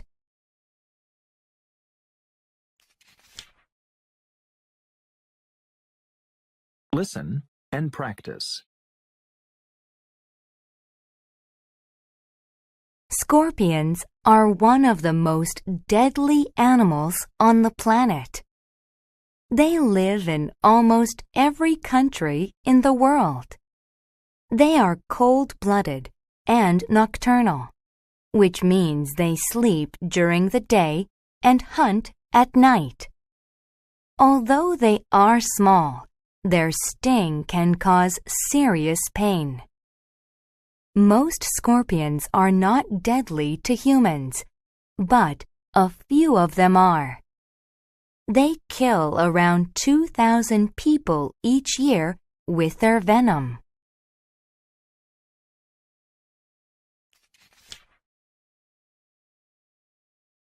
Listen and practice.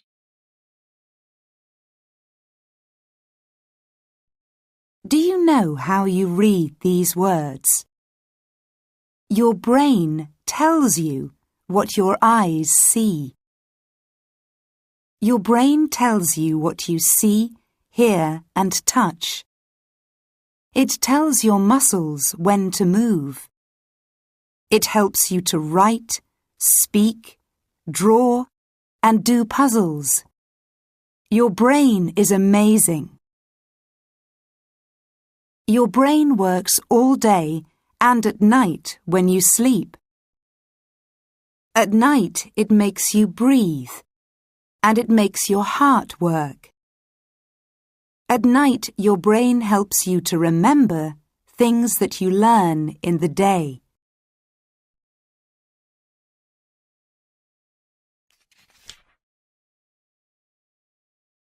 Listen and practice.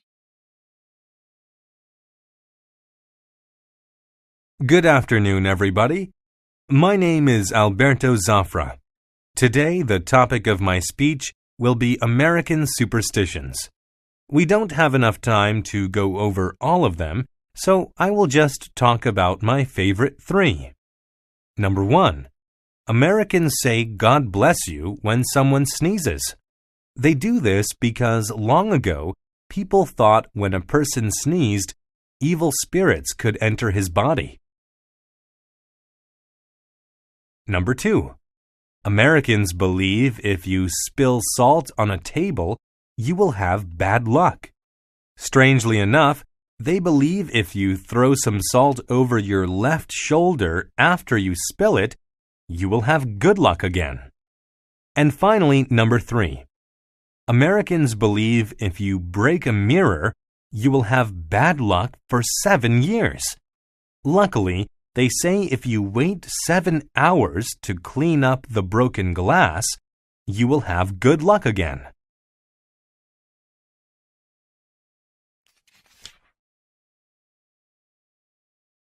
Listen and practice. Many young people around the world become scouts. Scouts is an international organization for boys and girls aged 7 to 17 who want to learn about the outdoors. Scouts learn outdoor skills, leadership skills, make friends, and have fun. Camping is a very traditional scouting activity. During a camping trip, Scouts go hiking and practice the skills they learn during scouting meetings. At night, they often gather around a campfire to tell ghost stories and sing songs. Many Scouts say that camping is the best part of being a Scout.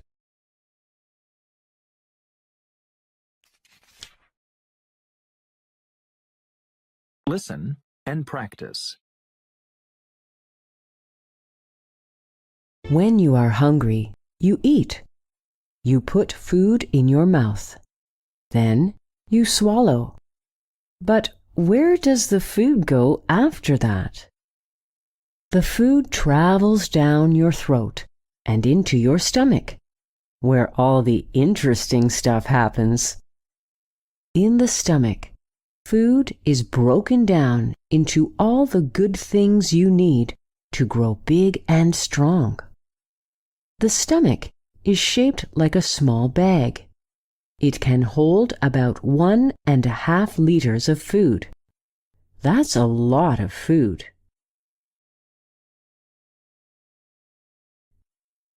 There are special juices in the stomach that break the food down into really small pieces. A person eats about 450 kilograms of food each year. Imagine how busy a stomach is each day. That's why we have stomach aches sometimes. Too much food or the wrong kinds of food can make our stomachs hurt. Now you know what happens to the food you eat.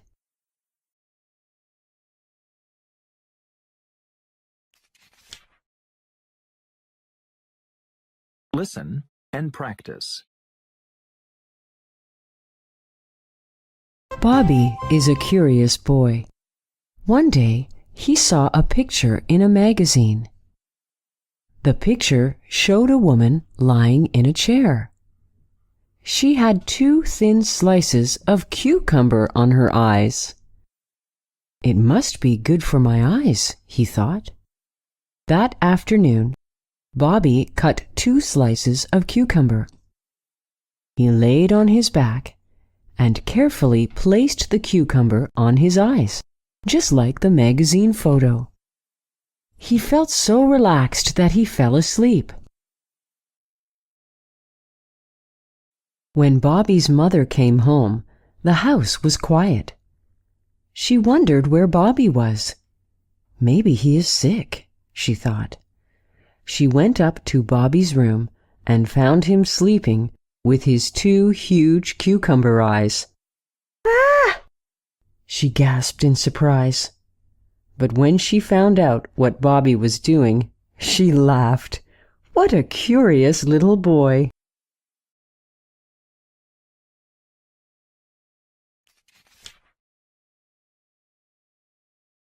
Listen and practice.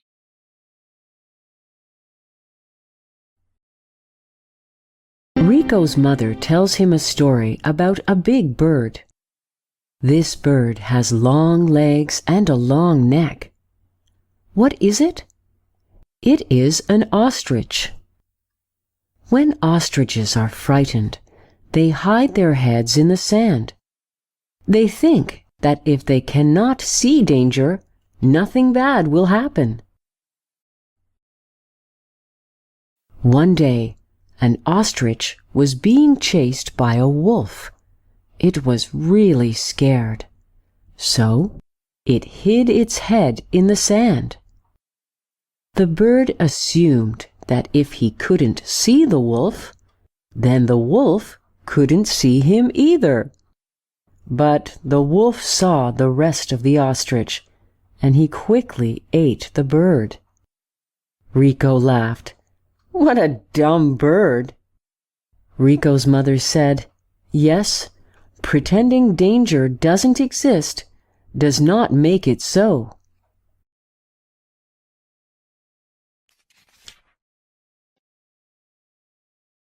Listen and practice. I ran inside feeling really excited and nervous. That's when Dad explained it all to me. This happens every 18 years. That's why I had never seen it before. I'm only 10. So why did it look so big and bright? Well, the moon is normally 253,000 miles away from the Earth. But on this day, it was 31,000 miles closer to us. Don't worry, it's natural and normal. It will happen again in 18 years. How old will I be then? Wow, I will be 28 years old. But I won't be scared when I see it next time. When you understand why things happen, you are not afraid of them anymore. Keep your eyes open, and you will be able to see the big moon too.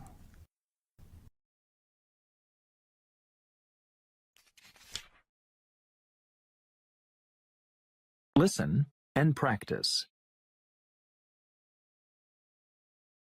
Our teacher, Mr. White, has 2 sons. Both of them are deaf. They can't speak either.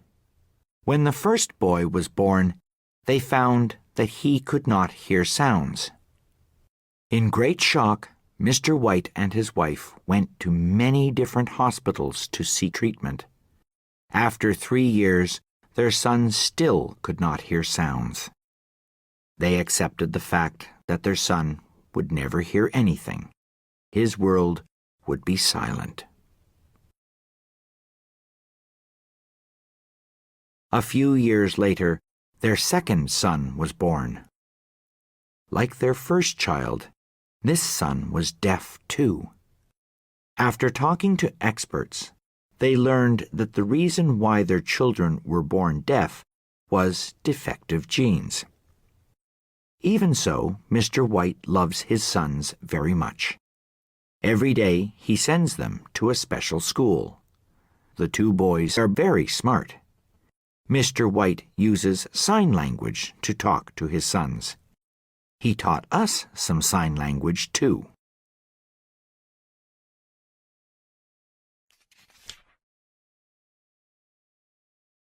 Listen and practice.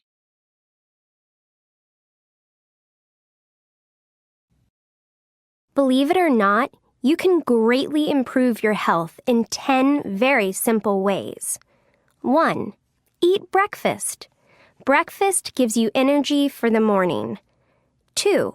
Go for a walk. Walking is good exercise, and exercise is necessary for good health. 3. Floss your teeth. Don't just brush them. Flossing keeps your gums healthy. 4. Drink 8 glasses of water every day. Water helps your body in many ways. 5. Stretch for 5 minutes. Stretching is important for your muscles. 6. Get enough calcium. Your bones need it. Dairy foods like yogurt, milk, and cheese have calcium. 7. Do something to challenge your brain. For example, do a crossword puzzle or read a new book. 8. Take a time out, a break of about 20 minutes. Do something different. For example, get up and walk, or sit down and listen to music. 9. Wear a seatbelt. Every year, seatbelts save thousands of lives. 10.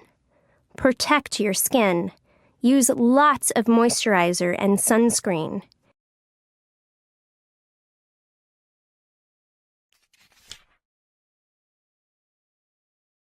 Listen and practice. The topic of my lecture today is the differences between ancient and modern buildings. First, I want to talk about ancient buildings. This is a very interesting subject for me because I studied ancient history in university. Ancient buildings were normally built of stone, and they took many years to complete. They were also much smaller than modern buildings.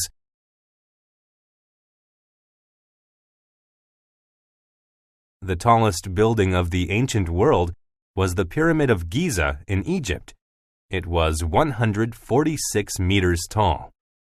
But now let's look at modern buildings.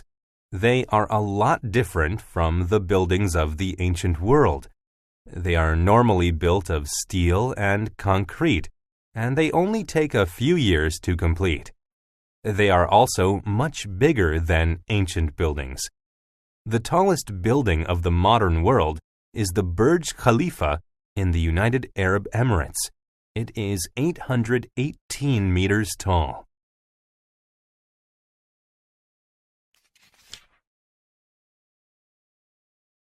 Listen and practice.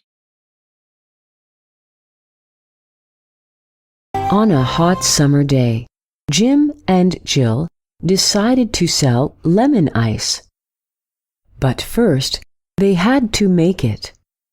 They poured lemonade into small paper cups and put the cups in the freezer. "Let's set up a table while we wait for it to freeze," said Jim. "Great idea," said Jill. Soon they had set up a table with a yellow tablecloth by the road. Jill went to the freezer, but came back empty-handed. "It's not frozen yet," she said. "Let's make a sign while we wait for it to freeze," said Jim. "Great idea," said Jill. They made a big yellow sign, "Lemon ice for sale." Soon, a crowd of kids formed in front of the table. Jim and Jill went to get the lemon ice. "It's still not frozen. It's just cold," said Jim. "What will we sell to all those kids?" "Lemonade!" exclaimed Jill. "Ice-cold lemonade." Soon, Jim and Jill sold out of lemonade and started another batch.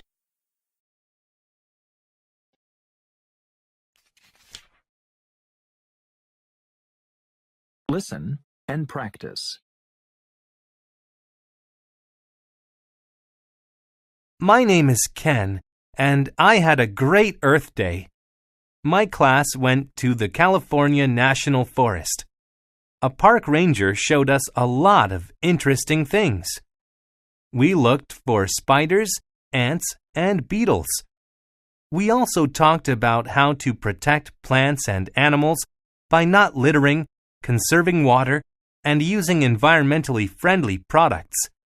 At the end of the day, everyone got to take home a baby tree. I'm going to plant mine in front of my apartment.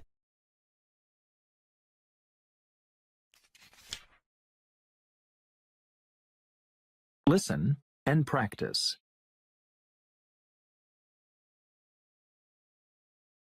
Adam is not going to school today. He is spending the day with his dad. That's right, it's Take Your Child to Work Day. Adam will be going to the fire station to watch how his dad works. Adam's dad is a firefighter. Today, Adam wants to see the big red fire trucks. He wants to see the black and white dog that lives at the fire station. He wants to see the big ladders. He wants to see everything. Yes, Adam is very happy. He and his dad get up early this morning. They take the bus to the fire station. Many parents will be bringing their kids to work today. The fire chief shows the kids around the station. It is very exciting. Adam has one wish. He wants to sit in the fire truck. He says, "Please, Chief, may I sit in the big red fire truck?" Adam climbs into the big seat. He feels the wheel. He sees many buttons. His dad presses a button. Wow! The fire siren makes a big sound. What a fun day!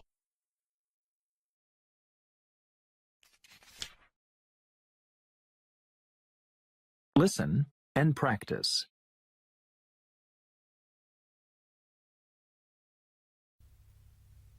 Everyone needs food to live. It gives you energy to work and play. It also gives you nutrients to grow well and stay healthy. Do you eat a balanced diet with lots of different nutrients? Your body needs proteins to build muscles. Proteins are also important for healthy hair and fingernails. You can get lots of proteins from meat, fish, and eggs. Dairy products like milk, cheese, and yogurt also contain proteins. Many people don't eat animal products, but they can get proteins from plant products. Pulses like beans and lentils are rich in proteins.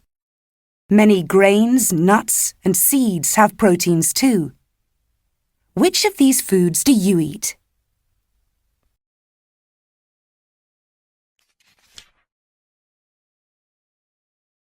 Listen and practice. The next time you brush your teeth, take a closer look at your toothbrush. It's simple. It's easy to use. In fact, it's perfect for removing the dirt on and between your teeth.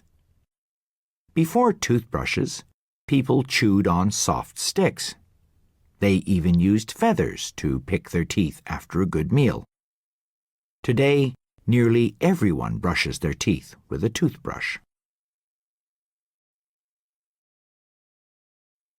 The Chinese invented the toothbrush about 600 years ago. They used hairs from the Siberian wild pig to make the brush. Bamboo or bone was used for the handle. European travelers brought toothbrushes back from China, but they did not like the feel of the pig hairs, so they used horse or cow hairs instead. In modern times, most toothbrushes are made of nylon, but the purpose is the same, to keep your teeth clean. That way, you will grow up with strong, healthy teeth.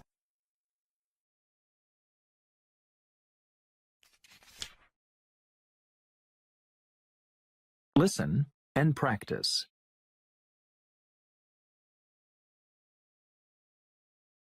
You have skin everywhere on your body.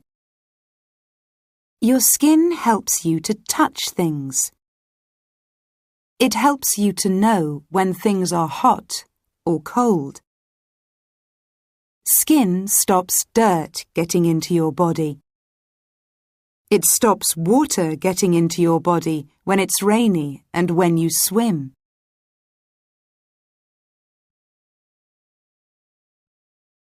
Hair grows out of your skin.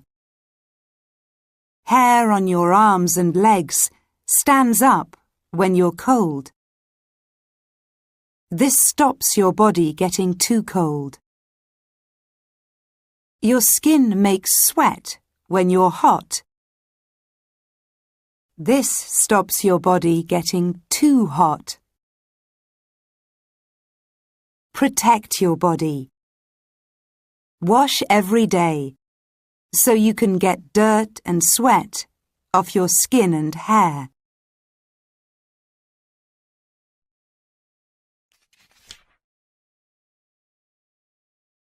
Listen and practice.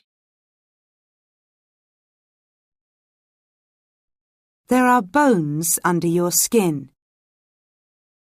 These bones make your skeleton. Your skeleton helps you to stand up. There are joints in your skeleton too. Bones meet at joints. Elbows and knees are joints. Joints help you to move. Knee joints help you to jump and kick.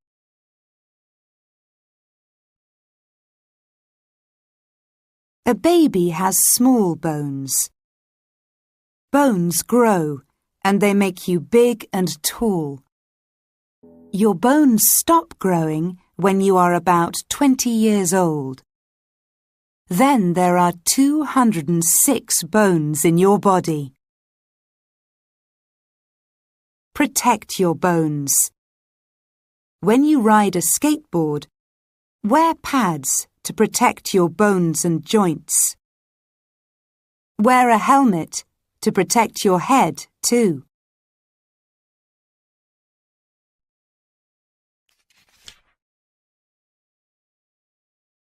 Listen and practice. Last summer, I went on a week-long bus tour of Europe. On the first day, 20 people showed up. They were all of different backgrounds and cultures. At first, no one talked to each other. But gradually, people got to know each other better. Then, they started to eat together, like real friends. But one old man still didn't talk much. He just listened. He seemed to be a man of few words. Then, one day, as we were eating lunch, he opened his mouth. Slowly, he said, "Let's not waste any food. Let's all think about the farmers." Some young people gave him a strange look, but he won my respect immediately. He was right. Think about how much work it takes to grow rice and to make the meals on our tables. Since that day, I often think of that old man and his wise words while I am eating.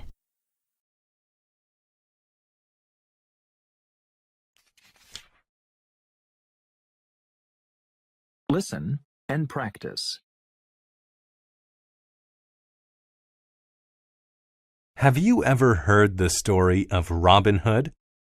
He is a fictional character who steals money from the rich and gives it to the poor. In the United States, in the 1930s, there was something called the Great Depression. During that time, a lot of people lost their jobs, and people stopped spending money. Because of this, many banks closed and did not give people back the money they had put in the bank. A lot of people were mad at the banks, and some of them turned to crime. John Dillinger was one of those people. He and his gang went around the United States robbing banks. They stole over $300,000. Some people considered Dillinger to be a modern-day Robin Hood. They said the banks stole from ordinary people, so they were happy to see an ordinary person steal from banks. Eventually, Dillinger was caught and killed by police. And while some people considered Dillinger to be a hero, to the police and the banks he stole from, he was a very bad villain.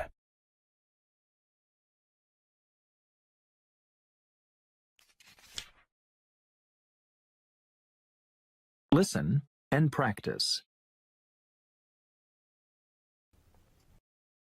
Today, I walked to school.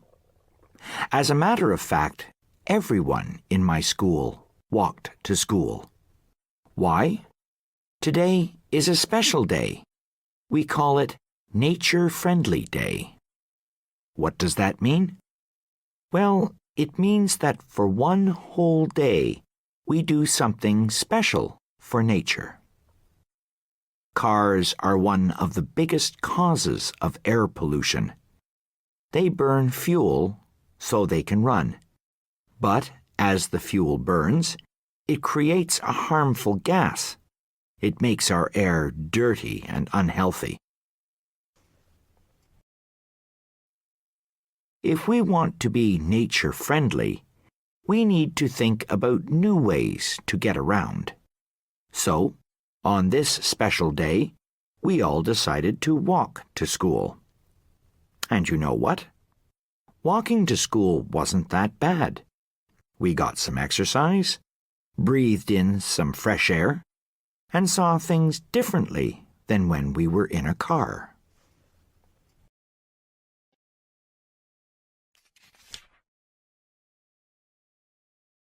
Listen and practice.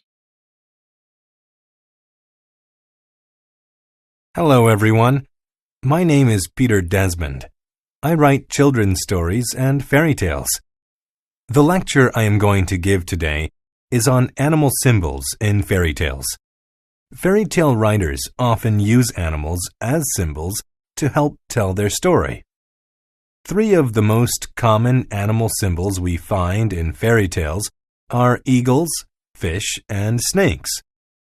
First, I want to talk about the eagle. Eagles are used in many fairy tales as a symbol of change. So if you see an eagle, expect a big change to happen soon. Next, let's look at the fish. Fish are often used in stories to show personal transformation. So if the main character sees a fish, his behavior will probably change for the better. Finally, let's examine the snake. Snakes are used very frequently to show that something bad is about to happen. If you see a snake appear in your next story, prepare for the worst.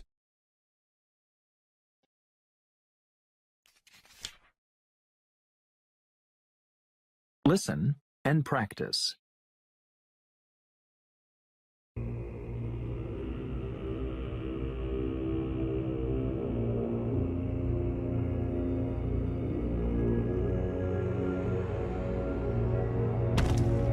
Some scientists believe that the dinosaurs were killed by a massive meteor that hit the Earth millions of years ago.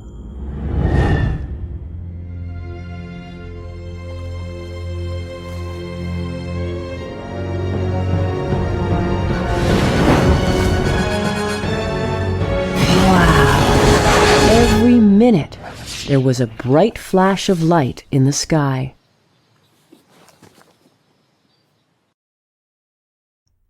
Last night, we went outside to watch the night sky. Wow! Every minute, there was a bright flash of light in the sky.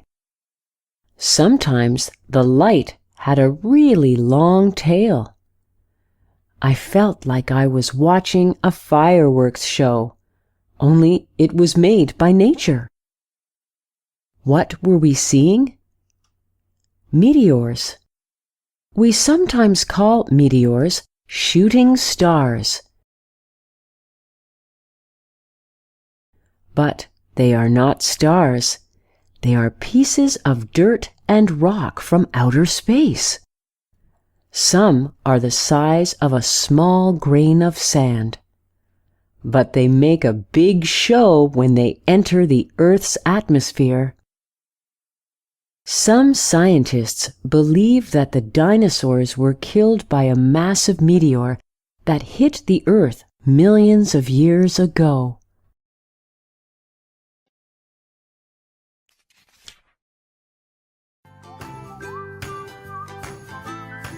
English Language Academy. Practice makes perfect. Listen and practice.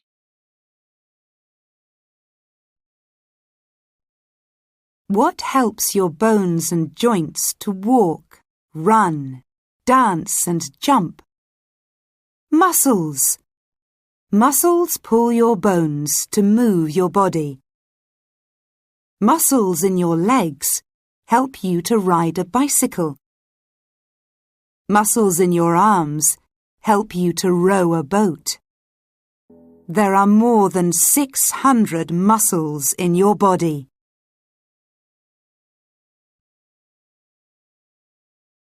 Running, swimming, dancing, and riding a bicycle are types of exercise. Exercise makes your muscles, bones, and joints strong. Your heart is a type of muscle. Exercise makes your heart strong too. Protect your body. Do exercise every day. What is your favorite type of exercise?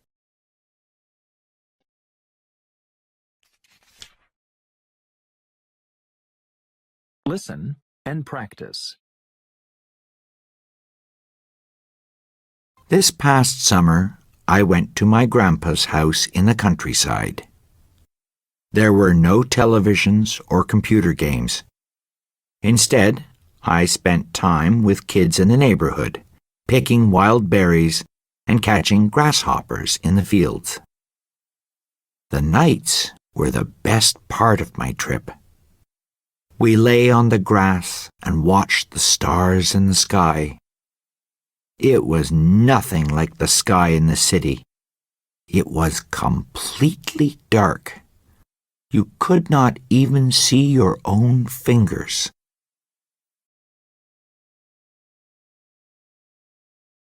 The stars were so bright and clear, and there were so many of them. For the first time, I saw the Big Dipper. I even saw the Milky Way. All the kids shared what we knew about the stars and picked out shapes with our imaginations. I was fascinated by the wonder of the night sky. It was so different from anything I had seen in the city.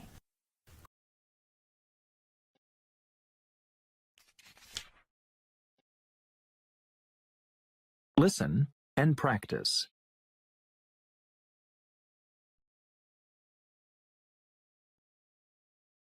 Your eyes help you to see the world around you. They open and close many times every day. This is called blinking. When your eyes blink, they wash dirt out of your eyes. At night, your eyes close so you can sleep. Eyes blink about 15 times every minute. Your ears help you to listen to music. They help you to listen for cars in the street. Your ears can hear things when you sleep, too. Protect your eyes and ears. On sunny days, wear sunglasses to protect your eyes. Don't listen to very loud music. It's bad for your ears.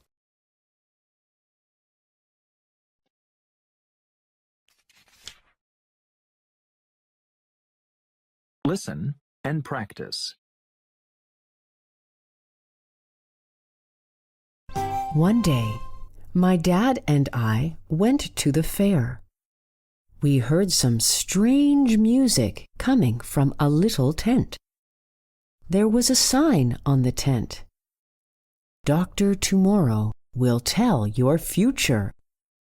I had just heard a story about a man who was famous for predicting the future. I was curious, so we went inside. An old man was sitting in a dark corner. He looked at my father's hands and talked about my father's past. About half of the things he said were true. This amazed both my father and me, for some of the things would have been hard to guess. Dr. Tomorrow offered to tell my father's future, but my dad said, "No thanks, the future comes fast enough." We thanked the man and walked out. We both wondered if a person could really know the future. I still do not know the answer to that question.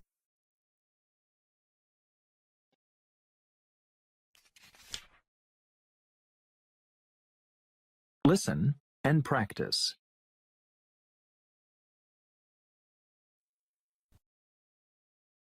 Wow! Something strange happened last night. It scared me at first. Lucky for me, my dad was home. What was it? A big moon, and I mean big, really big. It was the biggest moon I had ever seen. I saw it outside our house on the farm. It was rising from the end of the field. Normally, when the moon is full, it looks pretty big. But the moon last night was something I had never seen before. As it rose, it seemed to take up the whole sky. It was very bright. It was a weird orange color. And, scariest of all, it lit up the night sky as if someone had turned on a big light.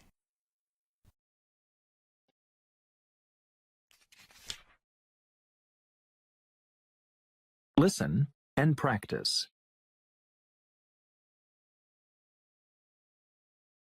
Today, we are going to learn about a few different kinds of doctors.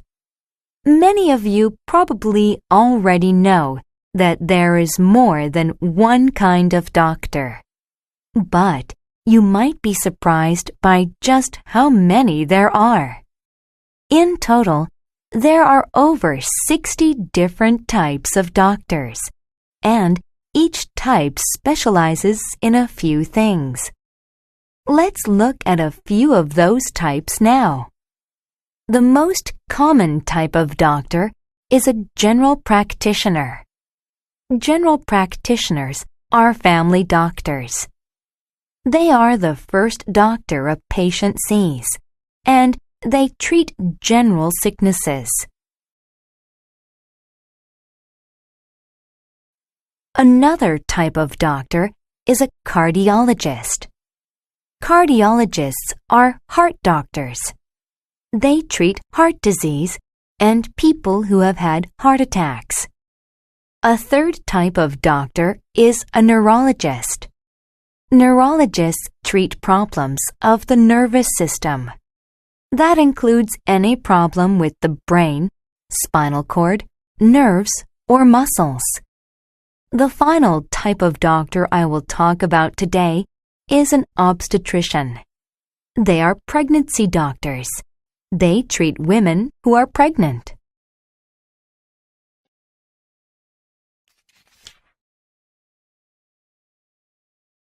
Listen and practice.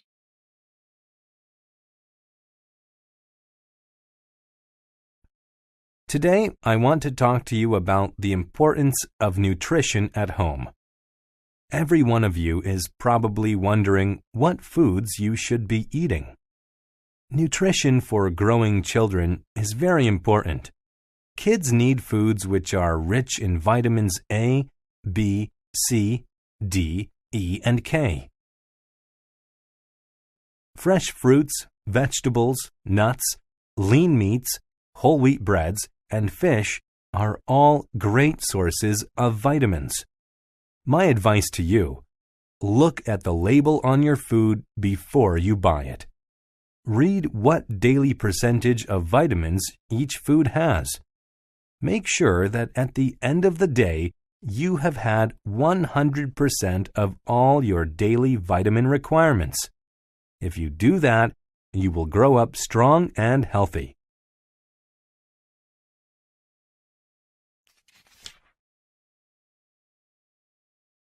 Listen and practice. One holiday, when my aunt came to visit, she brought a special gift for my grandparents. Can you guess what it was? She had purchased a box of special birds' eggs. It contained pigeon, peacock, turkey, and chicken eggs. Why did she choose this gift? My grandma and grandpa are getting old, but they love animals. So my aunt wanted them to have some special birds.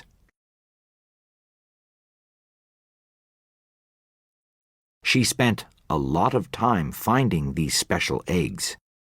Some of these birds lay only a few eggs each month. She had to order them long before her visit. After my aunt brought the eggs to my grandparents, they used a big oven to hatch them.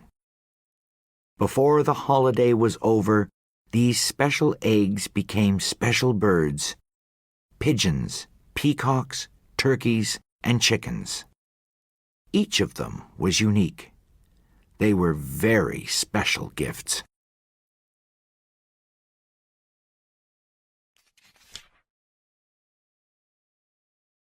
Listen and practice. Hello, students. For those of you who don't know me, my name is Mr. Mackenzie. I am the school's principal. Thank you for coming. I want to talk to you today about an increasing problem at our school: peer pressure. For those of you who don't know, peer pressure is when your friends or classmates pressure you to do something that is bad. Unfortunately, friends and classmates often pressure each other to do things like skip class, cheat on tests, or be mean to other students. I know that it can be very tempting to do something just because other people are doing it, but it is important to learn how to say no. You don't want to get caught doing something you aren't supposed to do. It will cause you a lot of problems, trust me. Also, if any of you are ever having trouble and need help, or you just need to talk to someone, please visit me in my office. My door is always open to students in need.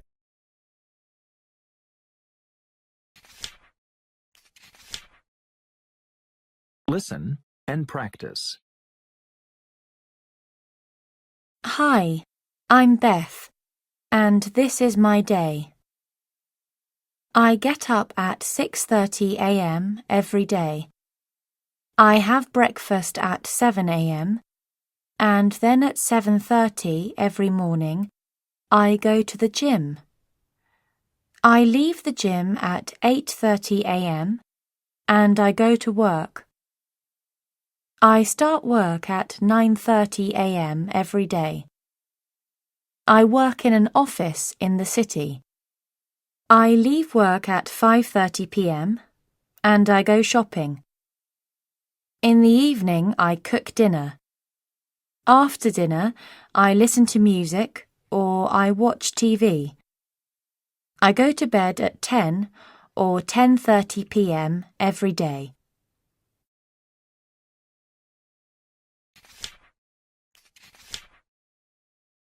Listen and practice. You find them on the ground, in trees, and even in special houses built just for them. Their mother sits on them for weeks, but she does not hurt them. She just keeps them warm. Their parents have wings, and they will too. Their most common colors are white and brown. They can be big, small, or in between. Be careful. Some are very soft and can break easily.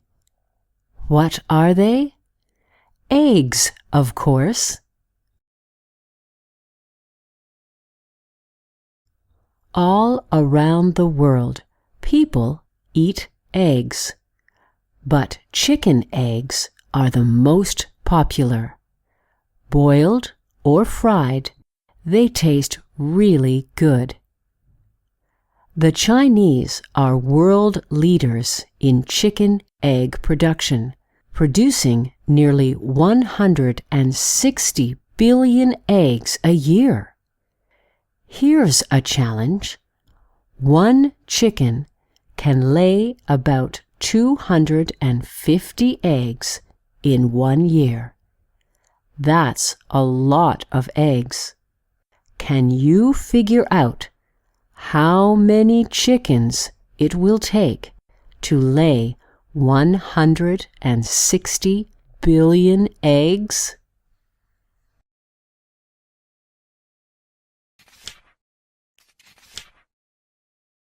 Listen and practice.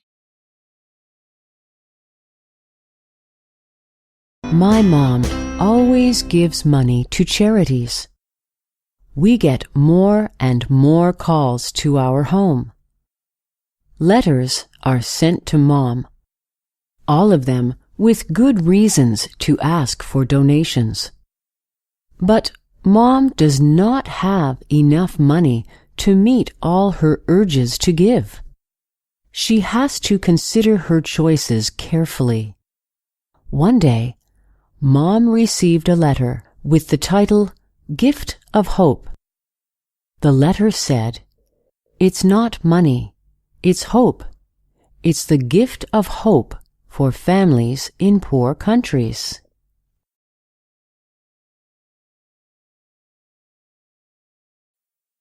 Mom continued reading the letter.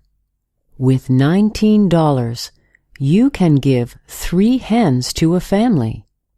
The hens will lay eggs, which the family can then sell. With this money, the family can pay for their basic needs. Mom smiled as she read. She made a plan to save money and send to this charity regularly.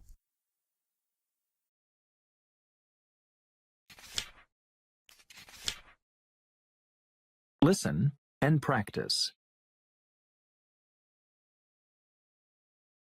Well, we all have very different things. I have my breakfast at 7 o'clock and I don't eat very much. I have some orange juice and a piece of bread with jam. My grandparents make lots of cooked food for breakfast, but I don't have any of that. My grandpa has a cup of coffee, an egg, mushrooms, and some beans.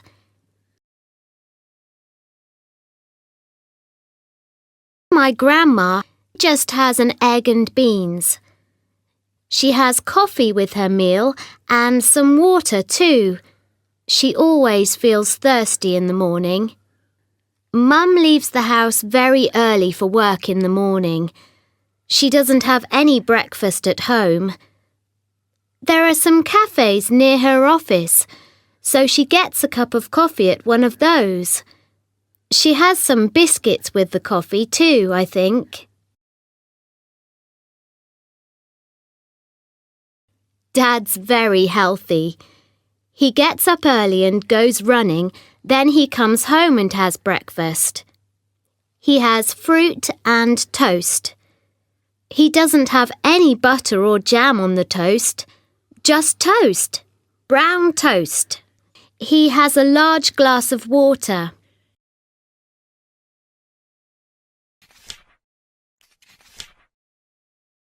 Listen and practice.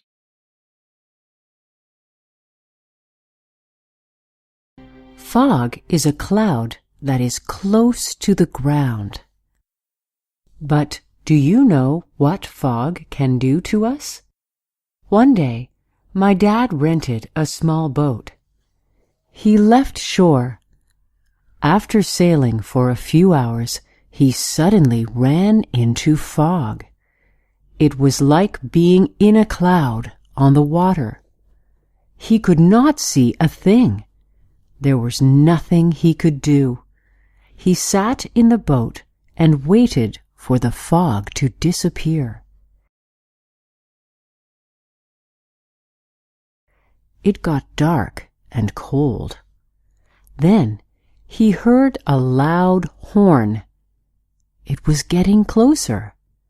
Was it a big ship? Would the captain see him? He ran into a small island. The island had a foghorn on it. He stayed on the island until morning, and then he sailed home. Isn't fog a powerful thing?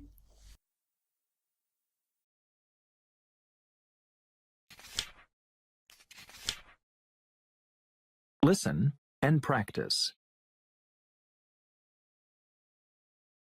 Jose is a teenage boy. He used to do well in school. But lately, things changed. He started skipping class. Soon, his parents got a phone call from the school. Where was Jose? With a little investigating, they found out that their son was going to an internet cafe to play computer games. They were very upset. The next weekend, they took him to visit his grandfather. His grandfather is a farmer. He grows vegetables, cotton, corn, and many other crops. He walked with his grandson in the fields, looking at the crops. Grandpa said to Jose, "I plant every crop, each in its own season. Otherwise, I would have nothing to harvest. Everything has its time." He stopped and looked at his grandson.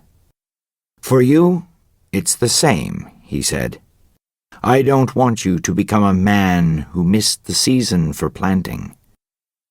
Jose learned a good lesson from his grandfather.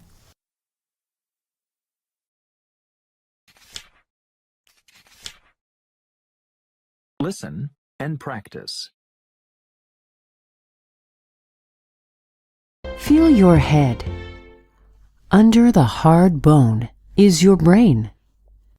Your brain makes it possible for you to do nearly everything. Sit down, stand up, hear a bird sing, watch a movie, taste ice cream. You name it. Your brain makes it possible. And what's more, you don't have to think about it at all. Your brain is soft and gray and is made mostly of water. It is filled with electricity. That's how it works. Electricity moves from your brain throughout your whole body. Your brain has nearly 100 billion little electric receivers. That's about the same as the number of stars in our galaxy. There is enough electricity in your brain to turn on a small light bulb. We don't understand everything about the brain, but one thing is certain: it is very powerful. Each day, a person has more than 70,000 thoughts. And size doesn't really matter. For example, Einstein's brain was about 20% smaller than most human brains, and he was a really smart guy.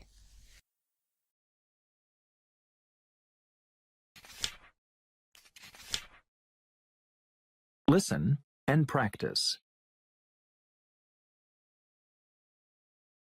Mr. and Mrs. Jones bought a farm.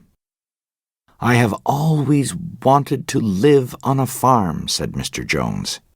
"Me too," said Mrs. Jones. "But this isn't a farm yet.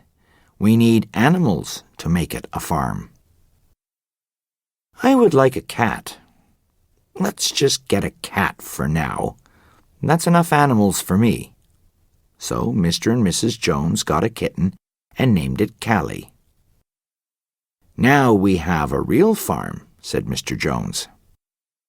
"No, we need a garden to make this a real farm," said Mrs. Jones.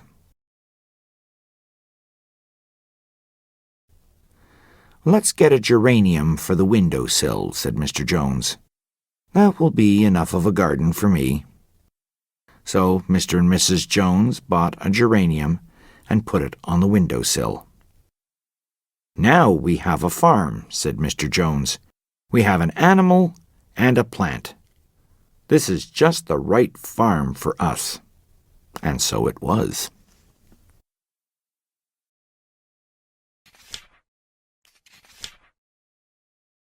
Listen and practice. Once, when my father was 8 years old, he was beaten by my grandfather. At that time, there was a famine in our country. Farmers were not able to harvest anything. Everyone was hungry. All the adults in the family went to work in the fields, hoping that the next year they would bring a good harvest. My grandma cooked a few sweet potatoes. That's all she had for the whole family. She asked her oldest son, my father, to bring food to the adults in the field.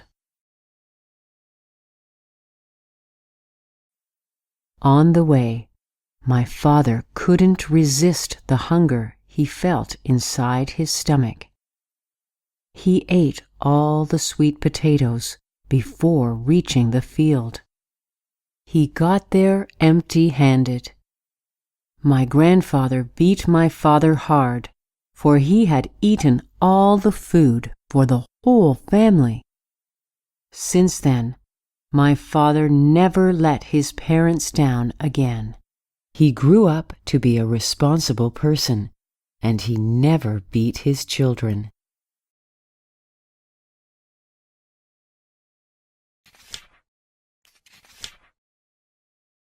Listen and practice. Jerry was different from the other kids. He was 10 years old, but less than 1 meter tall. The boys would not play with him. The girls made fun of him. Every day he cried before going to school. He did not want to face another day at school. "It's just the way you are," his mom said. "You were born this way. Someday you might grow big and tall, but for now you are short." One day before school, while Jerry was crying, he saw a really tall man. He was at least 2.25 meters tall. The tall man asked, "What is the problem?" The boy explained what was wrong. The tall man smiled. "When I was a boy, they teased me too. I was too tall. But you know what? Today I am a pro basketball star. Now everyone wants to be my friend." Jerry learned something new that day. It's no fun being different, but you never know how things will turn out.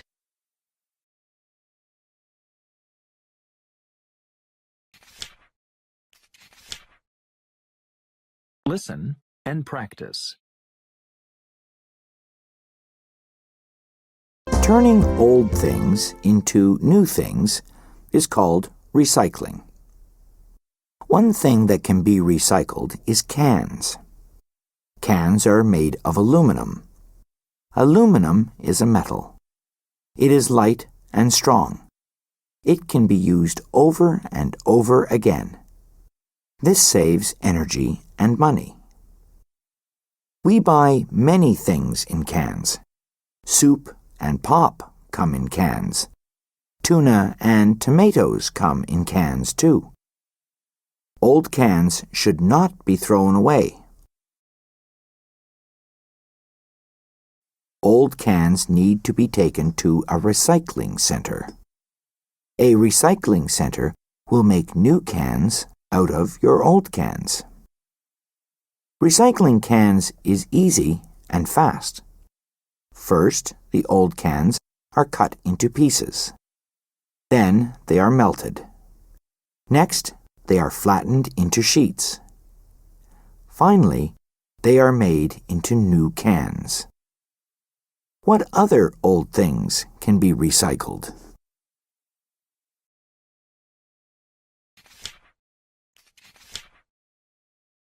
Listen and practice. It was a very hot summer day.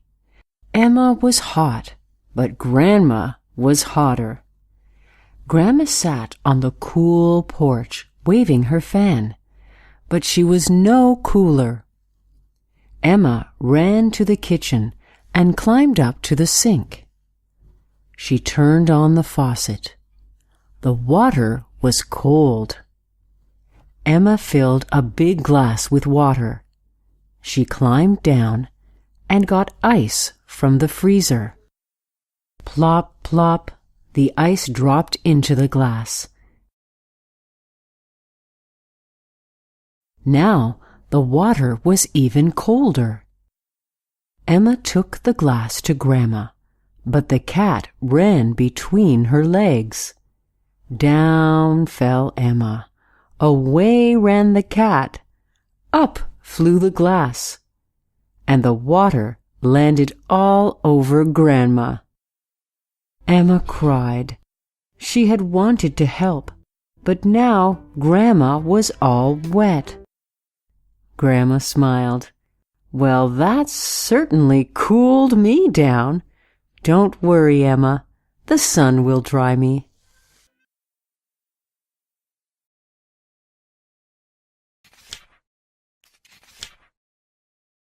Listen and practice.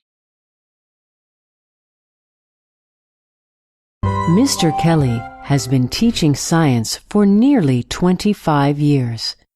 Every day, he tries to inspire his students. That's why there is never a boring moment in his science class. Today, he says, we will make popcorn.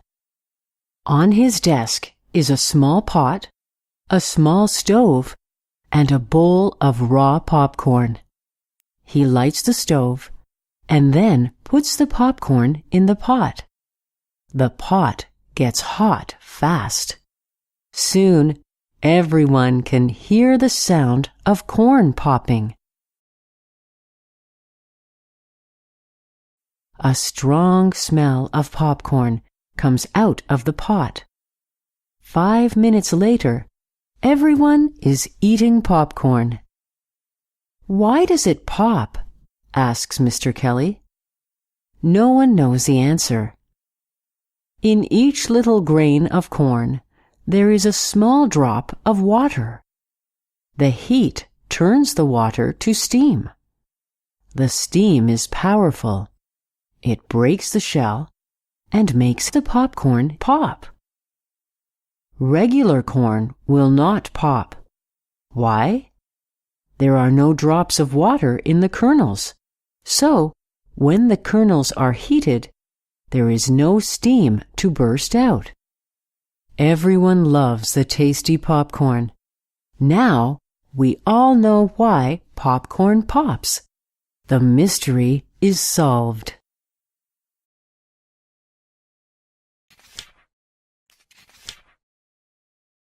Listen and practice.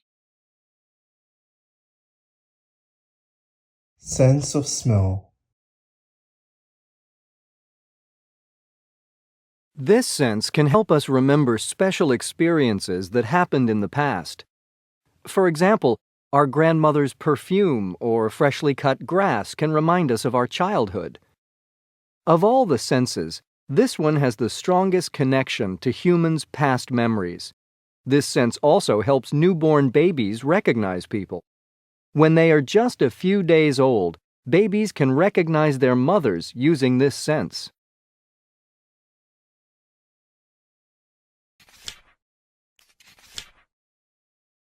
Listen and practice. Hearing.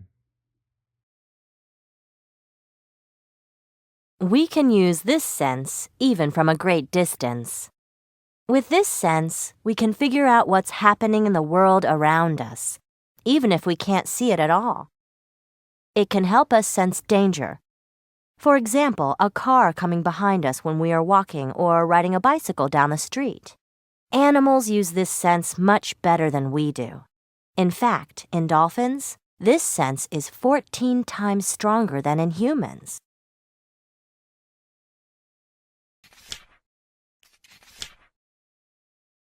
Listen and practice. This sense can help keep our bodies in balance. Sometimes we want to eat certain things because our bodies need certain vitamins or minerals in the food. For example, sugar can temporarily give our bodies extra energy, so when we're tired, we often want to eat sweet foods that have sugar in them. And when we exercise and sweat, our bodies lose salt. This is why we often want to eat salty foods after doing sports or exercise. Our bodies use this sense to tell us what they need.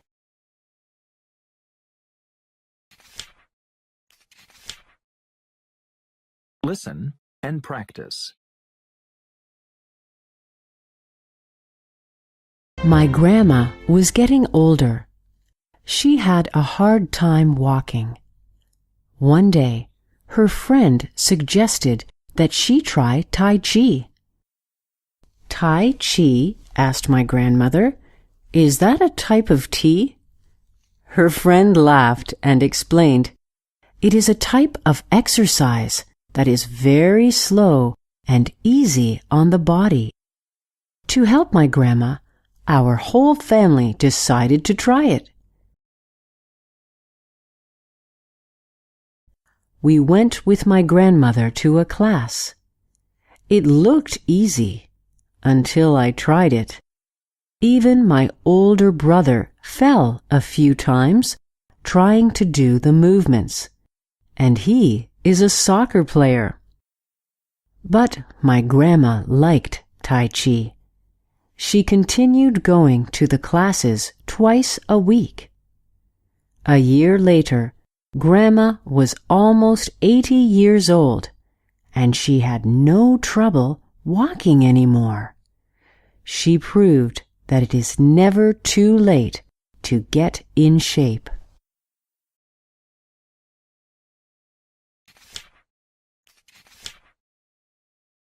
Listen and practice. Last summer, I worked on my uncle's farm. I have never worked so hard in my life. Every day, I got up at 5 a.m. to feed the animals. The hardest work of all was called haying. That means gathering all the hay in the fields. Hay is like tall grass. The animals eat it. You need a huge amount to feed all the animals on the farm. A big machine cuts the hay and wraps it into big squares. The squares weigh at least 30 kilograms. You have to pick them up and throw them onto a big wagon. That summer, I lifted thousands of them. When I got home at the end of the summer, none of my clothes fit me. I had grown such big muscles. That summer, I learned that hard work really pays off. Now I can't wait until next year.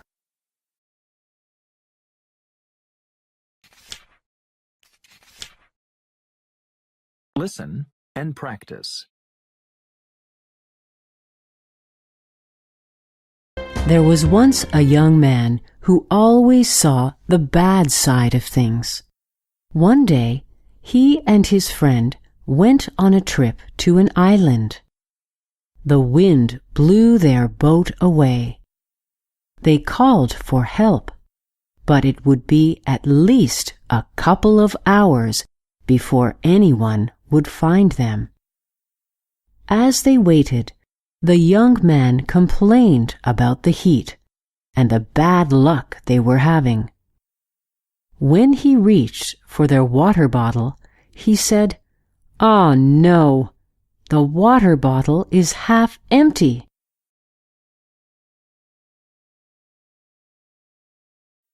Then his friend looked at the bottle and said, "But it is half full too."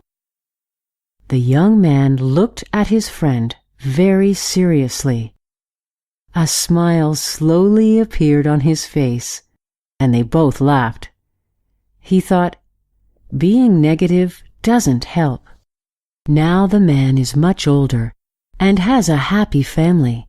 He became a person who sees the glass half full, not half empty.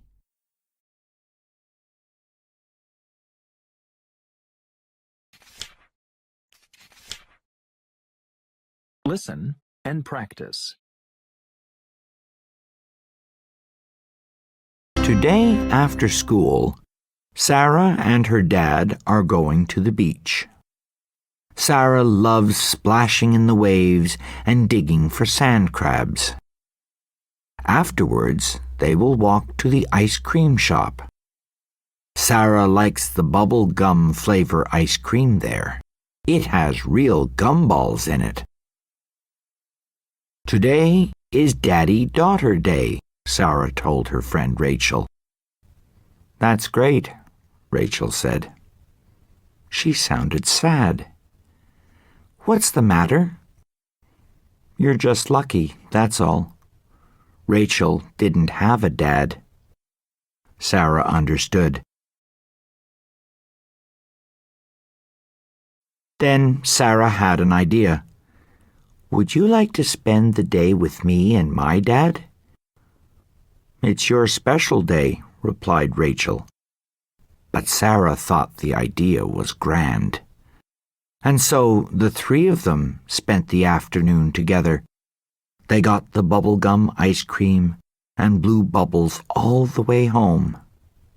Sarah discovered that sharing her special day with her friend made it even more special.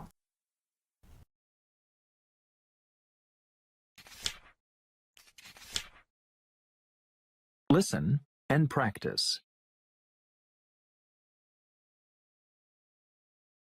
Brian watches the small drops of water coming from the water tap.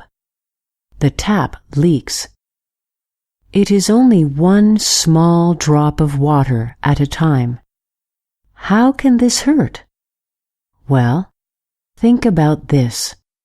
There are 500 drops of water in 1 liter. Add up all the drips coming from the leaking tap in the bathroom, and that is a lot of wasted water. When Brian's father gets home, Brian says, "I want to do something to save water in our house." Brian and his father fix the taps. This makes Brian very happy. His father says, "Now, let's see what else we can do to save more water." They learn that they can save 8 liters of water in 1 minute if they turn the tap off while they brush their teeth. If they shower for 1 minute less, they will save 40 liters of water. It all adds up. Start with the small things and see what you can do.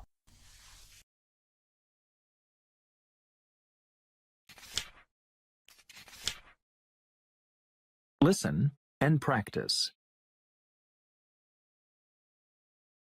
One day, some friends were talking. They were talking about how old they were. James said, "I am 7 years old. My brother is older. He is twice as old as me." "How old is my brother?" "That's easy," said Ellen. "You are 7. He is twice as old as you, so your brother is 7 plus 7. He is 14 years old." Then Jane said, "I am 8. I have a baby sister. She is half my age. How old is my sister?"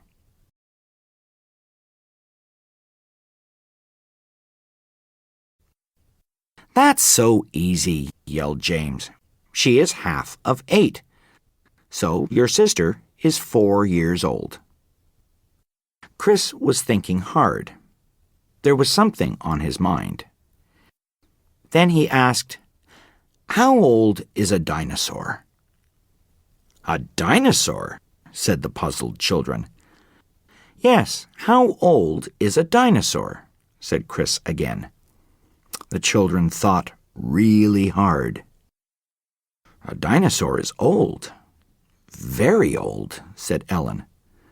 "A dinosaur is millions of years old. A dinosaur is old, old, old." The children laughed.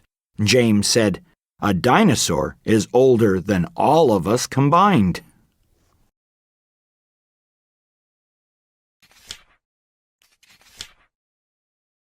Listen and practice. School is out for the summer. Yay! No more studying. Nothing to do but run and play. It's every kid's dream, right? Well, one boy does not think so. His name is Ellis. He wants to keep going to school all summer. "I love school," he says. "Why do we have to take these holidays?" Ellis isn't weird or anything. He just loves school. He thinks there's plenty of time for playing after school. He wonders why kids should have the whole summer off. When Ellis tells his mother that summer will be boring, she smiles and says, "I thought of 50 fun things to do in the summer. Let's see which one you choose." His mom starts reading the list. Going to the beach, reading, playing sports, games, picnics, gardening, volunteering, and wait! Ellis found one. Teaching seniors how to use computers. That summer, he would be the teacher at school.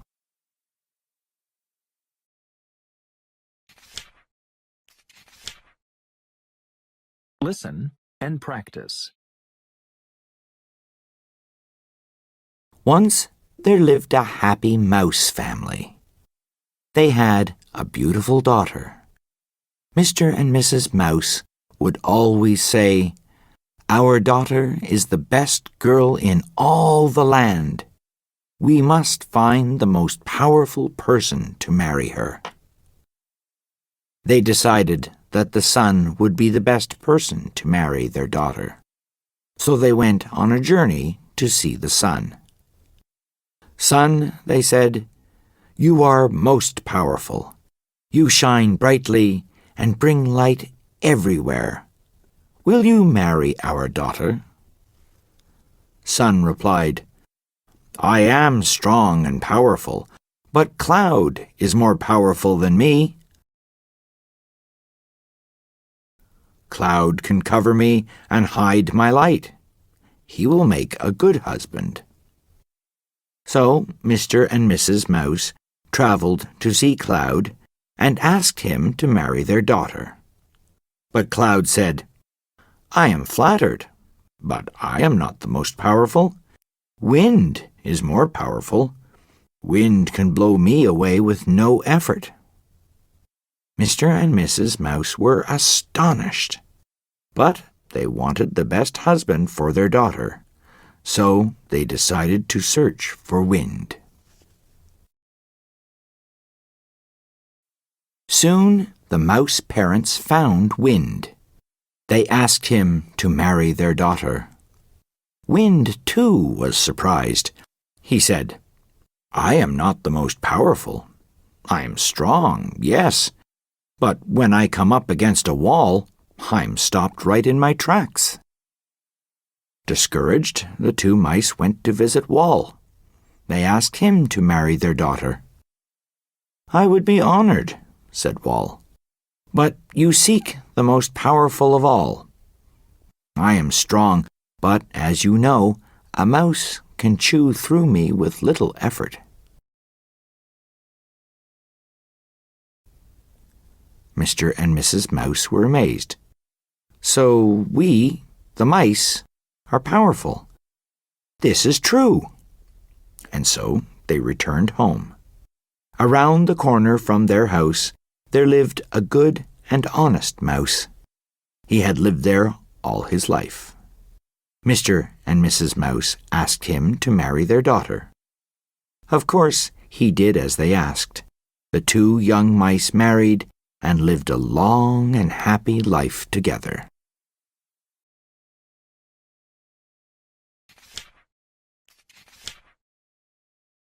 Listen and practice. One day, Freddie came to his father and asked, Dad, may I borrow your car keys? I don't think so, answered his father. You're not ready to drive yet. Freddie laughed. Mom locked the car. I just need to get my baseball glove from the front seat. I see. Here you go, said Dad. Just don't try to drive. Thanks, said Freddie. I'll bring them right back. A couple of minutes later, Freddie got his glove and started walking back. Suddenly, the car started moving.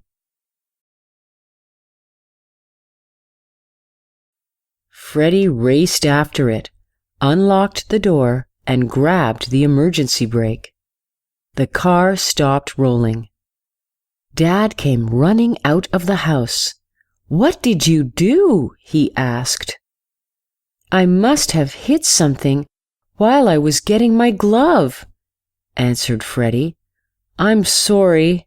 I didn't mean to drive the car. I know, said Dad. Accidents happen. I'm glad you acted quickly. But next time you kids want something from the car, I'll get it for you.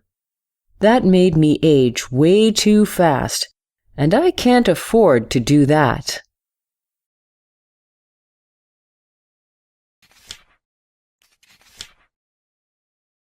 Listen and practice. Douglas Corrigan was a pilot from the United States. In 1938, he bought a small old plane for $150. He decided to fly from New York to Los Angeles, He looked at his map and planned the trip. But on the day of his flight, the weather was very bad. He couldn't see very well, and he went the wrong way. He turned left, not right. He flew across the Atlantic Ocean. He only had a map of the U.S. with him, and he didn't have any food or water. He finally landed 28 hours and 13 minutes later. But he wasn't in Los Angeles, of course. He was in Dublin, Ireland. The people of Dublin were very surprised to see him. Lots of journalists came to interview him, and the story of his amazing trip was in the newspapers the next day. When Douglas Corrigan finally returned to New York, his friends had a big party for him.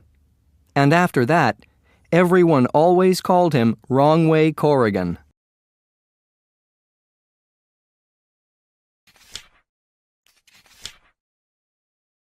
Listen and practice. We all know what organs are. Things like the heart, lungs, and kidneys are all organs. But do you know what is the biggest organ of all? Here are some hints. It can be very dark, or it can be very light. It can be very smooth or very rough. That's right, it's skin. Our skin is an amazing thing. Imagine if scientists could invent something that could heal itself. That's exactly what skin does. Adults have more than 11 miles of blood vessels in their skin. Those blood vessels help to keep skin warm or to cool it down.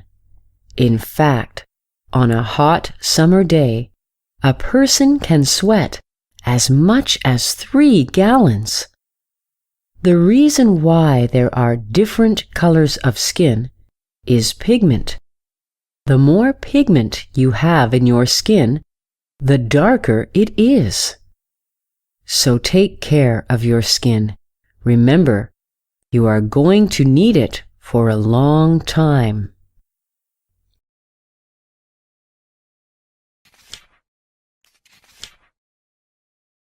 Listen and practice. Have you ever noticed a little creature called the bee?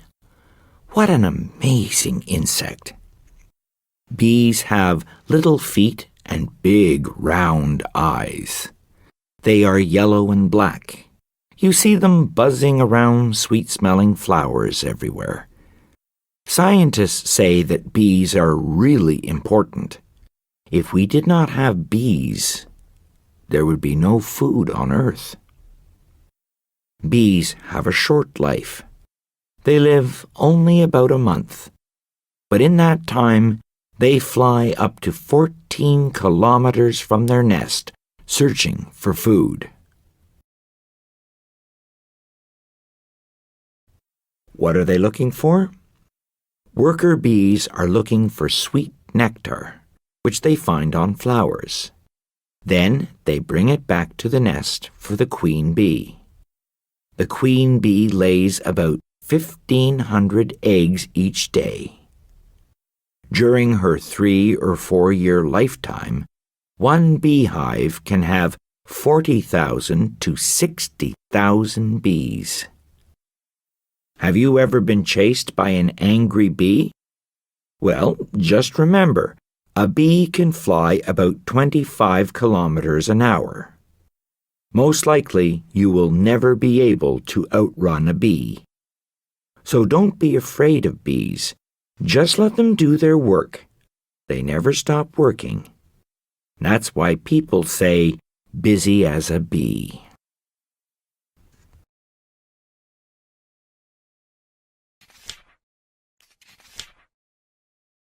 Listen and practice. Becky and Sherry are twins. Becky loves dresses. Her sister Sherry loves sports. One day, their mother said to them, "Let's buy some new clothes for you." So they went to the store together. Their mother chose some very nice dresses for them. Becky was happy, but Sherry was not. "How can I play baseball in this?" she asked. Sherry looked at a boy who was trying on a pair of shorts. Sherry's mom saw this. "Well," she said, "would you like some shorts instead?" Sherry was very happy. "That would be great," she said. "All right, I will buy a dress for Becky and shorts for Sherry," Mom said. "Sometimes I forget that although you two look the same, it doesn't mean you are the same," laughed their mother.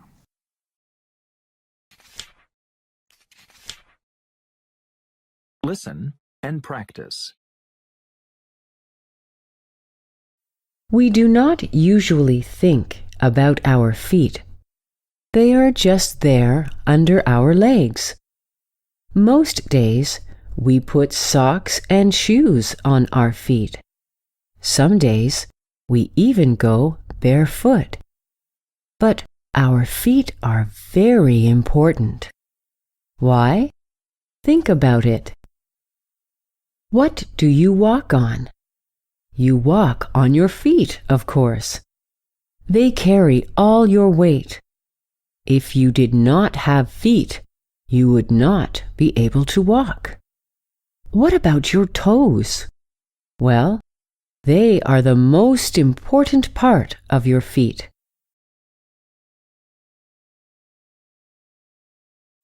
Your big toes carry nearly half of your total weight.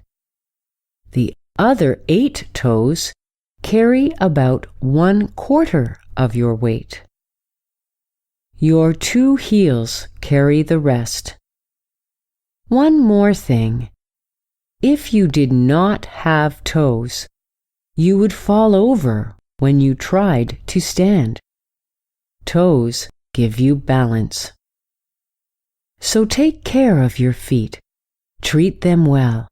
You only get 2 to last a whole lifetime, and you will walk many thousands of kilometers on them.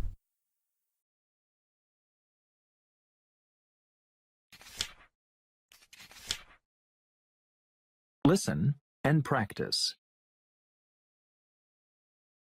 Bowing is the traditional way of greeting in Northeast Asian countries like Japan and Korea. This picture, for example, shows how Japanese women bow. In Japan, when you bow, you don't look directly at the other person's eyes. In both Japan and Korea, people bow to show respect.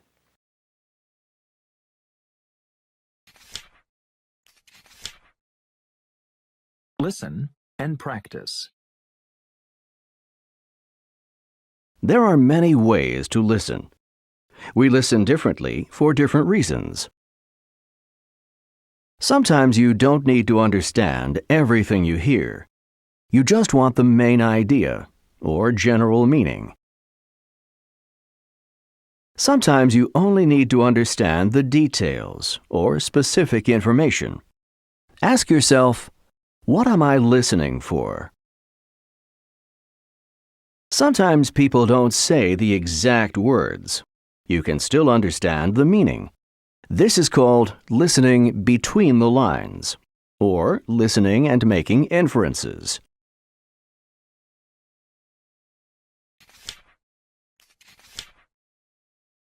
Listen and practice.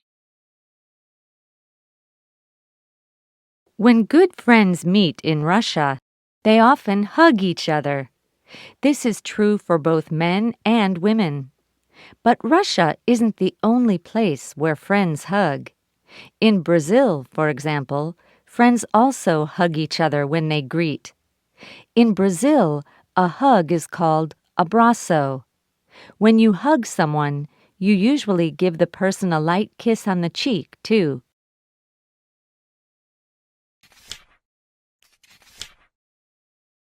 Listen and practice. Look, cried Julie. It's a baby bird. The other children looked. There, on the ground in front of them, was a tiny bird. It must have fallen out of its nest, said Richard, pointing up at a tree nearby. What should we do? Asked Flora. If we just leave it there, a cat might eat it. Let's ask Dad what to do, said Richard. Julie ran to get Dad, while the other children watched over the baby bird.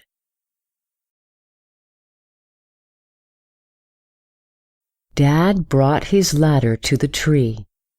He held the ladder while Julie climbed up and put the baby bird back in the nest. Julie was the one who found the bird, so she should be the one to put it back, said Dad. The children and their father were all happy that the baby bird was safely back home.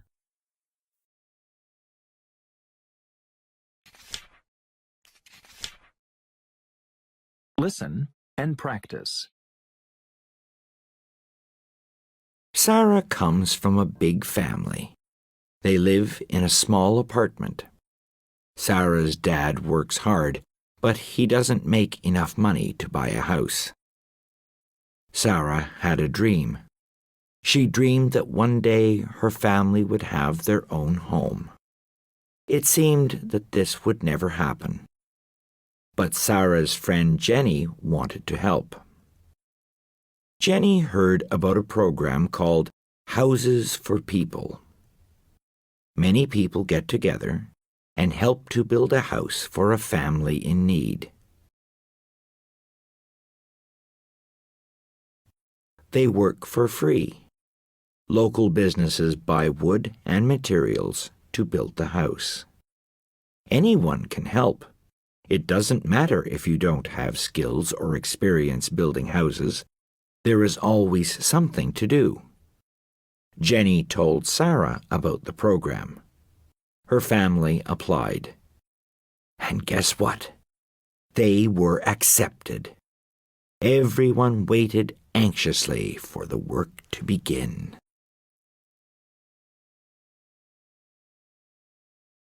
After a long winter of waiting, Sarah's family found a place to build their new home. On June the 1st, everything was ready. It was early Saturday morning. More than 30 people showed up. They brought tools and food. People worked hard all day. You could hear the sound of hammers and saws everywhere. Jenny and Sarah came to help too. They could not believe how many people had come to help. At the end of the weekend, the new house was well underway. It was a good beginning. Over the next 3 weeks, it was slowly built. Finally, the big day came. Where once only a dream stood, there was now a small new house with pretty red and orange paint.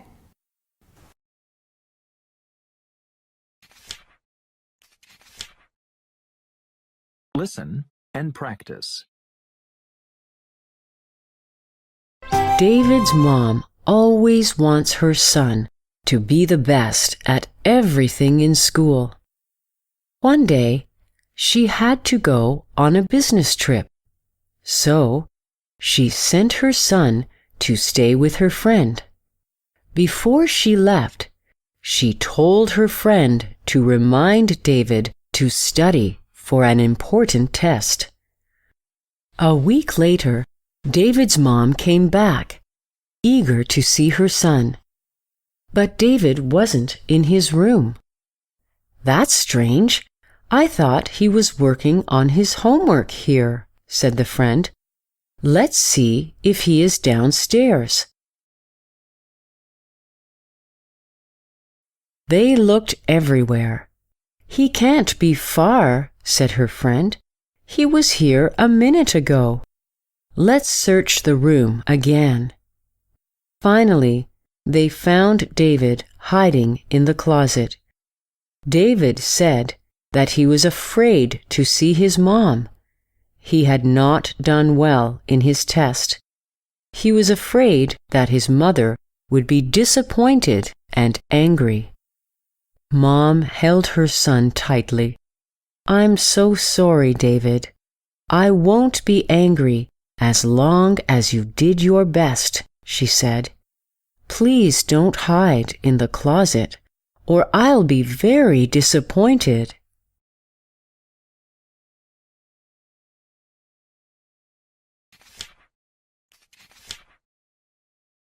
Listen and practice.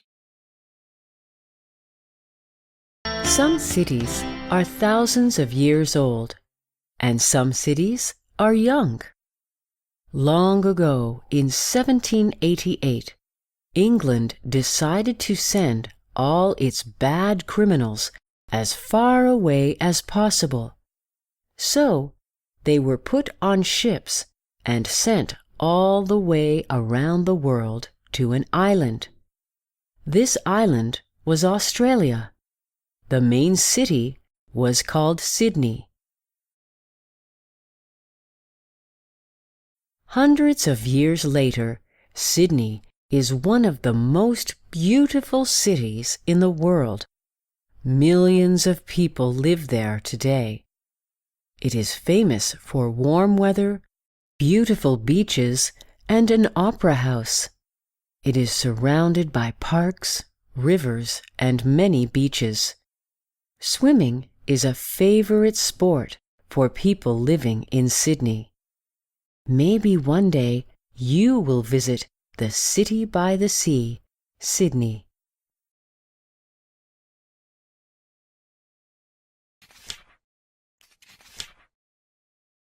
Listen and practice. Emmy dropped her teddy bear in the yard. "Oh, his leg is broken," cried Emmy. "I think you need a doctor," Emmy told him. The teddy bear seemed scared. He stared at Emmy. "Don't worry," Emmy said. "I'll take you to Dr. Mom. It won't hurt a bit." Emmy told the teddy bear what would happen. "First, we'll go inside. Then, we'll read stories while we wait for Dr. Mom to see us.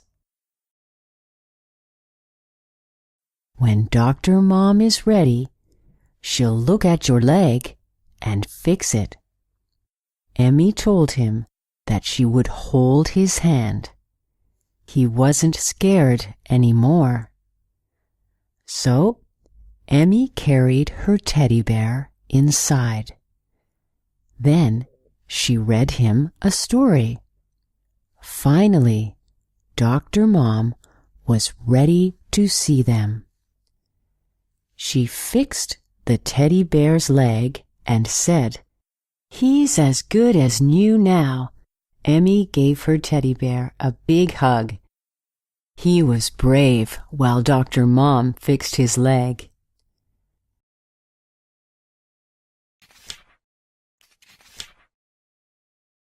Listen and practice. Last week, my family went to the park. My wife and daughter and I went with my parents. My brother was there too, with my nephew. It was a really nice day. I played some soccer with my daughter, Morgan, and my nephew. Morgan is on a soccer team at school. She's getting to be pretty good, better than I am. My nephew, Austin, is a good player too. He doesn't play on a team, but I think he might next year. Morgan and Austin go to the same school, and they play together a lot. They're cousins, but they're also really good friends. While we played soccer, my brother Nick helped my father cook. Nick usually doesn't like to cook much, but he likes to barbecue outdoors. He makes great hamburgers. Nick says he's too busy to cook at home. I guess Nick learned to cook from my father. His name's Frank. My father loves to cook. He cooked all the time when we were growing up. I never learned much about cooking, though. My mother and Catherine, my wife, talk together. They always talk about books. Both of them read a lot. Catherine says I should read more, but I'd rather do something more active. My mother, her name is Janice, is great with her grandchildren. She sees them all the time. In fact, my parents are going to take the kids with them on a trip next year. I'm not sure where yet. Maybe Disneyland.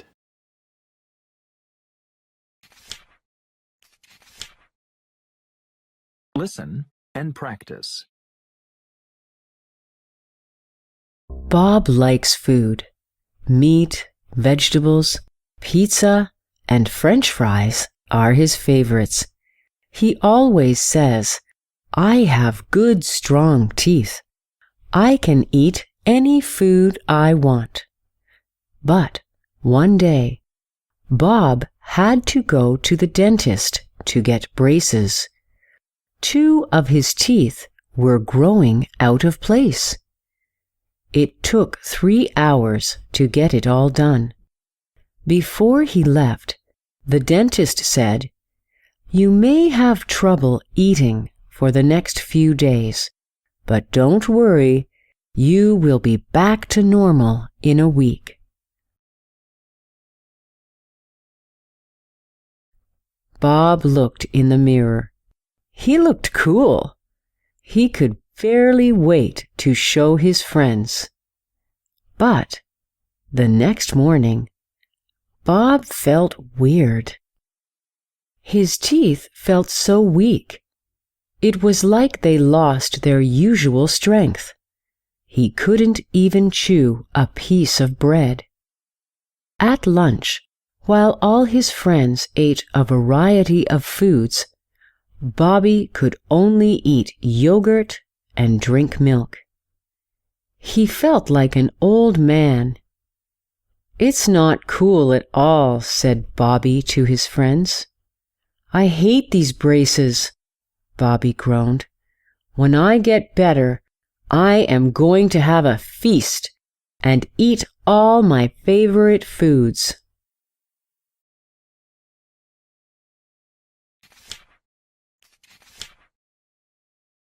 Listen and practice. In school, we are learning about the environment. Yesterday, we talked about solar energy. Solar energy is when you catch the rays of the sun and use them to power homes. We also learned about wind energy. This is when big windmills catch the wind and turn it into electricity. Sure, wind and solar power are really good, but it takes a lot of money to set up a windmill or a sun collector. One day, I told my grandma about all of this. She smiled. I know that when Grandma smiles, she has a plan. When I was a girl, we had a great sun and wind-powered clothes dryer, she said. All you need is a good rope and 2 places to attach it to.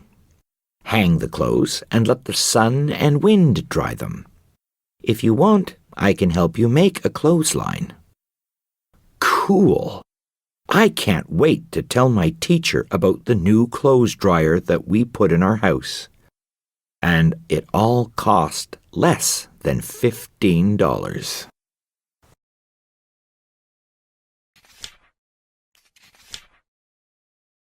Listen and practice. My dad is very busy with his work. He does not sleep enough. On the weekends, he juggles work, family, our school sports, and more. He feels tired all the time. Finally, he had to go to see a doctor. The doctor said to my dad, "You have been burning the candle at both ends." "What do you mean?" Dad asked. "Well, what would happen if you lit both ends of a candle at the same time?" said the doctor. "The candle would burn out very quickly," my dad answered. "Right," the doctor nodded. "That is what is happening to you. You are being burned out." He was right. Dad was too tired. The doctor told my dad to slow down. "Do less every day," he said. "There is a time for work, a time for fun, and a time to blow out the candle."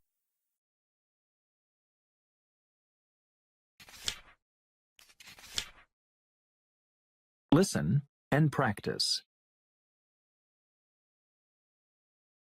If you go to the hospital in the U.S., you might see the staff wearing green uniforms. Doctors often wear green pants and green shirts. That's because green relaxes people. It helps sick people feel better. Green is also associated with plants and nature. Black. Advice from color experts can sometimes influence what people wear. For example, fashion experts recommend people wear black if they want to look thinner, because dark colors make people look thinner. So, if you're trying to look thinner, solid colors might look better than stripes or checks. Yellow. People often associate this bright color with sunshine and happy feelings. Maybe that's why yellow is a popular color for babies' clothes. Yellow is also easy to see, so some sports teams have yellow uniforms, and many information signs are yellow. Blue. When you think of the police, what color clothes do you imagine? In many places, police uniforms are blue, a color that people associate with loyalty. Blue is also a good color to wear to a job interview. It can create good feelings. It can show you are a loyal worker who will work many years for the company. Red is a powerful color and can be a symbol of strength. Wear something red when you feel good about yourself or want to attract attention. In many Asian countries, the color red brings luck, and in China, brides wear red wedding dresses. White. Brides in North America and Europe traditionally wear white dresses to symbolize purity. However, in some Asian countries, white is associated with death. In China, white gifts are brought to funerals when someone dies. In Nepal, the oldest son traditionally wears white clothing for 1 year after the death of a parent.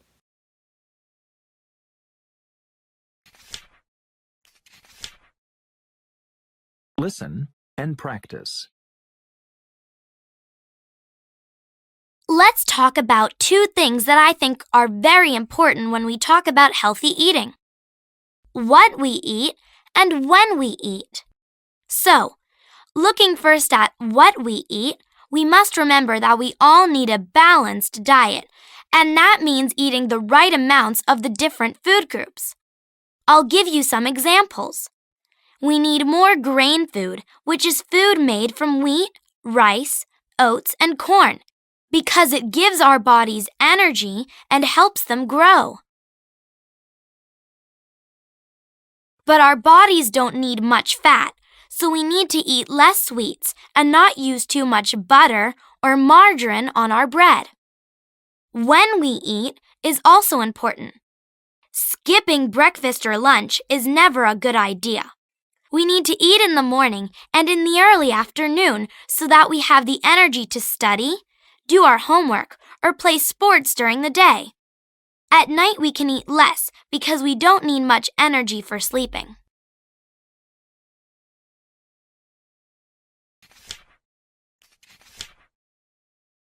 Listen and practice. I know it's time for decisions, but I'm not very good at making decisions.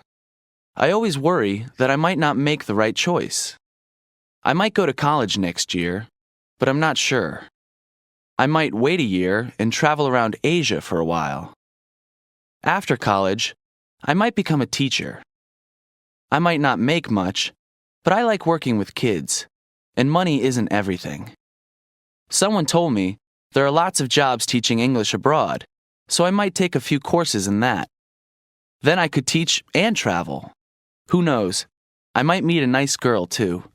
That would be great.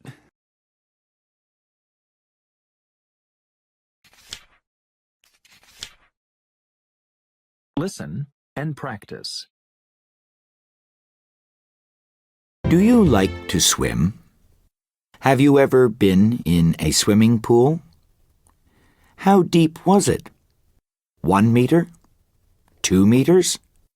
Or maybe even 5 meters? Well, let me tell you about a very special place where you could go swimming, but I wouldn't recommend it because the water is 11 kilometers deep. Located in the Pacific Ocean, right beside Japan, is something called the Mariana Trench. It is like a deep valley in the ocean. Deep down, it is very dark and cold. Scary, right? When you are swimming, do you ever feel the pressure in your ears? This is caused by the weight of the water. Imagine how your ears would feel with 11 kilometers of water on top of you. Underneath all of that water, there are still creatures living there. They must be really strange. Maybe, to some people, the Mariana Trench sounds like a fun place to go swimming, but not to me. I'd choose a nice, warm beach any day.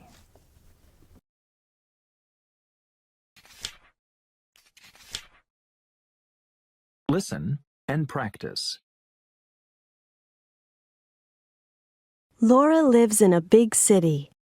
If she lived in the country, she would have a dog. Laura shares an apartment with 3 other women, but if it were possible, she would live on her own. If she lived in the country, she would buy a small house and she would grow her own flowers and vegetables. In the city, she travels by subway and goes shopping in big department stores, but she doesn't like this at all.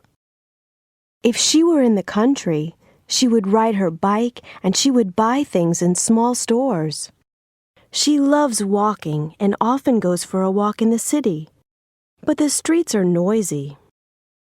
In the country, she would walk across the fields with her dog.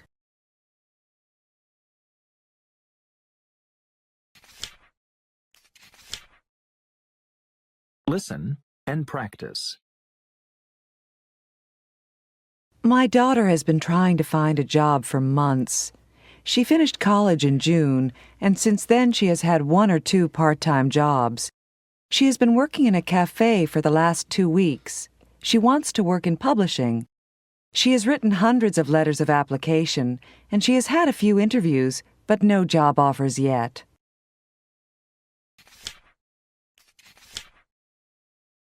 Listen and practice. We have been living in our new house for several months.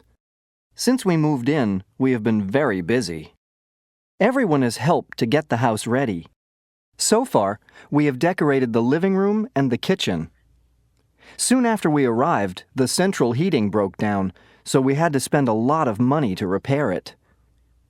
We like gardening very much, but we haven't had time to do anything to the yard yet. And it has been raining a lot recently, so we'll just wait until the weather gets better.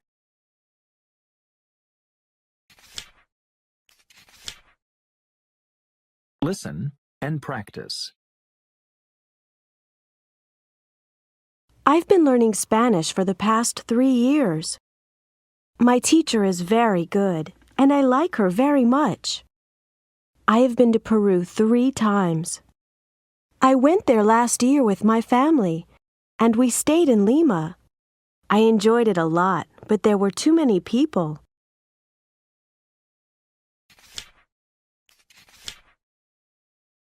Listen and practice. I have 2 eyes. They let me see everything around me. Can everyone see with their eyes? No, some people cannot see at all. They are blind.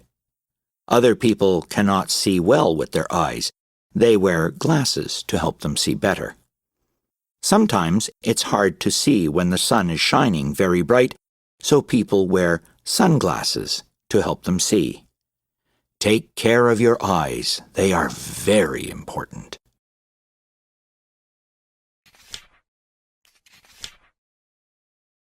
Listen and practice.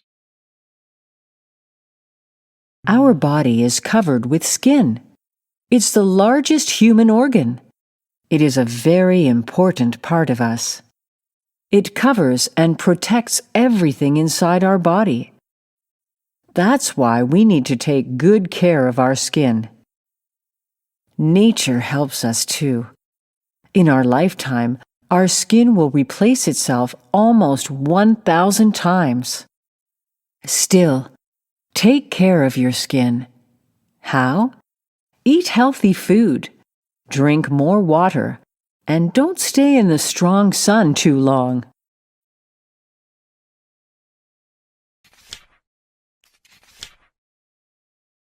Listen and practice. I love swimming. When I go swimming, I always go with a friend. Why? Swimming can be dangerous. Once, I was swimming in the sea, and I was almost pulled away by the big waves. That was scary. I like to go to the beach, but I only go swimming if there is a lifeguard. Don't go too far out in the water. Stay close so the lifeguard can see you. Swimming is fun, but always be careful. Swim safely.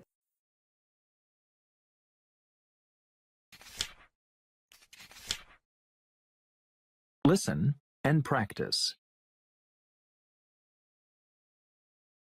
Some people think pets are just fun to play with, but pets can really help us in a lot of different ways. First, pets are great because they can get us to exercise more. By walking or running around with a dog every day, well, we're moving and using our muscles. It helps us stay healthy. Second, pets help us relax just by being with us and keeping us company. For example, playing with our cat can help us forget our problems. This is good because when we think too much about problems, we might get stressed out, and this is bad for our health. Third, by giving a pet to an elderly person, we can make that person feel happier. That's because elderly people feel lonely sometimes, and pets can be their friends. Last but not least, having pets allows us to learn about animals firsthand, not just from books or TV. Playing with them and taking care of them properly make it easier to understand them. This is useful because we have to learn about animals at school too.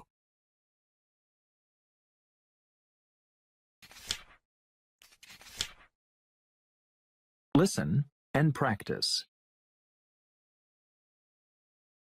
My name's Dahlia, and I was born in 1971 in Los Angeles.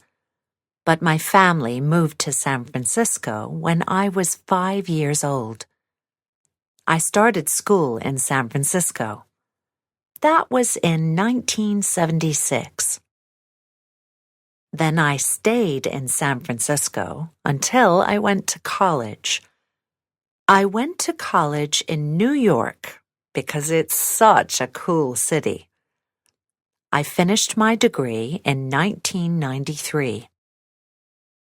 After that, I lived in different cities around the world for a few years. I got my first job in 1996. I worked for a bank in New York. I didn't like that job very much, but I met my husband at the bank. We got married in 2004. Now we live in New Jersey, and we're very happy. We had our first child, our daughter, in 2008. She's called Bethany, and she's very beautiful.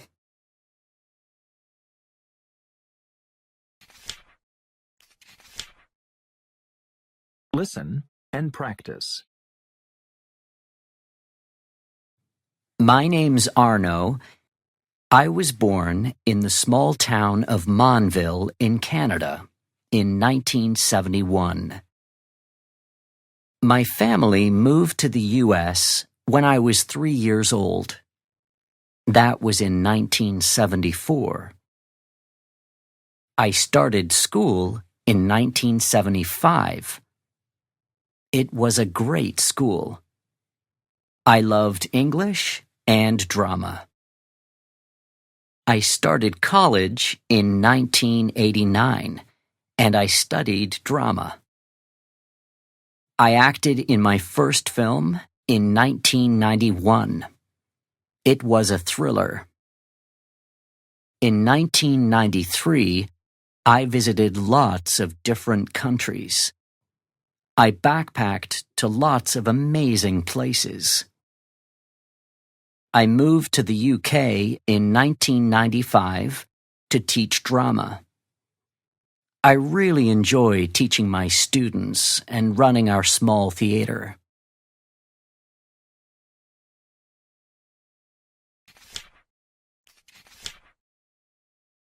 Listen and practice. One day, Simon's mother asks him what he wants to do when he grows up. "Save the world," he says. His mother smiles and says, "I'm glad to hear that. But can you save your world first?" "What?" asks Simon. "Clean up your room. Can you do that?" says the mother. "Yes, I can," says Simon.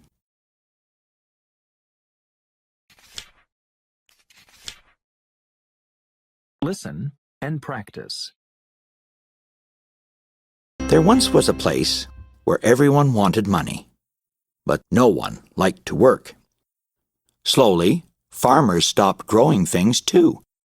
Soon, there was very little food. People had lots of money, but there was almost no food to buy. Everyone was going hungry. They asked each other, "Why has money become worthless? What should we do? We are hungry, and we really need to eat." One man said, "I have gold, but I can't eat gold." "That's right. We have gold and we have money, but we cannot eat these things. We need food." "What shall we do?" said another. An old man stood up and said, "Go back to the land. We must never forget where our food comes from. It comes from the earth and from all the hard work of farmers." The people saw how wrong it was to think that money is the most important thing.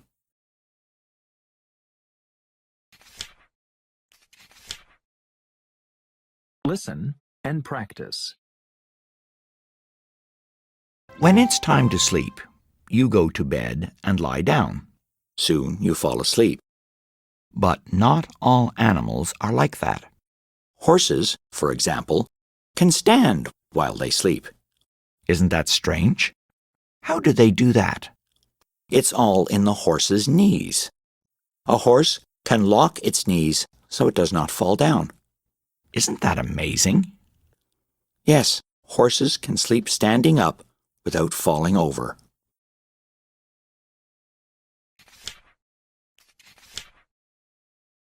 Listen and practice. When we are too hot, we can use a fan to cool down. Most importantly, our body has a natural way of staying cool. When we feel hot, we sweat. How can a dog cool down on a hot day? A dog can jump in the water. A dog can sit under a tree. What else does a dog do? A dog can pant, which is a short and quick breath to let heat out through its tongue. Why do they do this? Dogs cannot sweat.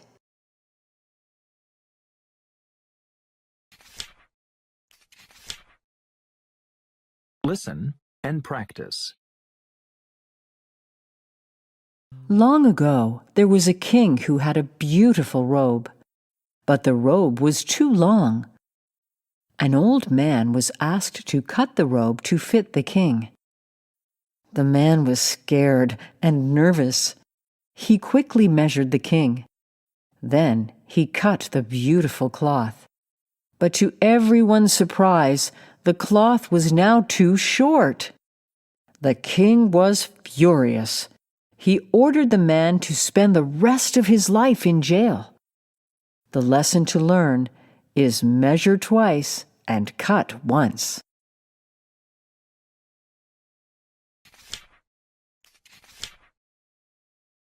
Listen and practice. Billy does not like walking to school. Why? On his way to school, Billy has to walk past a big, angry dog. It really scares Billy. When Billy tells his mom about the dog, his mom has an idea. She goes with Billy to the house where the dog lives. They ask the man if he can keep his dog inside. The man agrees. Now Billy loves walking to school and he is not afraid anymore.